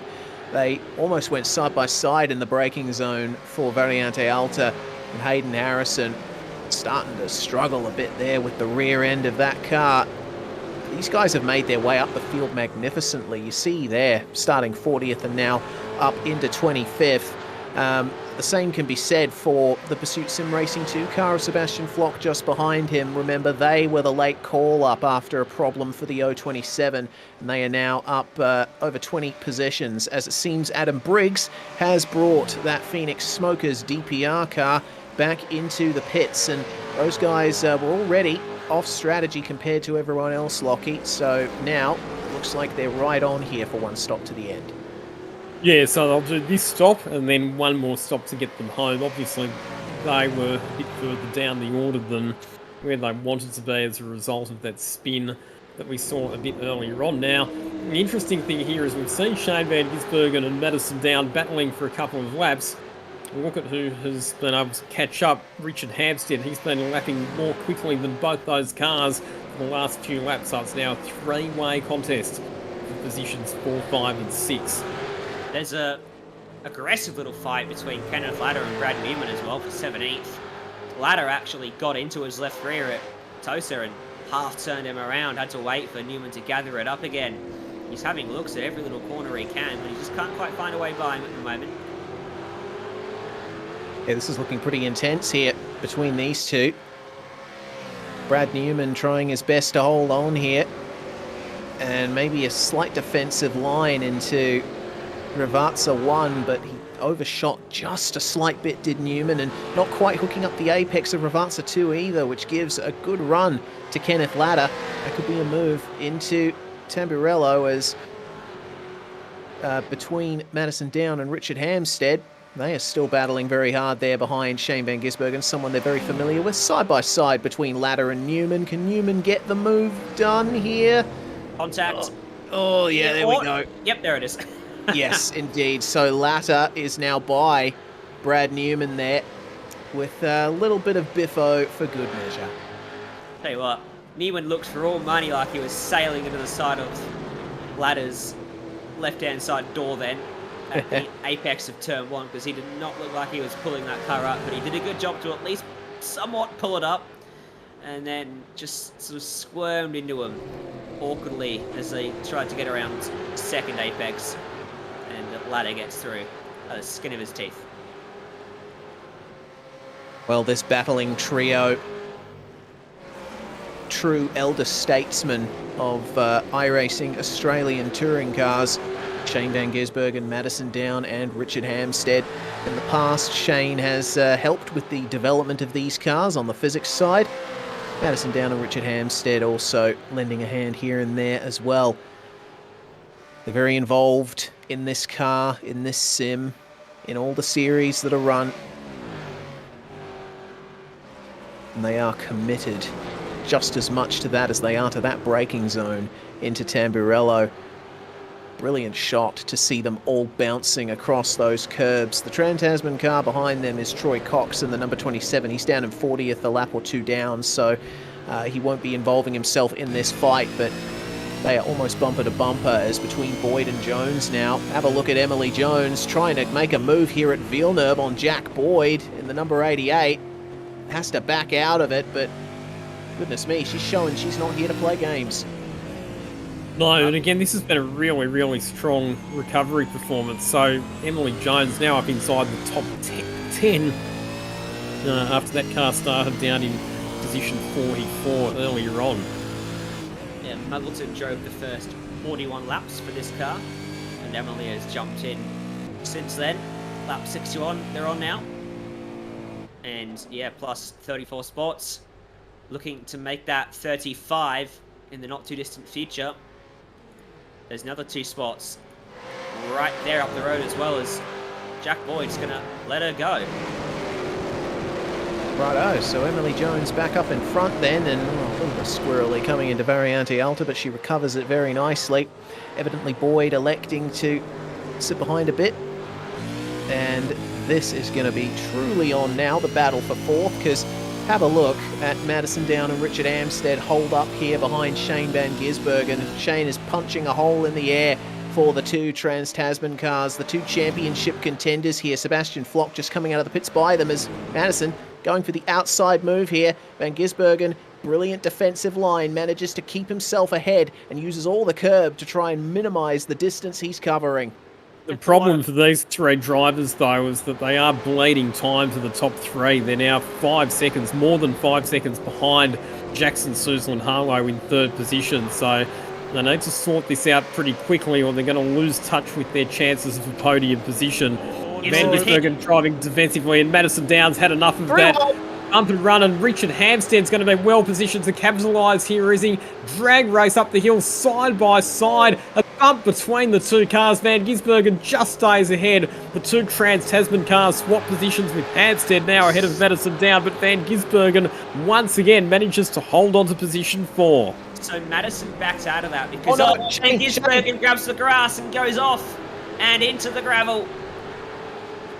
Gets back out onto the circuit safely though. 2 bumps, he escapes without drama, but then an error all by himself costs him 2 spots. Oh man. Madison lifted off because he didn't want to make the move on Shane off the back of a bump and run. And then Hampstead just sort of made contact with the left rear of Shane heading into the kink at the top of the hill there, and he backs out of it. And then Shane at Aqua Minerale just got his line slightly wrong and dipped the left sides into the grass, and it sent him straight ahead, and he's into the pits straight away. Well, Yes. I think the thing here for Van Gisbergen is that he'll give that car back to Richie Stanaway at this point. Stanaway has not yet completed his minimum laps, but I think you'll find that team will probably want to try and have Van Gisbergen in the car at the end because overall he is a little bit faster than Stanaway.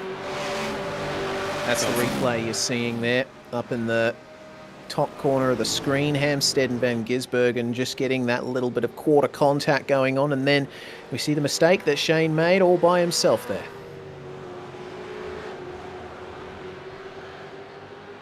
And I think he's done very well, Lockie, to actually hold on to this, because we've seen how wrong it can go for a driver at Aqua Minerale.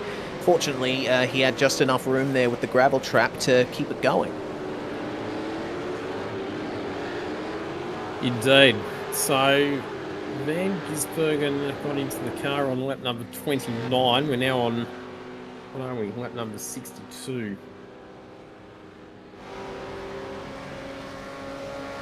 Lap 62. Yeah, so Van Gisbergen's not yet completed his minimum number of laps. So definitely Van Gisbergen will have to get back into that car for the last stint a bit later on.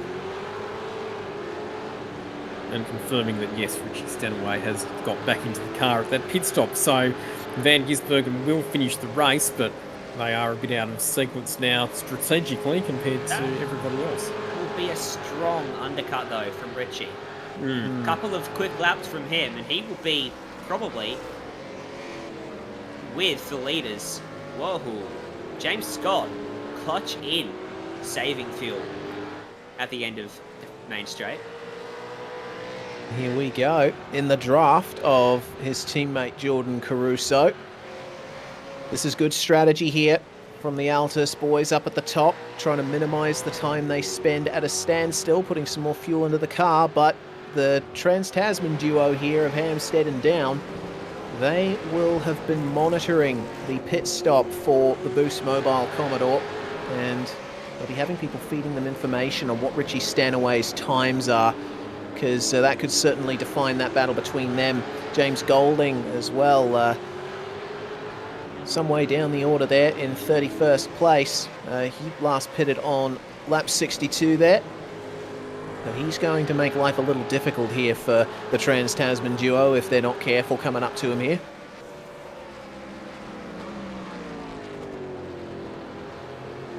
The Scott is saving bulk fuel at the moment. He's putting the clutch in.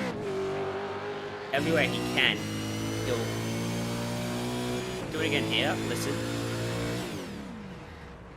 There you go. So he's putting the steady.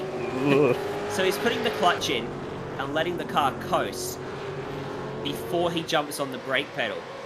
As in comes Jordan Caruso from the lead of the race. Scott should be able to go an extra lap, maybe 2, if he saved enough fuel doing that in the draft with some clutch coasting. Let's see what Scott can do. Well, he can probably go even further than that. That's actually quite a short stint. Yeah, okay. For the Jordan Caruso car, because that's only 23 laps that they've completed. So Maybe sick of giving his teammates such a helping hand. yeah, so again, quite a short stint, but what it does is it does open up their options a little bit for later on. And again, don't forget that Cooper Webster hadn't completed his minimum number of laps in the car either, so he's another one who has to get back in for another stint. So whether you get Cooper Webster in, get his minimum laps out of the way now, and then put Jordan Caruso back in the car for the last phase of the race, that could be what they're working towards. The other thing that I noticed just before we saw Jordan Caruso come into the pits, Jackson Suzlin-Harlow has slowly but surely been catching up to those two Altus Esports cars, and in fact the margin between James Scott and Jackson Suzlin-Harlow is now just 2.5 seconds. It was 5 seconds not all that long ago, so Harlow has been setting some fast lap times, and he is getting that SSR JK Signs Racing Mustang in a position where he's going to be very much a contender for outright victory when we get to the final sprint of the line after the last round of pit stops.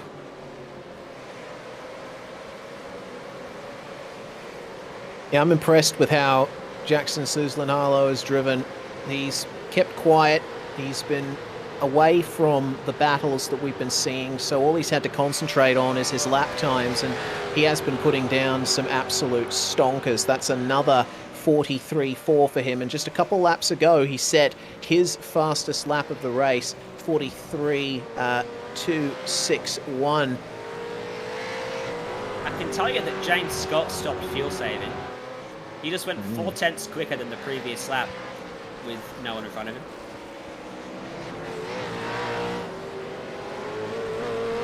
I'll tell you what, that's certainly going to shake things up there if James Scott is truly unleashed here in the last couple of stints of the race. The other problem as well for Jordan Caruso, so he's actually stayed in that car, incidentally, in car 012, so Cooper Webster, therefore, will have to get in for the last stint in that car. I don't see that as a problem at all, really. Well, true, we know that he can drive, but he's got traffic, Jordan Caruso. He's come out in 22nd position, and for the next 5...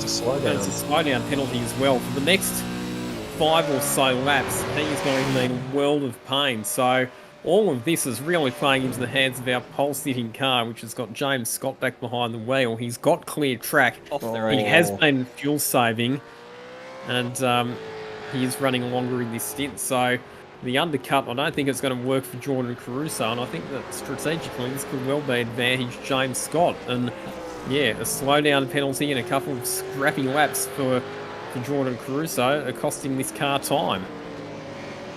Yeah, they're out of it now, I think. Unless something drastic happens towards the end, like another safety car, because the time that Jordan Caruso has lost in just the last couple of laps with that slowdown and the mistake at Tamburello, that's going to be difficult to recover from as we check out the battle for 5th place. Brian Borg now making his way through, potentially on the Trans-Tasman lapped car. These guys are a long way behind the 4th place battle. Borg makes his way past Troy Cox. Troy Maguire just up ahead of him there. This is a nice little battle pack. In with a shout at 5th place here. Running in 7th now for the McLaren Shadow car. And it is up into P7, as I said. And looking at Tom Freer ahead, that's P6, the SSR JK Signs Racing Machine.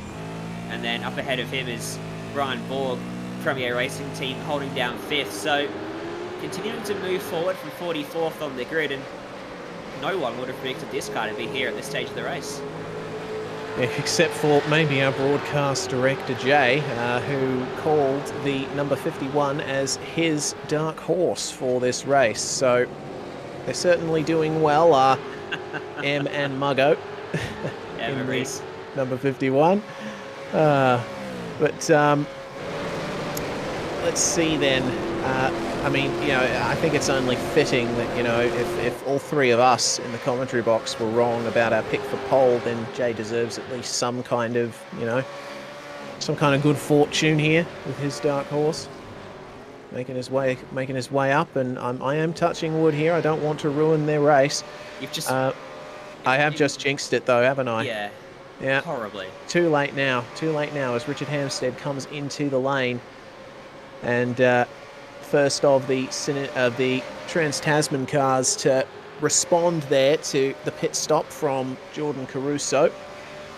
Kyle George in 10th, now 9th, chasing down Jack Boyd here. And these guys will want to give each other some space, Ryan, because, as we've mentioned, Synergy and United working together for this one. Yep. Team USSR for this weekend.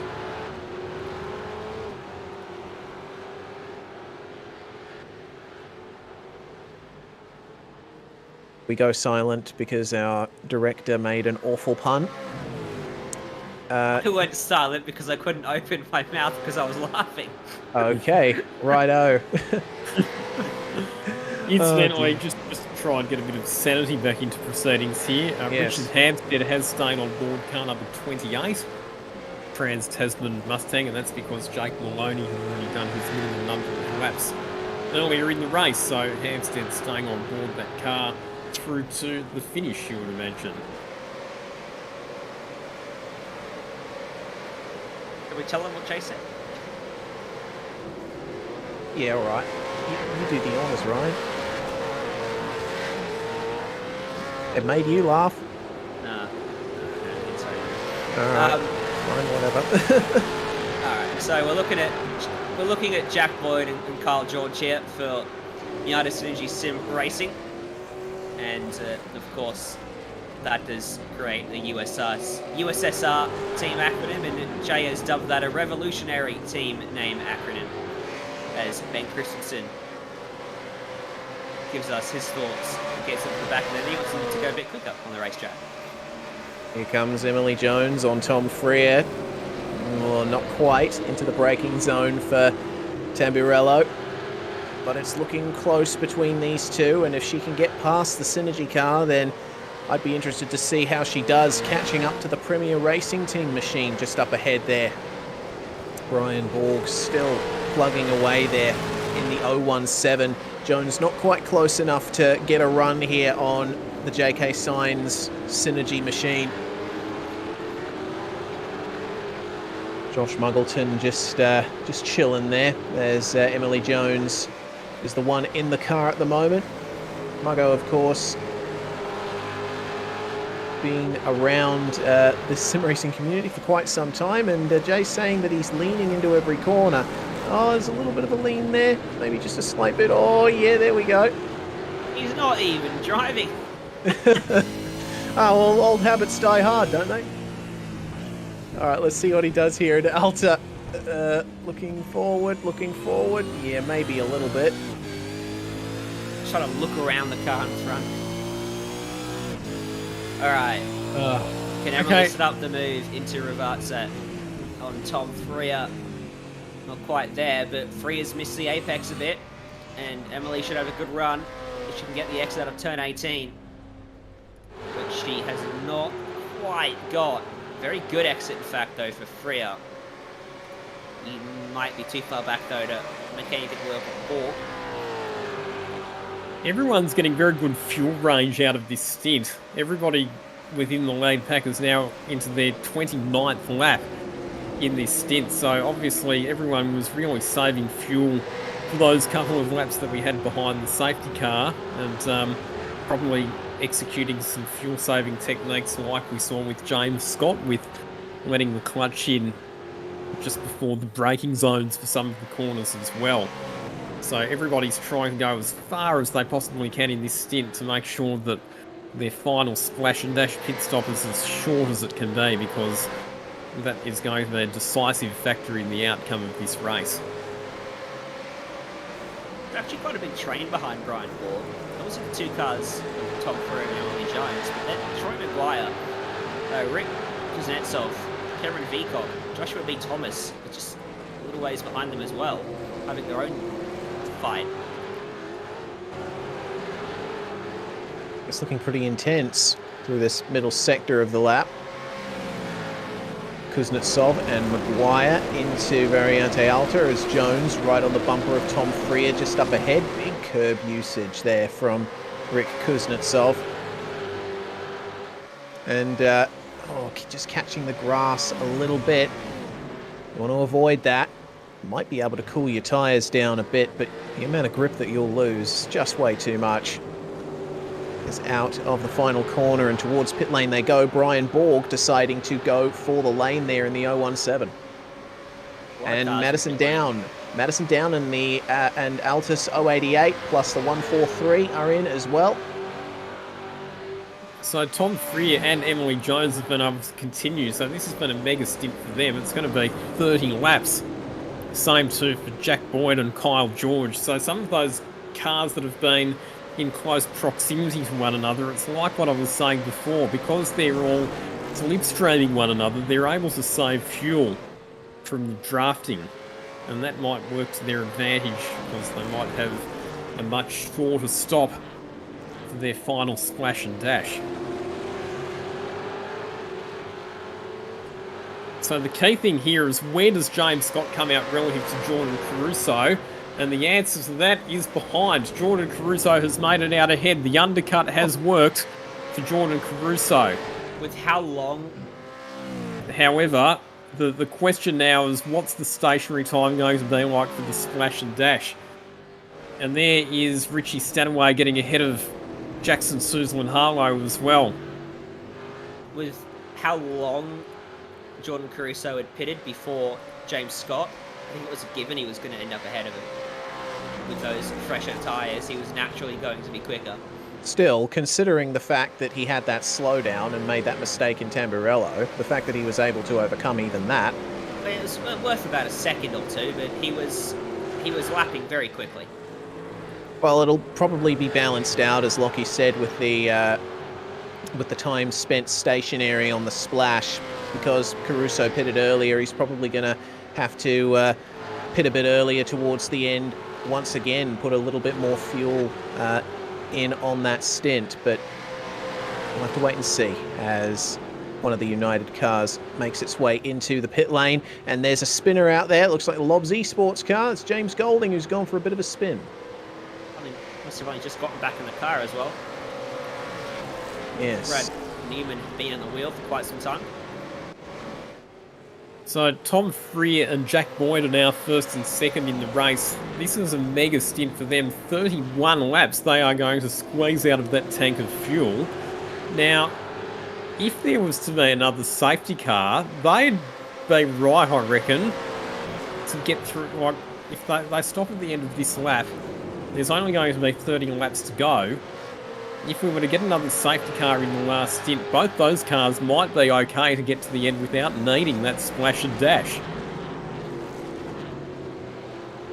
And we're about to see, we're hearing what's happened with the James Golding incident, but I'm interested in the strategic situation for cars 707 and car number 88, and whether or not they might be able to avoid that splash. Let's see what's happened here. Oh dear. Oh dear, getting tangled up. It looks with like another car at Golding Tamburello. It looks like Golding fed Taliantich out wide and forced him onto the curbs, and Taliantich had nowhere to go but over the curbs, and as a result, back into the side of Golding, turned him around. Yep, I think that's the facts of the situation right there. As Tom Freer dives into the pits, he's caught up in all of this lap traffic here, which I'd been monitoring for a little bit of time there. Jack Boyd also having to deal with some lap traffic as well and losing a bit of time there. But as Lockie said, Certainly pitting when they do now could put them on a great run towards the end if they can keep that fuel saving up. Yeah, they are tantalisingly close to being able to make it to the end now. If they can save, so we've said that 28 laps is the fuel range, but we've seen green flag stints where people have done 29 laps today, and there are 13 laps to the end. If they go maximum fuel save, they are a chance at saving that extra 1 or 2 laps of fuel that they need to make it home from here. We always say they could jump up and they could surprise everyone. We always say you never know how the strategy is going to play out until that final pit stop. Well, final pit stop-ish, and suddenly 2 cars we thought were maybe top 10 looked like they could be in with a shot at winning this thing. But look who's popped up back into 4th, Richie Stanaway. 13 seconds off the race lead at the moment. Just ahead of Richard Hampstead in P5. Yeah, both those cars are a bit out of sequence because they pitted a bit earlier than everybody else. So Richie Stanaway's 10 laps into this stint. That car will unquestionably need to make an extra pit stop to get to the end. All of the cars that pitted sort of 2 or 3 laps ago, we think they'll probably need a splash and dash. Jordan Caruso pitted 8.5 laps ago, so he's another one who will definitely need another stop to get to the end. But it's the 88 car, the car, and also the number 707 car. They're the ones that I'm a bit curious about at the moment because of how late they have come in. Now, just having a look, Jack Boyd, his most recent pit stop has dropped him down to 18th position, and he is 56 seconds off the lead. So the problem for him is that even if he can get to the end from here without having to stop again, a lot of the cars that are ahead of him, they have time to stop again and still make it out ahead of him. But for the number 707 car, Wayne Burke, he's only 35.5 seconds off the lead. So that car, the 707 car, that is one that if they can get through to the end of the race without having to stop again, they could upset the apple cart. We'll keep an eye out then on the 707 as this race continues. But Richard Hampstead, that Boost Mobile car, is becoming a bit of a thorn in his side here as his front view is dominated by the rear bumper of that number 50, with Richie Stanaway keeping himself just ahead here of the former champion of this series. I think it's just a waiting game here for Richard because, you know, he's got a long way ahead here to Jackson Suzlin-Harlow, and he might be hoping that Stanaway can pull him along a bit in the draft down the back stretch, or down the front stretch rather, try and catch up there to Jackson Harlow, who doesn't have any help in front. I'm just thinking, where can these two finish still? The Hampstead car and the Stanaway car. With a safety car they could win, but if it stays green, I think their best shot is probably fourth, yeah, I agree. Because with those 2 cars that can now potentially make it to the end, and then the 2 Altus cars, I don't see them catching either of them. Or Jackson Suzlin-Harlow for that matter. Yeah. Well, then that would be 5th. Yeah, you're right. So then, effective battle for 5th, we can say at this stage at least, barring something else happening out in front.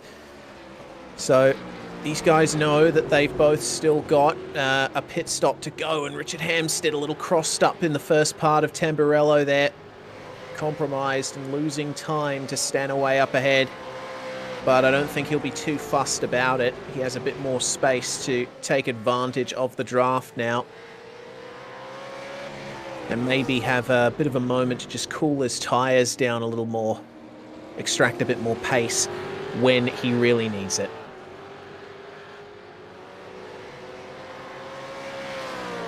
Three-car battle, meanwhile, a bit further behind. This is Zachary Hanlon, Andrew Gilliam, and Corey Shepherd all together in a row.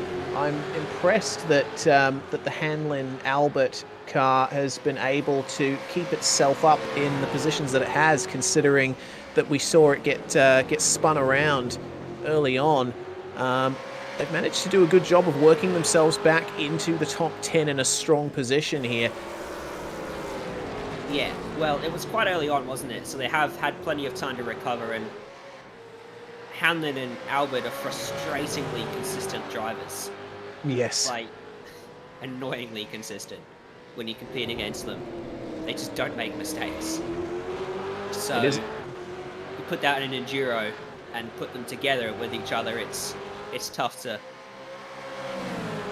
go against them, but Andrew Gilliam's doing his utmost. This could get a little tight. A lock of the brake from Hanlon. Gilliam was struggling to pull it up as well. Corey Shepherd's in behind them as well. A little bit of a banging doors on the exit of turn 18. Drag race now down the main straight. Shepherd will probably think about taking them 3 wide. He does. Gilliam shuts the door, shuts it the other way. There was almost a car getting turned into the fence then. Who's going to be the latest breaker into turn 1? It will be Andrew Gilliam, but Hanlon can't turn in because Shepherd puts his car there. But Hanlon does win out over him for now. So Gilliam up to P7. Hanlon drops back to 8th. Shepherd will have to stay where he was. Could have been so much worse. Yeah, certainly could have very close quarters down the front straight. Sorry for jumping in early. I was going to say that Hanlon is likely to pit first out of this battle. He is currently on the 12th lap of his stint. Gilliam's on his 8th lap. Shepherd's on his 6th. So I think all 3 of these guys, they still have yet to make another pit stop. They're not quite in the great position that the 2 Synergy cars we were talking of earlier were. So there's still plenty of ways that this battle could pan out.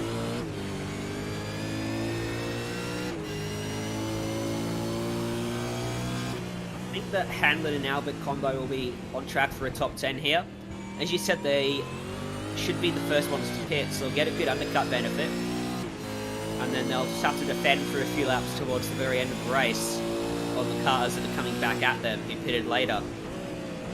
Which is what they're doing right now, aren't they? On Gilliam and Shepherd. Of course, a safety car will shake things up. Random safety cars are a possibility. We've had one. There is a chance for more than one random safety car. The amount of random safety cars is random. When they come is also random. We don't know what any of those numbers are for this race. As Corey Shepherd finally gets the move done on Zach Hanlon heading into turn number 1. Oh, Zach Hanlon wants to try and hang tough around the outside. Does it again? Make it through? No. So Hanlon stays ahead of Shepherd for the time being. I was just going to say that despite the number of incidents that we've had, none of the safety cars have actually been caused as a result of incidents. The one and only safety car that we've had in this race was indeed a random safety car. Typically the way it works is that if a car stops on the circuit in a position where it would trigger a safety car if it happened in real life, race control will call for a safety car, but we haven't had any of those situations. All of the cars that have been involved in incidents have managed to get back to the pits under their own steam. The attrition rate's actually been pretty low. I'm quite surprised for this one. Oh, the Boost Mobile Racing number 50 is stopped, guys. That's at the exit of Variante Alta.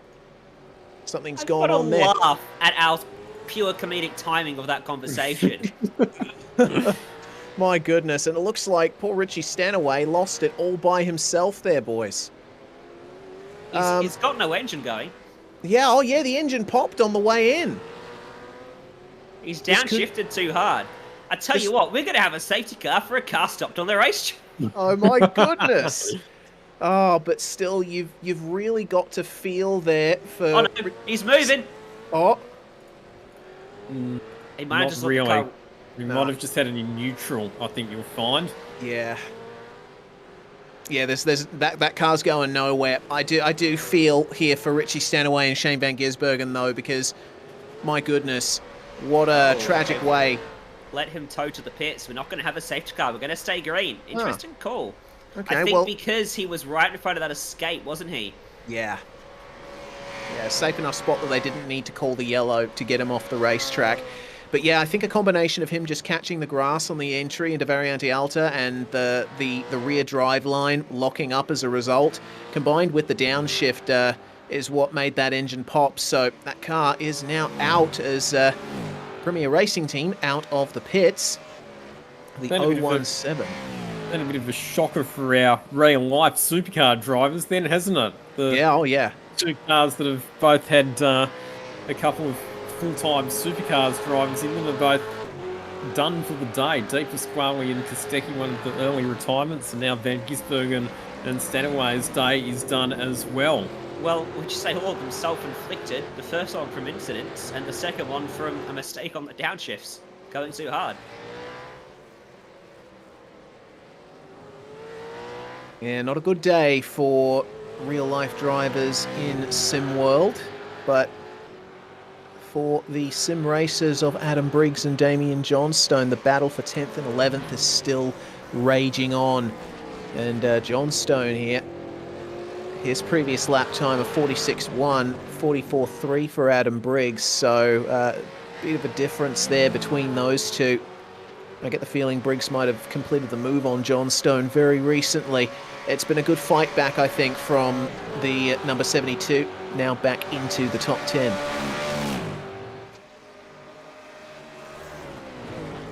They're only a position away from where they started, by the way, so all up, if they can at least equalise their night after the poor start they had, I think the DPR crew is going to be happy with that. Certainly, I think the Synergy drivers here in the 033 will be happy too. They're up 32 positions from where they started. They are the second biggest mover in the field behind the McLaren Shadow duo of Jones and Muggleton.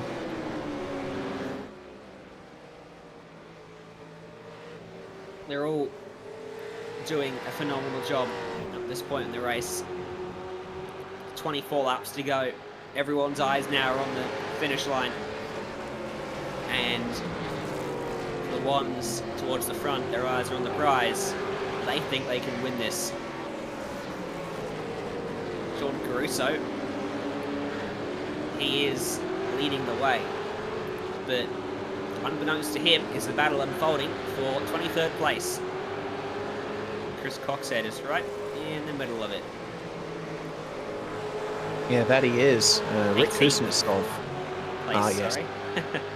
Okay, so these are the last three positions in the top 20 here, with Sean Linsell occupying that 20th position.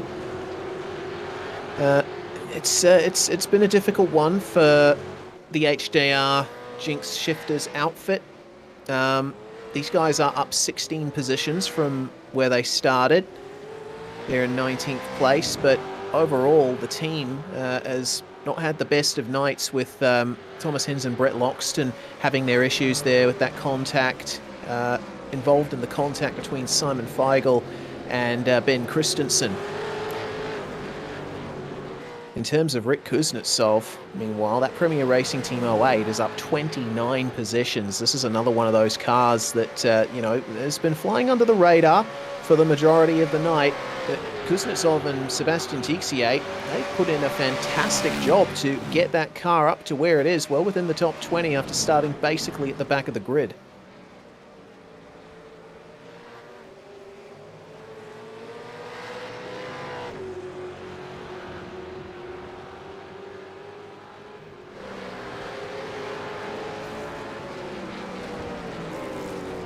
Very hard push here from Chris Coxhead. And we're hearing that James Scott took half a second out of Jordan Caruso on the last lap. What's it like this time? Caruso 43.2, Scott a 43.2. So it equalises on this lap, but James Scott is starting to ramp up the pressure here. I did see last lap, actually, sorry Lockie, that Caruso got held up by Mogridge exiting Tosa. And now Scott's getting by Mogridge without any issues. So the other thing as well, Ryan, is that Jordan Caruso will have to stop earlier for his final splash, because his last stop was 16 and a half laps ago, whereas James Scott's last stop was only 10 and a half laps ago. So Caruso will have to come in the next 12 or 13 laps, whereas Scott can go another 6 or so laps longer than that, as we said, the 033 car in for what will be its final pit stop. Damien Johnston currently in position 14. The 033 into the pits. Damien Johnstone bringing it in. That's going to be outside the top 20 for them, as the Pursuit Sim Racing 2 car also in the pits. We got Taipan Esports in there too. Troy Maguire remaining in the car as the positions shuffle further down the field. If you pit now, there's no way you're not getting home unless you forgot to put the fuel in. Yeah, there's a way.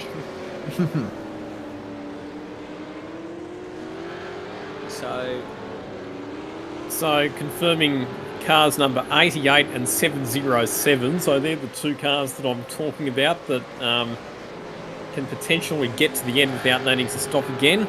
Brenton Hobson, he's been asked the question as to whether or not those cars can in fact get to the end, and he's given a one-word response: tight. I think that says it all. That sums up the situation. One more safety car and they're in it, right? One more safety car and they'll get home comfortably. But the question is, if we were to get one more safety car, what does everybody else do? Because other people might think they can then get home as well. Adam Briggs pits the Phoenix Smokers DPR 72 from P10. Well, this is going to be an extra position here for those two Synergy runners, I would imagine. McFarlane up ahead of Simon Feigl, who's had a very adventurous race here with Matt Danson in that Altus 030. Involved in 2 incidents in the space of a single lap, but they've managed to keep pushing forward on the verge of getting a top 10 finish, which would be great for them after losing positions through various incidents earlier on. Yeah, and I think the top 10 is exactly what this duo needs leading into the last 2 rounds, or the next 2 rounds of the Enduro season. Matt Danson coming across as a relatively inexperienced driver in these cars, and Feigl being the experienced head he is. There's some side-by-side action going on in front of him. Reese Keane threw it up the inside of Emily Jones, bizarrely, who's not on the same lap as him, probably because Ben Christensen was behind him. That is for position, and as a result, Christensen's got by Keane. Right, so through they go, and Keane is going to have to yield here to Corey McFarlane. Just talking about Simon Feigl, on board with him very deep into Ravazza 1. They're on fresher tyres, that's why they're quicker than Emily Jones. Well, McFarlane pits. And so does Feigl. Hanlon's in the pits as well. Righto, so that's 2 of the Altus cars in there. What about the other 2? They'll still have to come in at some point before the end of this race. James Scott, 3 seconds behind Jordan Caruso here, continuing to chip away at that gap every lap. Caruso has a buffer of a couple of lapped cars here, Adam Briggs and Lee Ellis. But James Scott is pushing so hard. You saw how much he was hanging the tail out there on the exit of Variante Alta. He's confident in that car's abilities here at the moment. Feigl overshot his pit bay. Oh dear. By just a little bit, and he had to back it up, but he backed it up quite slowly. Probably cost him 2, 3 seconds, maybe 4. As Jordan Caruso now comes in as well. So Jordan Caruso in with still 18 laps to go. I think the other thing here as well to consider, guys, is tyres. So people are going to pit a bit earlier once they're confident that there's no way they can get home, because the advantage that you get from going onto fresh tyres and the undercut, that's what's going to get you track position. So That's going to be the advantage here for Jordan Caruso. They've now put Cooper Webster back in that car as well. They will now have fresh tyres for the final 19-lap blast to the checkered flag. And what they'll be hoping in the 012 camp is that that's enough of an advantage to keep them ahead of the sister Altus Esports car. Cooper Webster unleashed. That's going to be a sight to see. And it looks like they are free and ready. Webster now in the car, touring down pit lane. Going to rejoin in about 8th or 9th position here. Looks like it's going to be maybe around 10th, all things considered. Corey Shepherd, meanwhile, chasing down Chris Coxhead. Shepherd making his way up the field here after having pitted just a short time ago. So, Reese, where Webster's rejoined is only about a couple of seconds behind Kyle George in... Sorry. Yes. Kyle George? Yes. Yep, Kyle George. Yep, okay. In the 909, who we think can get to the end. Oh, yeah, okay. And also the 707 of Wayne Burke is some 22 seconds ahead of Cooper Webster as well. And we think that Wayne Burke may well be able to get to the end as well. The 88, can he get to the end? Did you say the 88? Yes, the 88.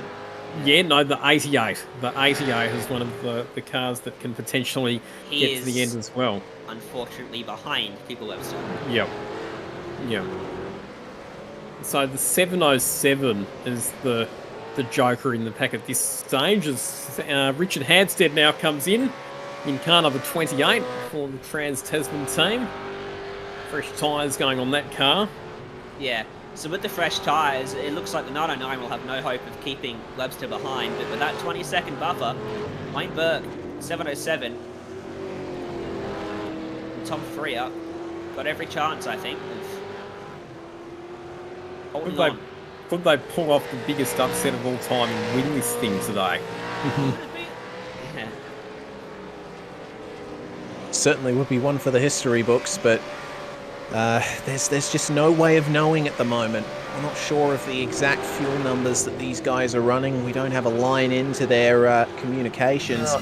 As Hampstead has come out right behind Cooper Webster here. So have a look at this. Yeah. Oh, that was only a 15-second stationary stop for Richard Hampstead then, so that was a really short splash and dash. And Kyle George losing 2 positions in 1 corner there, thanks to Altus and TTR making their way past. I wonder if the driver swap had something to do with a slower stop for Webster. Yeah, so the other curiosity here is Jackson Suzlin Harlow's now in as well, so one of our other top 3 cars in the pits as well. So people are taking their last stops now, putting fresh tyres on. Madison Down comes in as well. James Scott stays out on the racetrack for another lap. Imagine if Harlow had have been on the strategy that the other team cars are on. Yeah, that would have been fantastic for them, wouldn't it? So he would have been that much further up the road than Wayne Burke. I don't think he would have been catchable. Yeah, but I think ultimately it's due to, you know, the individual circumstances that surround those cars. Jackson, of course, had quite a bit of different stuff to deal with there, running on his own with very little in the way of draft to fuel save, especially in the middle stages. Okay, so Jackson Suzlin Harlow, a 10.3 second pit stop. He has come out in position number 4.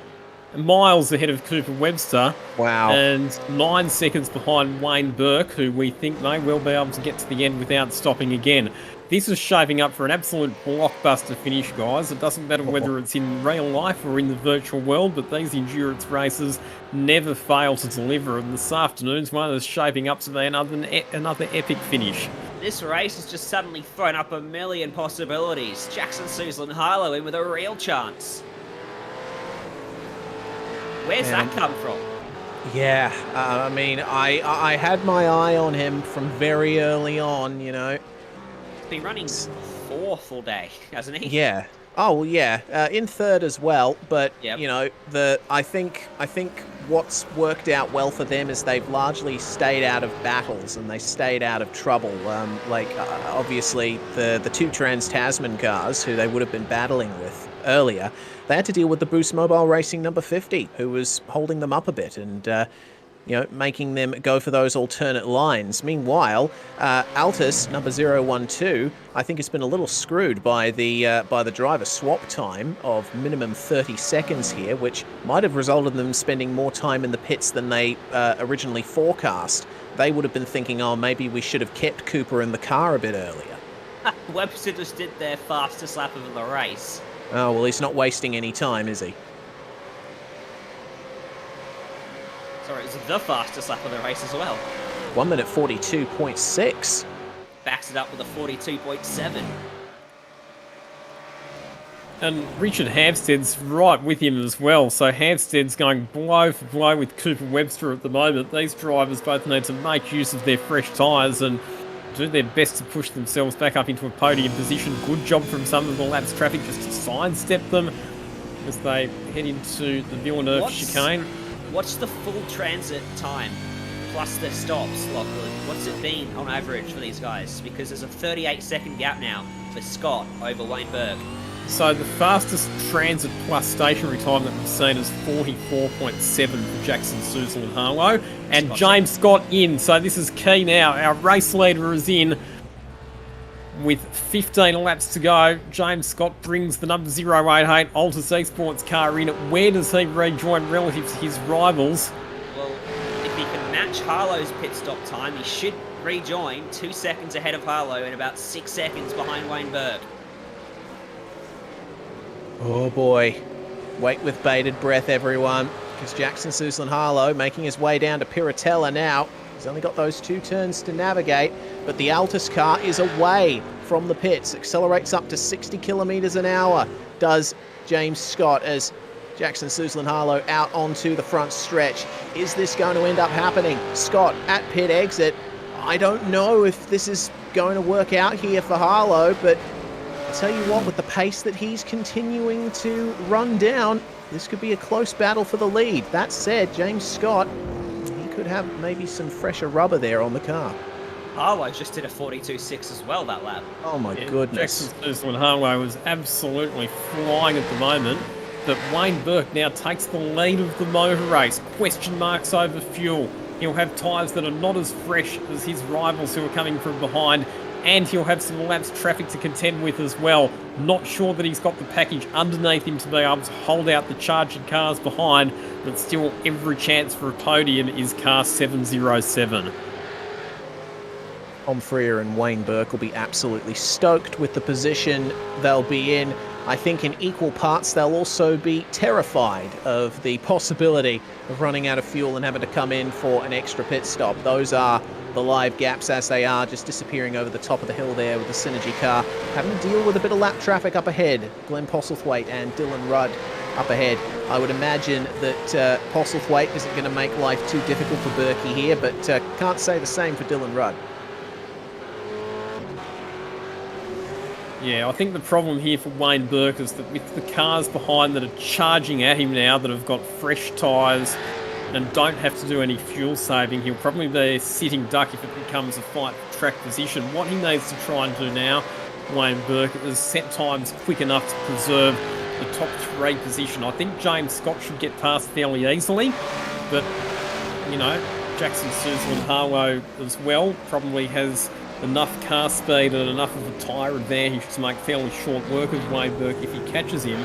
But the next car back of Emily Jones, she's in a similar sort of position as far as saving fuel to try and get to the end. So definitely for Wayne Burke and Tom Freer, they are a genuine shot at the podium here. It's looking a little more difficult for them to hold on to this lead because they're right with the lap traffic now, and Rudd and Postlethwaite have been battling with each other pretty hard over the last few corners. That's allowed James Scott behind to gain some crucial seconds in this battle for the lead of this race. Riding on board with Glenn Postlethwaite, you see the 2 leaders there just behind Dylan Rudd. What's going to happen along this section of the track? I mean, these guys are involved in a battle, not necessarily for position, but they're still keeping each other very busy out there on track and don't really want to get in the way of the leaders.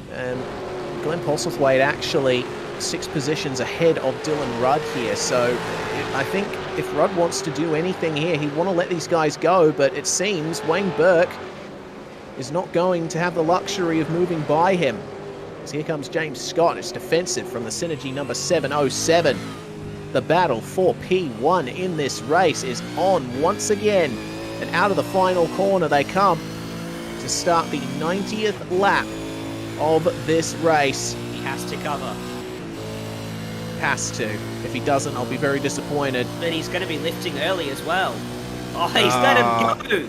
There we James go. Scott gifted the lead by Wayne Burke.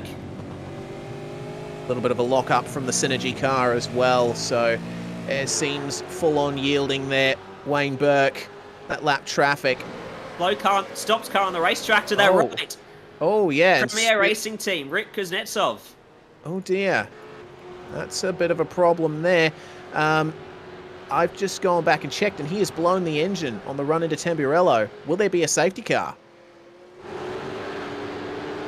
Now, I don't want to be the devil's advocate here, but I'd love a safety car right about now. Oh, well, I'd love a safety car too. Oh, man, but it seems that race control are taking their time here on deciding. Well, I don't think he's requested a tow, so they don't even know he's there. Right. Well, he'll have to get onto that quick sharp, I think. He's still stopped by the side of the circuit. Maybe there's a communications issue with race control. We'll get a replay here of Kuznetsov, and there the engine just goes pop. And he has to take that thing across the gravel trap, and, well, there's no acceleration anymore, so he has to coast to a stop. The 012 and the 28, meanwhile, continuing their fight here for 5th place. The McLaren Shadow car up ahead. Oh, here we go, boys. And Wayne Burke dives to the lane. Wow, that was tight. Wayne Burke might have a penalty. We need a replay of that pit entry. He missed the pit entrance barrier by the barest of margins. Locked it up over the sort of speed limit line and then came to almost a complete stop in an effort to avoid getting a penalty. His pit stop time will determine whether he did get one or not. Oh boy, yeah, we'll queue up a replay of that, because, yeah, he was at like 90 kilometers an hour when he got to the pit entry cones, and speed limit around here is 60 k's, so... He's avoided it. Oh, has he? He's gone now out of pits. So he's avoided a penalty. Oh, that is lucky. Yeah, that surprises me, because surely under the safety car, he would have been able to save enough fuel to get to the end, so but it's fresh tyres, yeah, okay. He would have got absolutely murdered, I think, on the fresh tyres. That's fair, yeah. There you go, there's the replay of that pit entry that you just saw on your screen, thanks to VRS. Barely missing that barrier that divides the racetrack from the pit lane. We are going to have 10 laps, maybe less, an all-out sprint to conclude the Imola 500.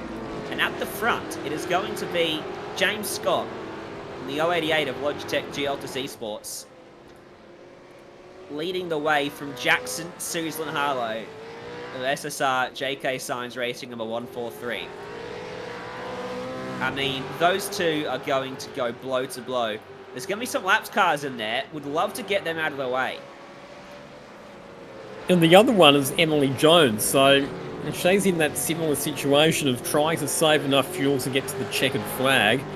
But again, you'd think that she's going to be a bit tyre compromised because her last stop was 20 laps ago.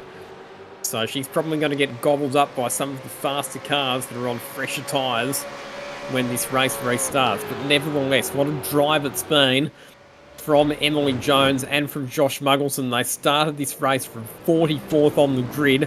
Right now, with 11 laps to go, they run in a podium position.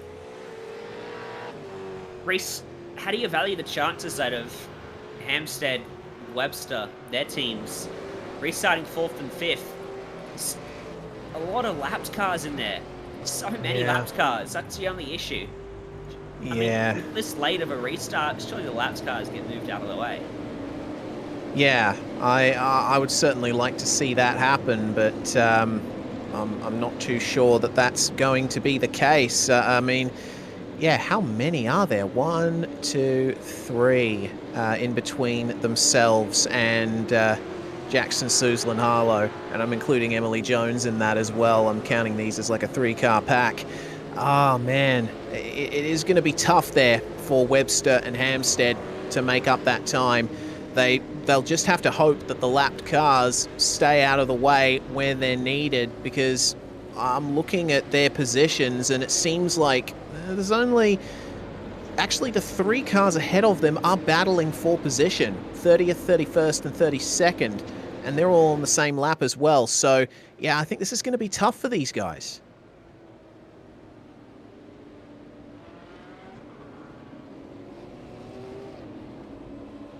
The trio battling, a lap or so down. They're not going to want to yield too much to the cars behind. They don't want to lose time to each other. At the same time, Jones...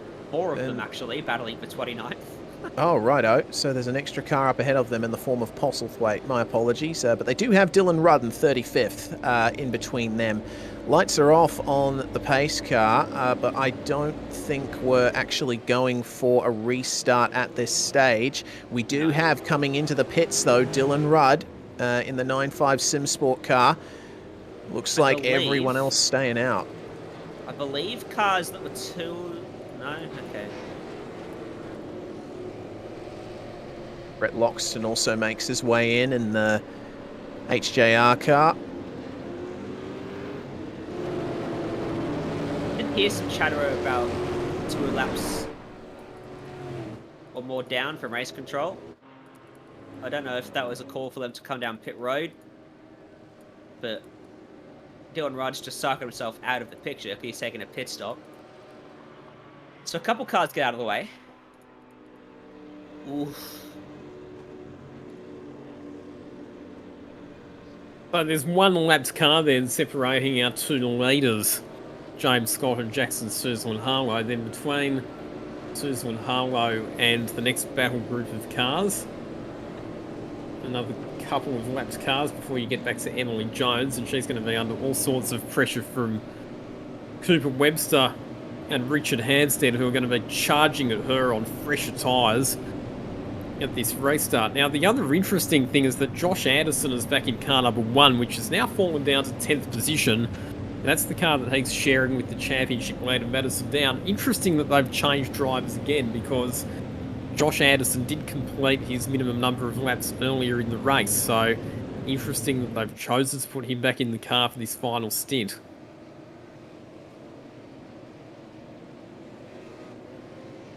Some lap cars have just been moved to the back. That's Andrew Mogridge getting moved to the back.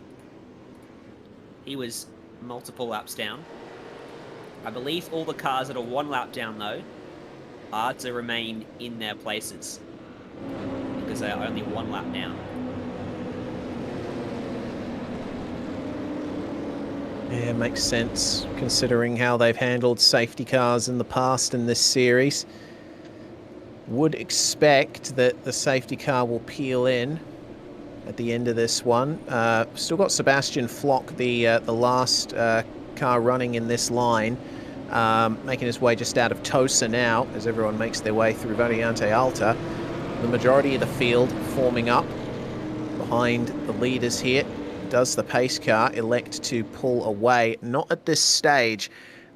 You'd expect the pace car to start pulling away at about this point of the circuit, just to give the leader some space. So I think we're... Righto. Confirmation that it is going to be a 10-lap sprint towards the end of this race. So Nick Parker bringing the Racing Sims VRS V8SCOPS safety car into the pits once more. And it's going to be...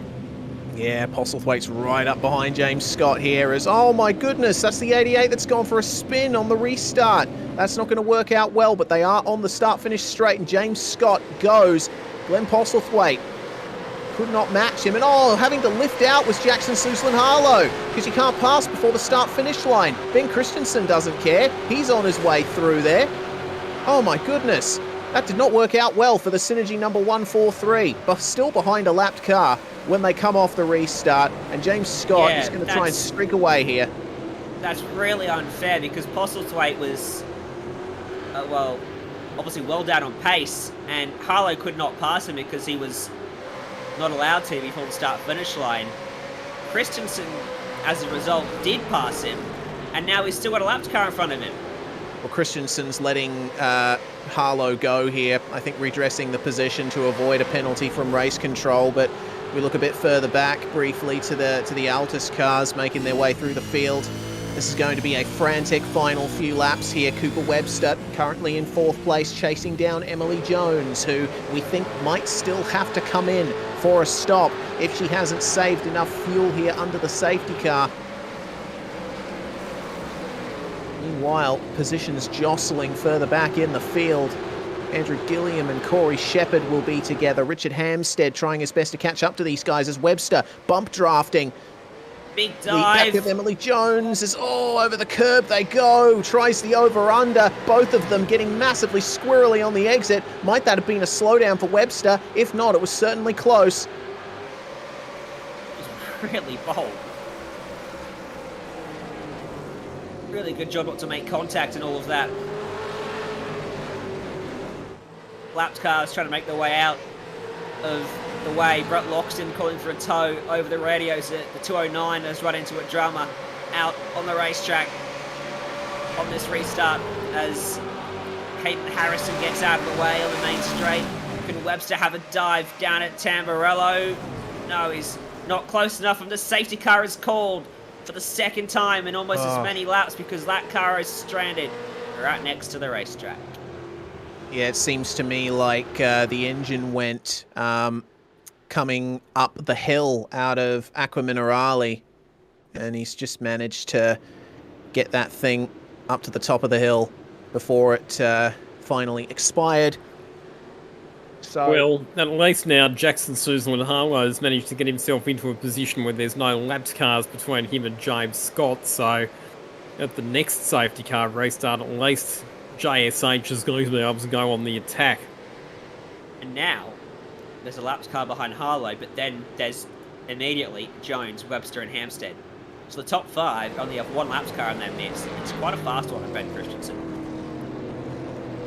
If he's smart, he will just pull off to the side on the main straight. He'll get a good restart, stick to the back of Harlow as much as he can to allow Emily not to lose as much time. And then once they cross the start-finish line, just pull off to the side and let them go. And we're hearing as well that the reason that there was the driver change in car number 1 is because there was a computer issue for Madison Down, so that was why they elected to put Josh Anderson back into that car during the most recent pit stop. right, well, that car has now got some damage on it. Anderson actually missing his bonnet lid. So hasn't been the best of times towards the end of the race for the championship leading car. But they are still within the top 10.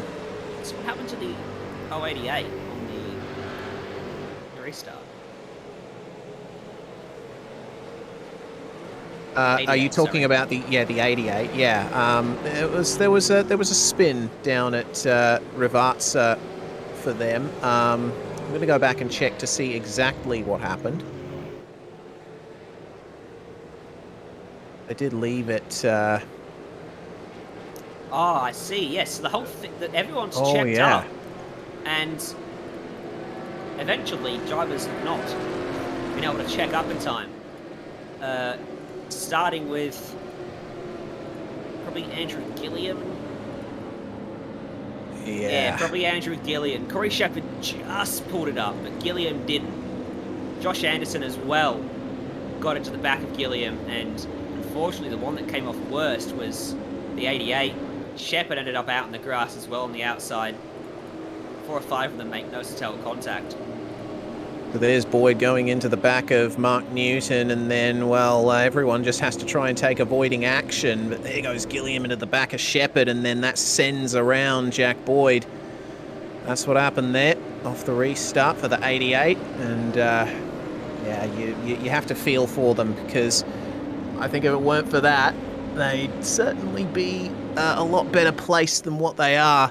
It's all about, you know, trying to stay out of trouble, coming up to a restart, because, you know, that's when everyone is closest together. Sure, you're not at racing speed, but there's still certainly a lot to keep track of. You've got to keep an eye on how hard people are braking in front of you, and if there's any obstructions on the track ahead. It's very easy for that to happen. Well, I think one of the reasons everyone checked up is James Scott actually dropped about 30 kilometres below pace speed. Right. Which, by the rule book, would be a penalty. Okay. So, that's something that race control might have to look at, as Sam Blacklock, teammate there to James Scott, keeping an eye on things from within his rig. And hearing from Jay that he's been biting his fingernails a bit. So it seems that there's still a bit of drama to go in the 088 garage, but they are currently very well placed to win this Imola 500. It's going to be a heck of a battle, though, with the Synergy Sim Racing JK Signs Racing number 143.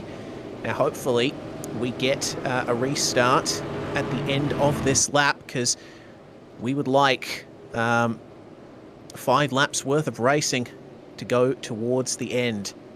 What a finish it's going to be. So I think a couple of storylines here. So obviously the battle for the win, which you would have to say James Scott versus Jackson Suzlin Harlow, that's going to be an absolute cracker. But also the battle for the final podium position. Can Emily Jones on worn tyres hold off the attacks from behind from a fired up Cooper Webster and endurance expert Richard Hampstead?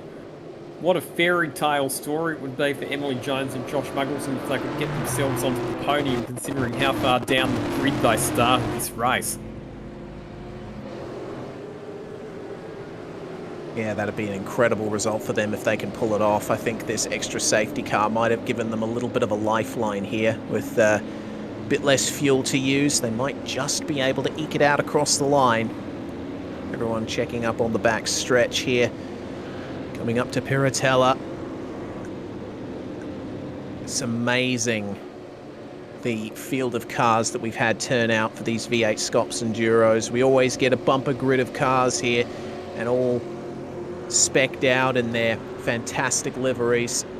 We still have 37 cars running in this session, which I have to say is still pretty good for a 500-kilometre race. You'd expect a few more to be out by this point, but there's been quite a few drivers out there that have kept their noses clean, kept their cars in good positions, and avoided the chaos. And just if you didn't think there wasn't already enough controversy, car 088 going to be investigated post-race for that last safety car restart. Oh, my goodness. Okay, so... Yep, the story of this race is not going to end when the checkered flag flies. Make sure to keep updated on our V8SCOPS Facebook, and keep an eye out on SimSpeed TV on YouTube as well. We'll see how that works out for the 088 in the hours, possibly days, following this race. But the safety car is on its way in, and James Scott, out of the final corner, will control the field. Barney raising his arm in the air for the green flag. We'll be waiting a couple more seconds for that, but James Scott gets going, and Jackson Suzlin Harlow staying with him across the start-finish line with that lapped car of Ben Christensen in front of the McLaren Shadow of Emily Jones. Jones gets up the inside into Tamburello and gets the move done. She is now being released to try and fight with Harlow and Scott up at the front.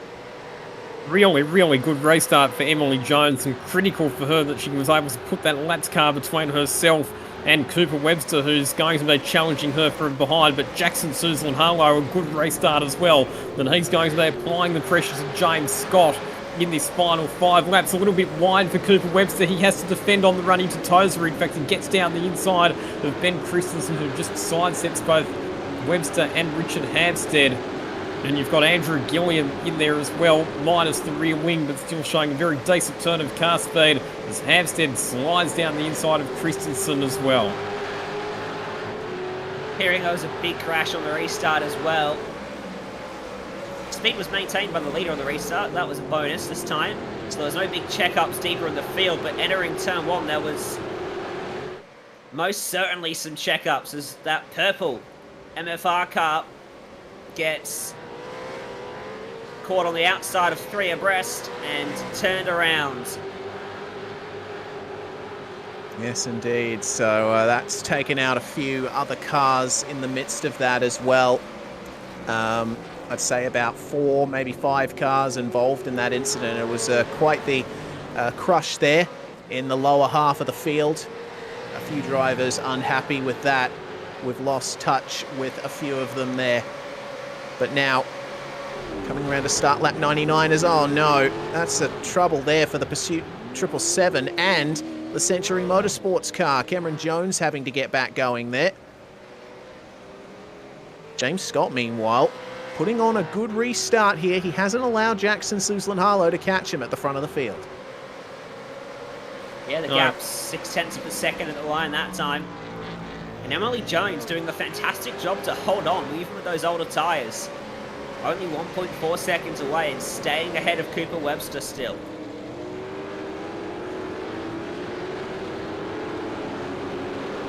Yeah, Josh Muggelson's now a lot more confident. So Josh Muggleson has said that he's 100% confident that Emily Jones no longer has to fuel save. Those couple of safety cars have pretty much saved their fuel situation, and she can go pedal to the metal through to the checkered flag. But there's a question mark over the tyres because we know that her last pit stop was a lot earlier than Cooper Webster, and Webster, you can see, getting better traction coming out of Aqua Minerale for the run up the hill. And that's the pressure that Emily Jones is going to have to deal with. Webster closing in. You can see the Altus Esports car applying the blowtorch to Emily Jones from behind. She's going to have her mirrors full of a fired up Cooper Webster heading into the final 3 laps of this race as she tries desperately to hang on to what would be a fairy tale podium position. For Altus, they have a lot to fight for. One of their cars is out in the lead at the moment, and the car we're looking at would have been the car up there with them were it not for a couple of pit stops ago. As trying up the inside there was Cooper Webster, but Emily Jones just a bit braver on the brakes, not allowing Cooper to get alongside. This is going to be a great defensive drive here from Emily Jones if she can pull this off. Has been turned around at Tamburello from 12th place. That's going to drop him well down the order.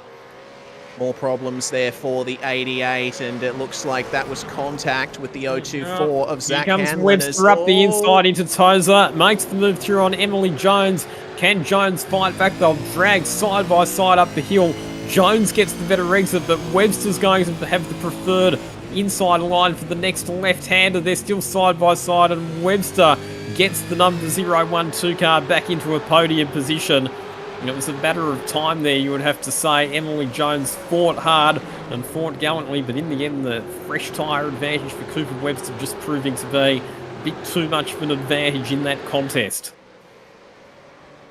Well, they still have a good gap behind them to Hampstead, Gilliam and Shepherd behind. Hopefully, Emily's able to stick in the draft of Cooper Webster here and stay with him, try and keep these 3 guys behind her. Hampstead with one of the cleaner cars in this shot, as both of the other teams, they've had their fair share of dings and bumps. Let's see what kind of exit they get here. Coming around to start the penultimate lap. Lap 101 is go of 102 here at Imola.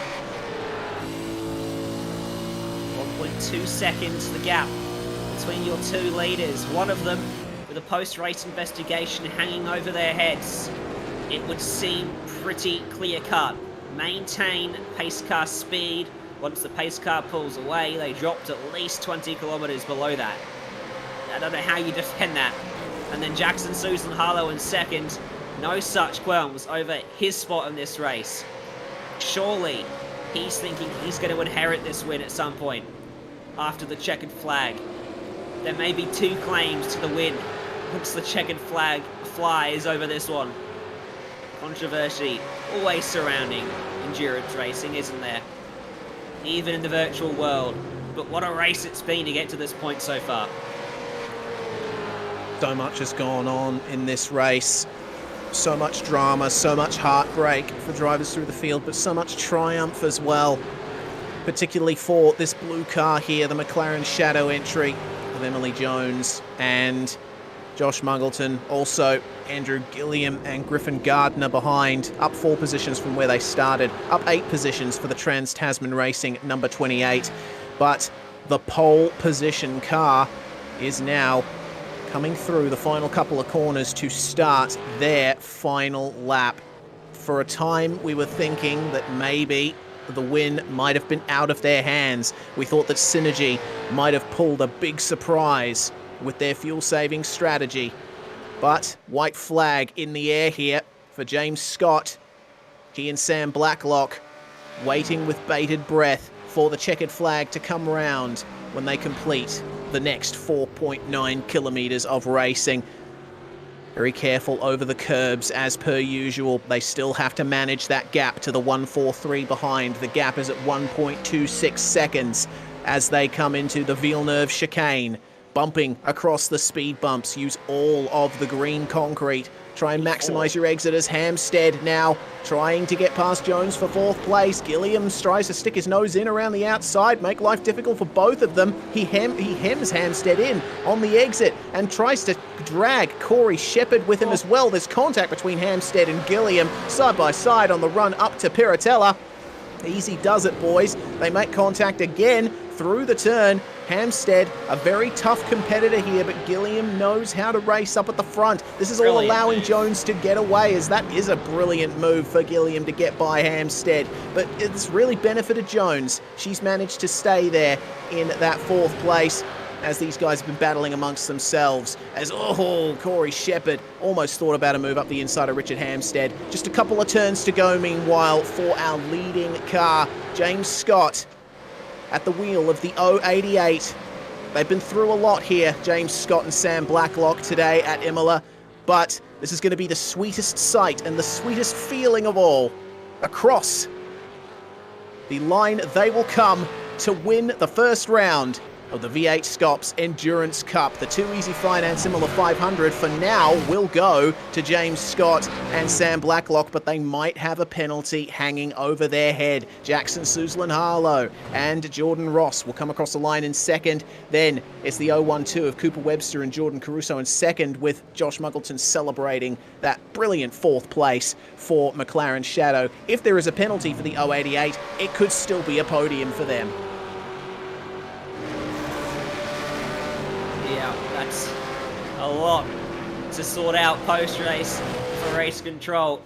But what a phenomenal race, and what a job from everyone for what was largely a clean race after some messy starts from a few drivers, a lot for race control to do early on, and then a frenetic end with a couple of late safety cars. Pretty typical endurance race, I would say. Bit of this, bit of that, bit of everything.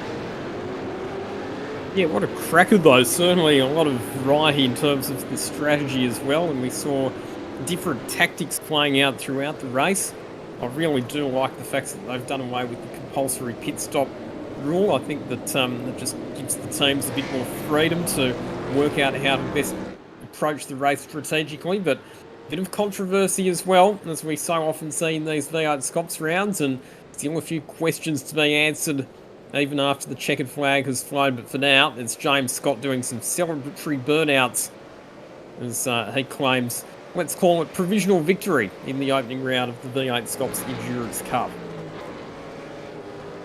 Provisional victory indeed. What a fantastic run for many drivers in this field. It's time for us to go through the unofficial race results. This is how they finished on the track.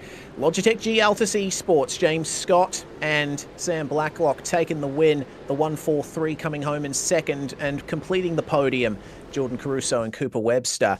Jones and Muggleton finishing fourth with the 201 of Gilliam and Gardner, rounding out the top 5. Trans-Tasman number 28, Hampstead and Maloney, the most experienced pairing in the field, complete the top 6. Then it's Premier Racing Team 017, Brian Borg and Corey Shepherd in 7th. A great run from those guys, making up positions there as well. Unfortunately for Trans-Tasman Racing 1, Anderson and Down were unable to capitalise and had a couple of issues along the way. They have to settle for 8th place after starting in 6th.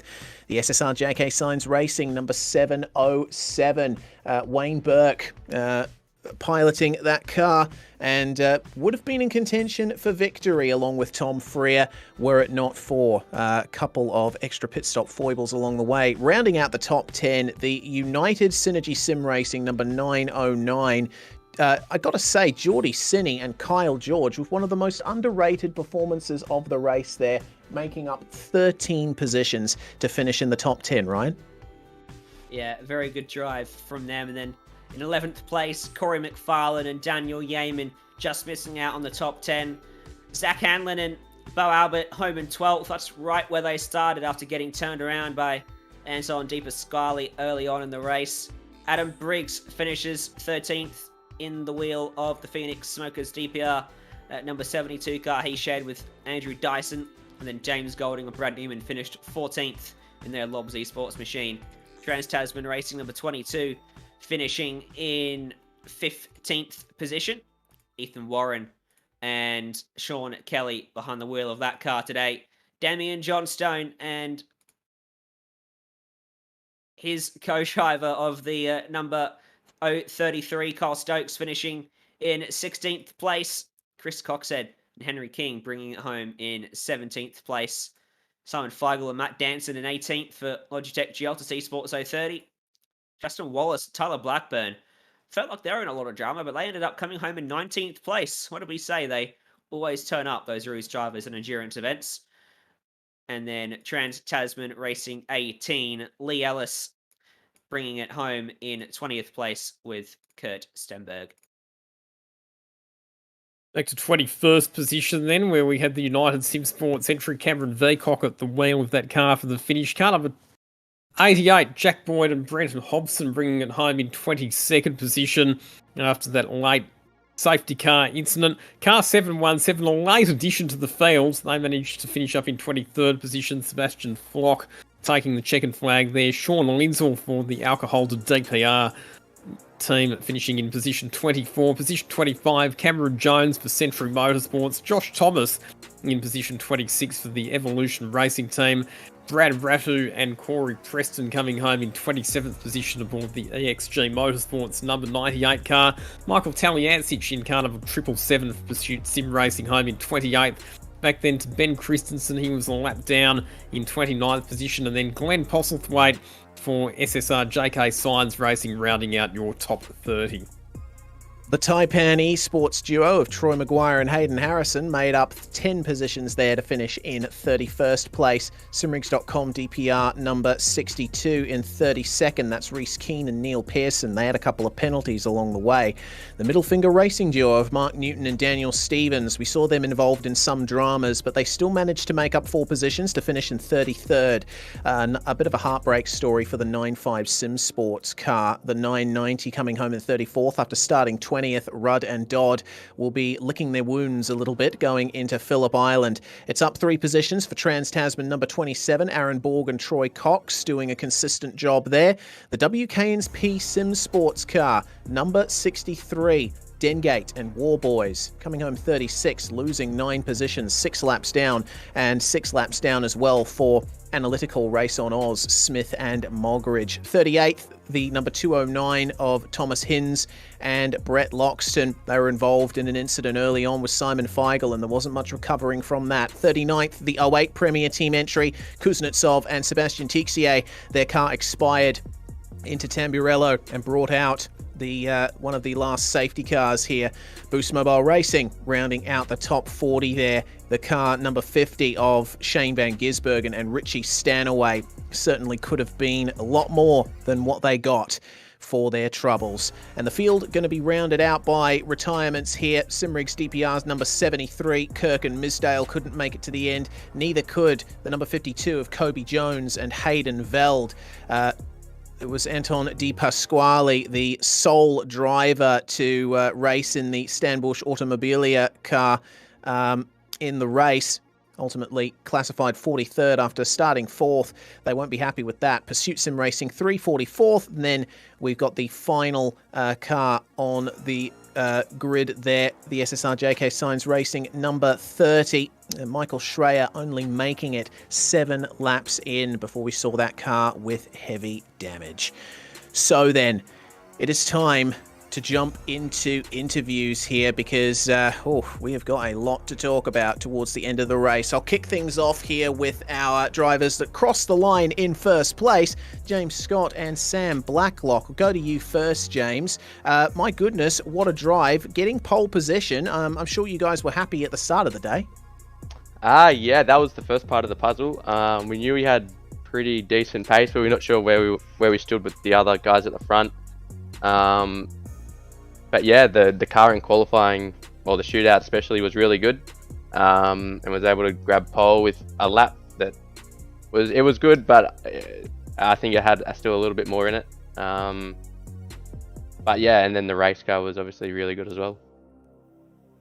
Yeah, certainly was. And I suppose you two are going to be very happy with the performance here today. Sam, it's been a hot minute since you were in the car here in V8SCOPS and coming back for Enduros. You happy with how you and James have been working together for this round?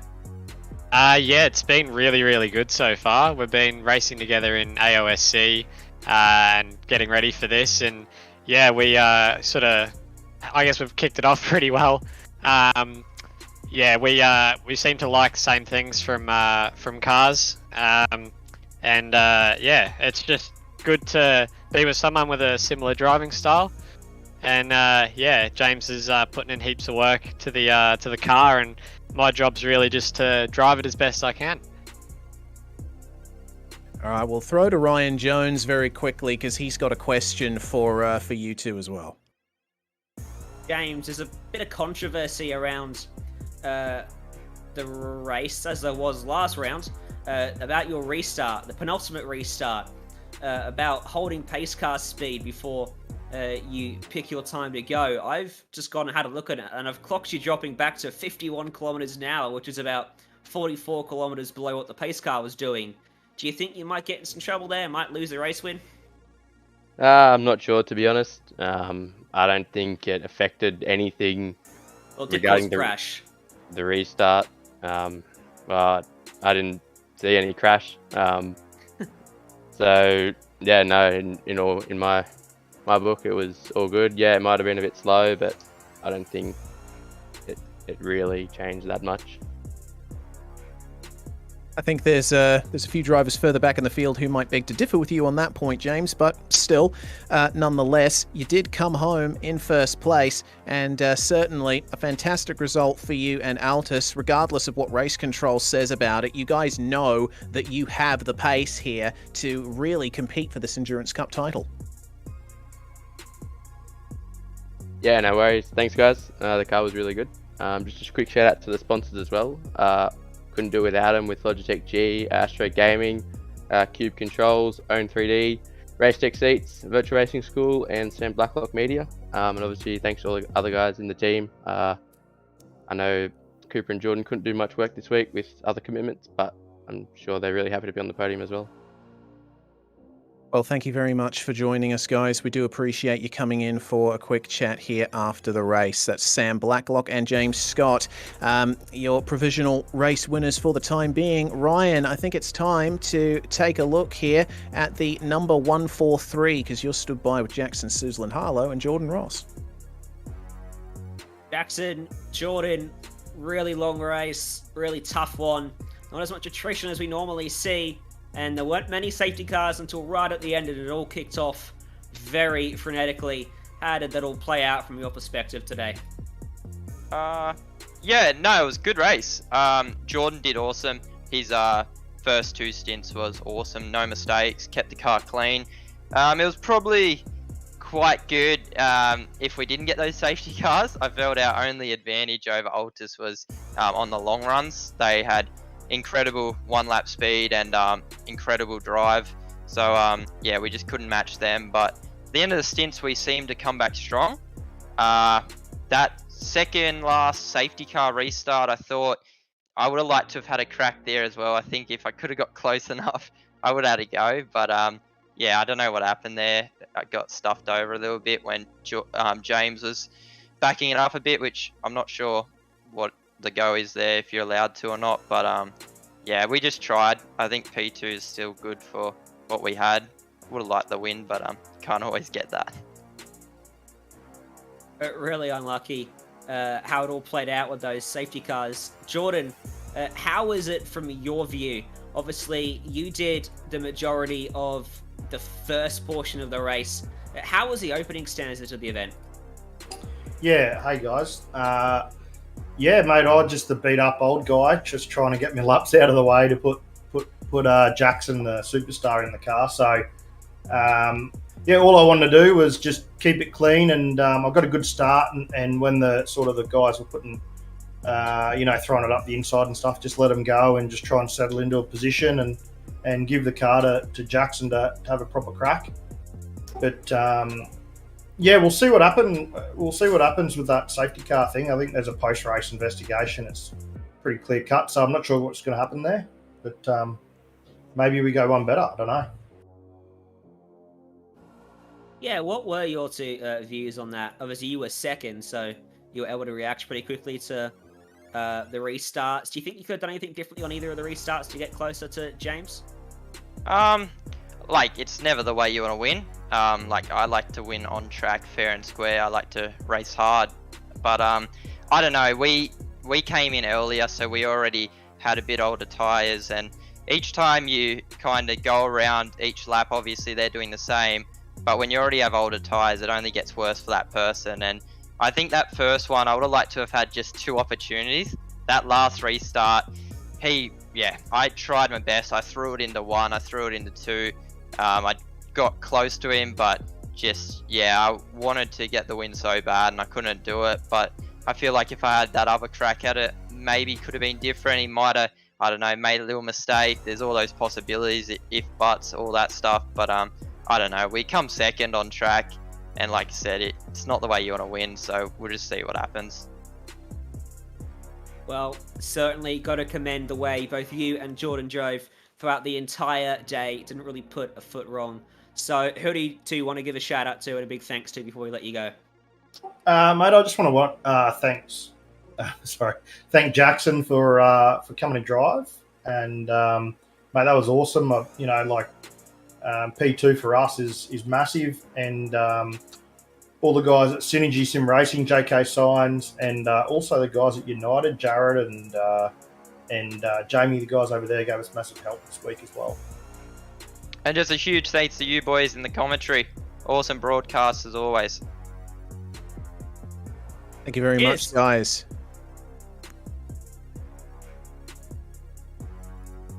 So, sorry, Ryan, I thought I'd cut you off there, but yeah, Jackson, Suzlin Harlow and Jordan Ross putting on a fantastic drive there to bring us in for the second place finish. And final driver interview of the night, we're going to take a look at position 3, and that's going to be Cooper Webster and Jordan Caruso. Final driver interview of the night, guys. Welcome to the commentary box, and a pretty good result there for Altus Esports with 2 cars on the podium when you cross the line. We'll go to you first, Cooper, because you were in the car at the start and at the very end. It did seem like, despite you're getting a really good start, the tyres tended to drop off quite a bit towards the end of that first stint. Can you tell us any more about that? Yeah, that was definitely the worst.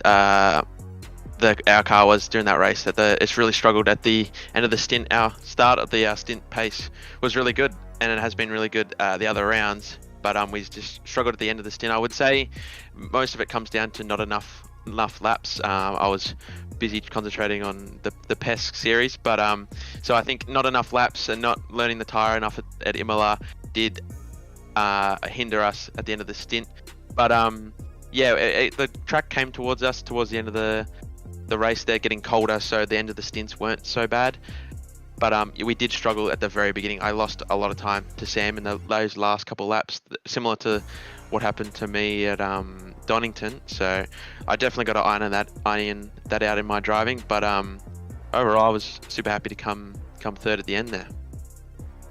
We'll go to Jordan quickly now, and Jordan, it seems that final pit stop, when you changed back over to Cooper after you were in the car for a bit, it seemed like the driver swap time had a bit of an influence on the time of that pit stop. So, did you guys go into the race planning for that, or was it just bad luck?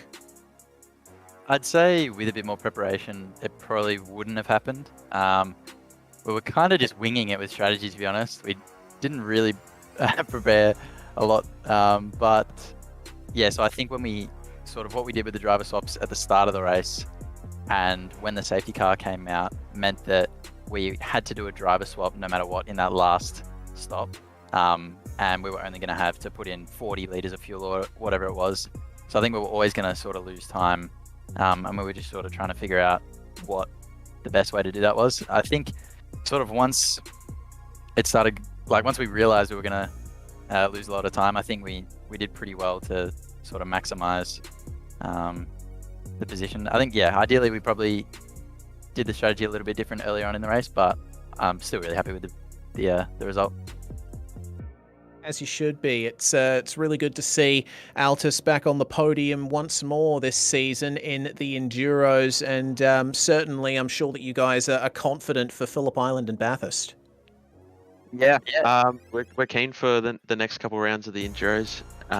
Getting off to a really, really good start here at Imola definitely sets us up for Phillip Island and then the ultimate round in Bathurst. Yeah, all right. Awesome to talk to you guys once again. And Jordan, I'll leave it to you to thank the sponsors. Massive thanks to all the guys at Logitech G Sports.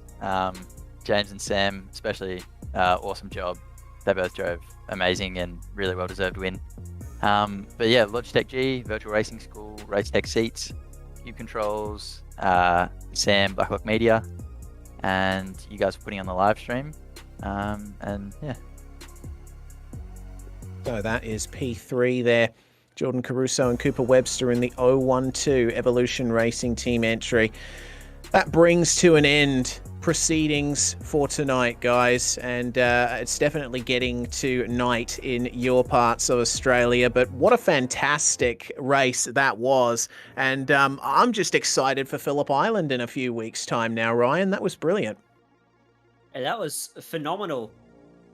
Phillip Island is going to be absolutely extraordinary. Fuel saving there is going to be it's going to be through the roof, isn't it? Because of the massive long straights and flowing corners, isn't it? But I mean, when is that? 2 weeks' time? Phillip Island is scheduled for the 29th of August, so that is in 2 weeks' time, yes. That is annoying. So that will be great to tune in and watch. Hopefully that's a good show. I certainly hope so too. Lockie, your thoughts on tonight and going forward to Phillip Island? Yeah, well, thoroughly enjoyed being back in the commentary box for a V8SCOPS Enduro with you guys, and I know Phillip Island's a circuit with its own challenges, obviously. Quite high tire degradation there, typically.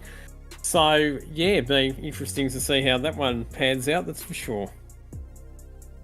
Well, we certainly hope that you all out there will be able to join us on SimSpeed TV on the 29th of August at 1 PM Eastern Standard Time in Australia.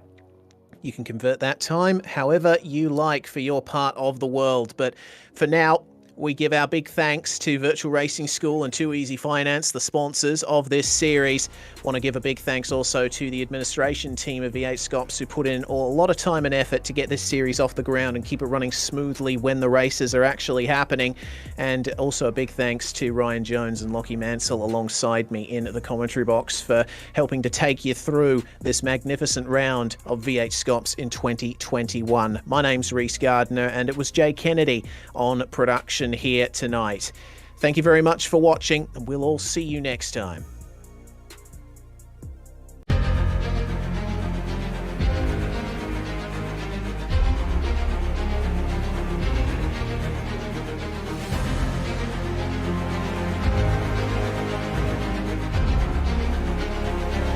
This is fantastic.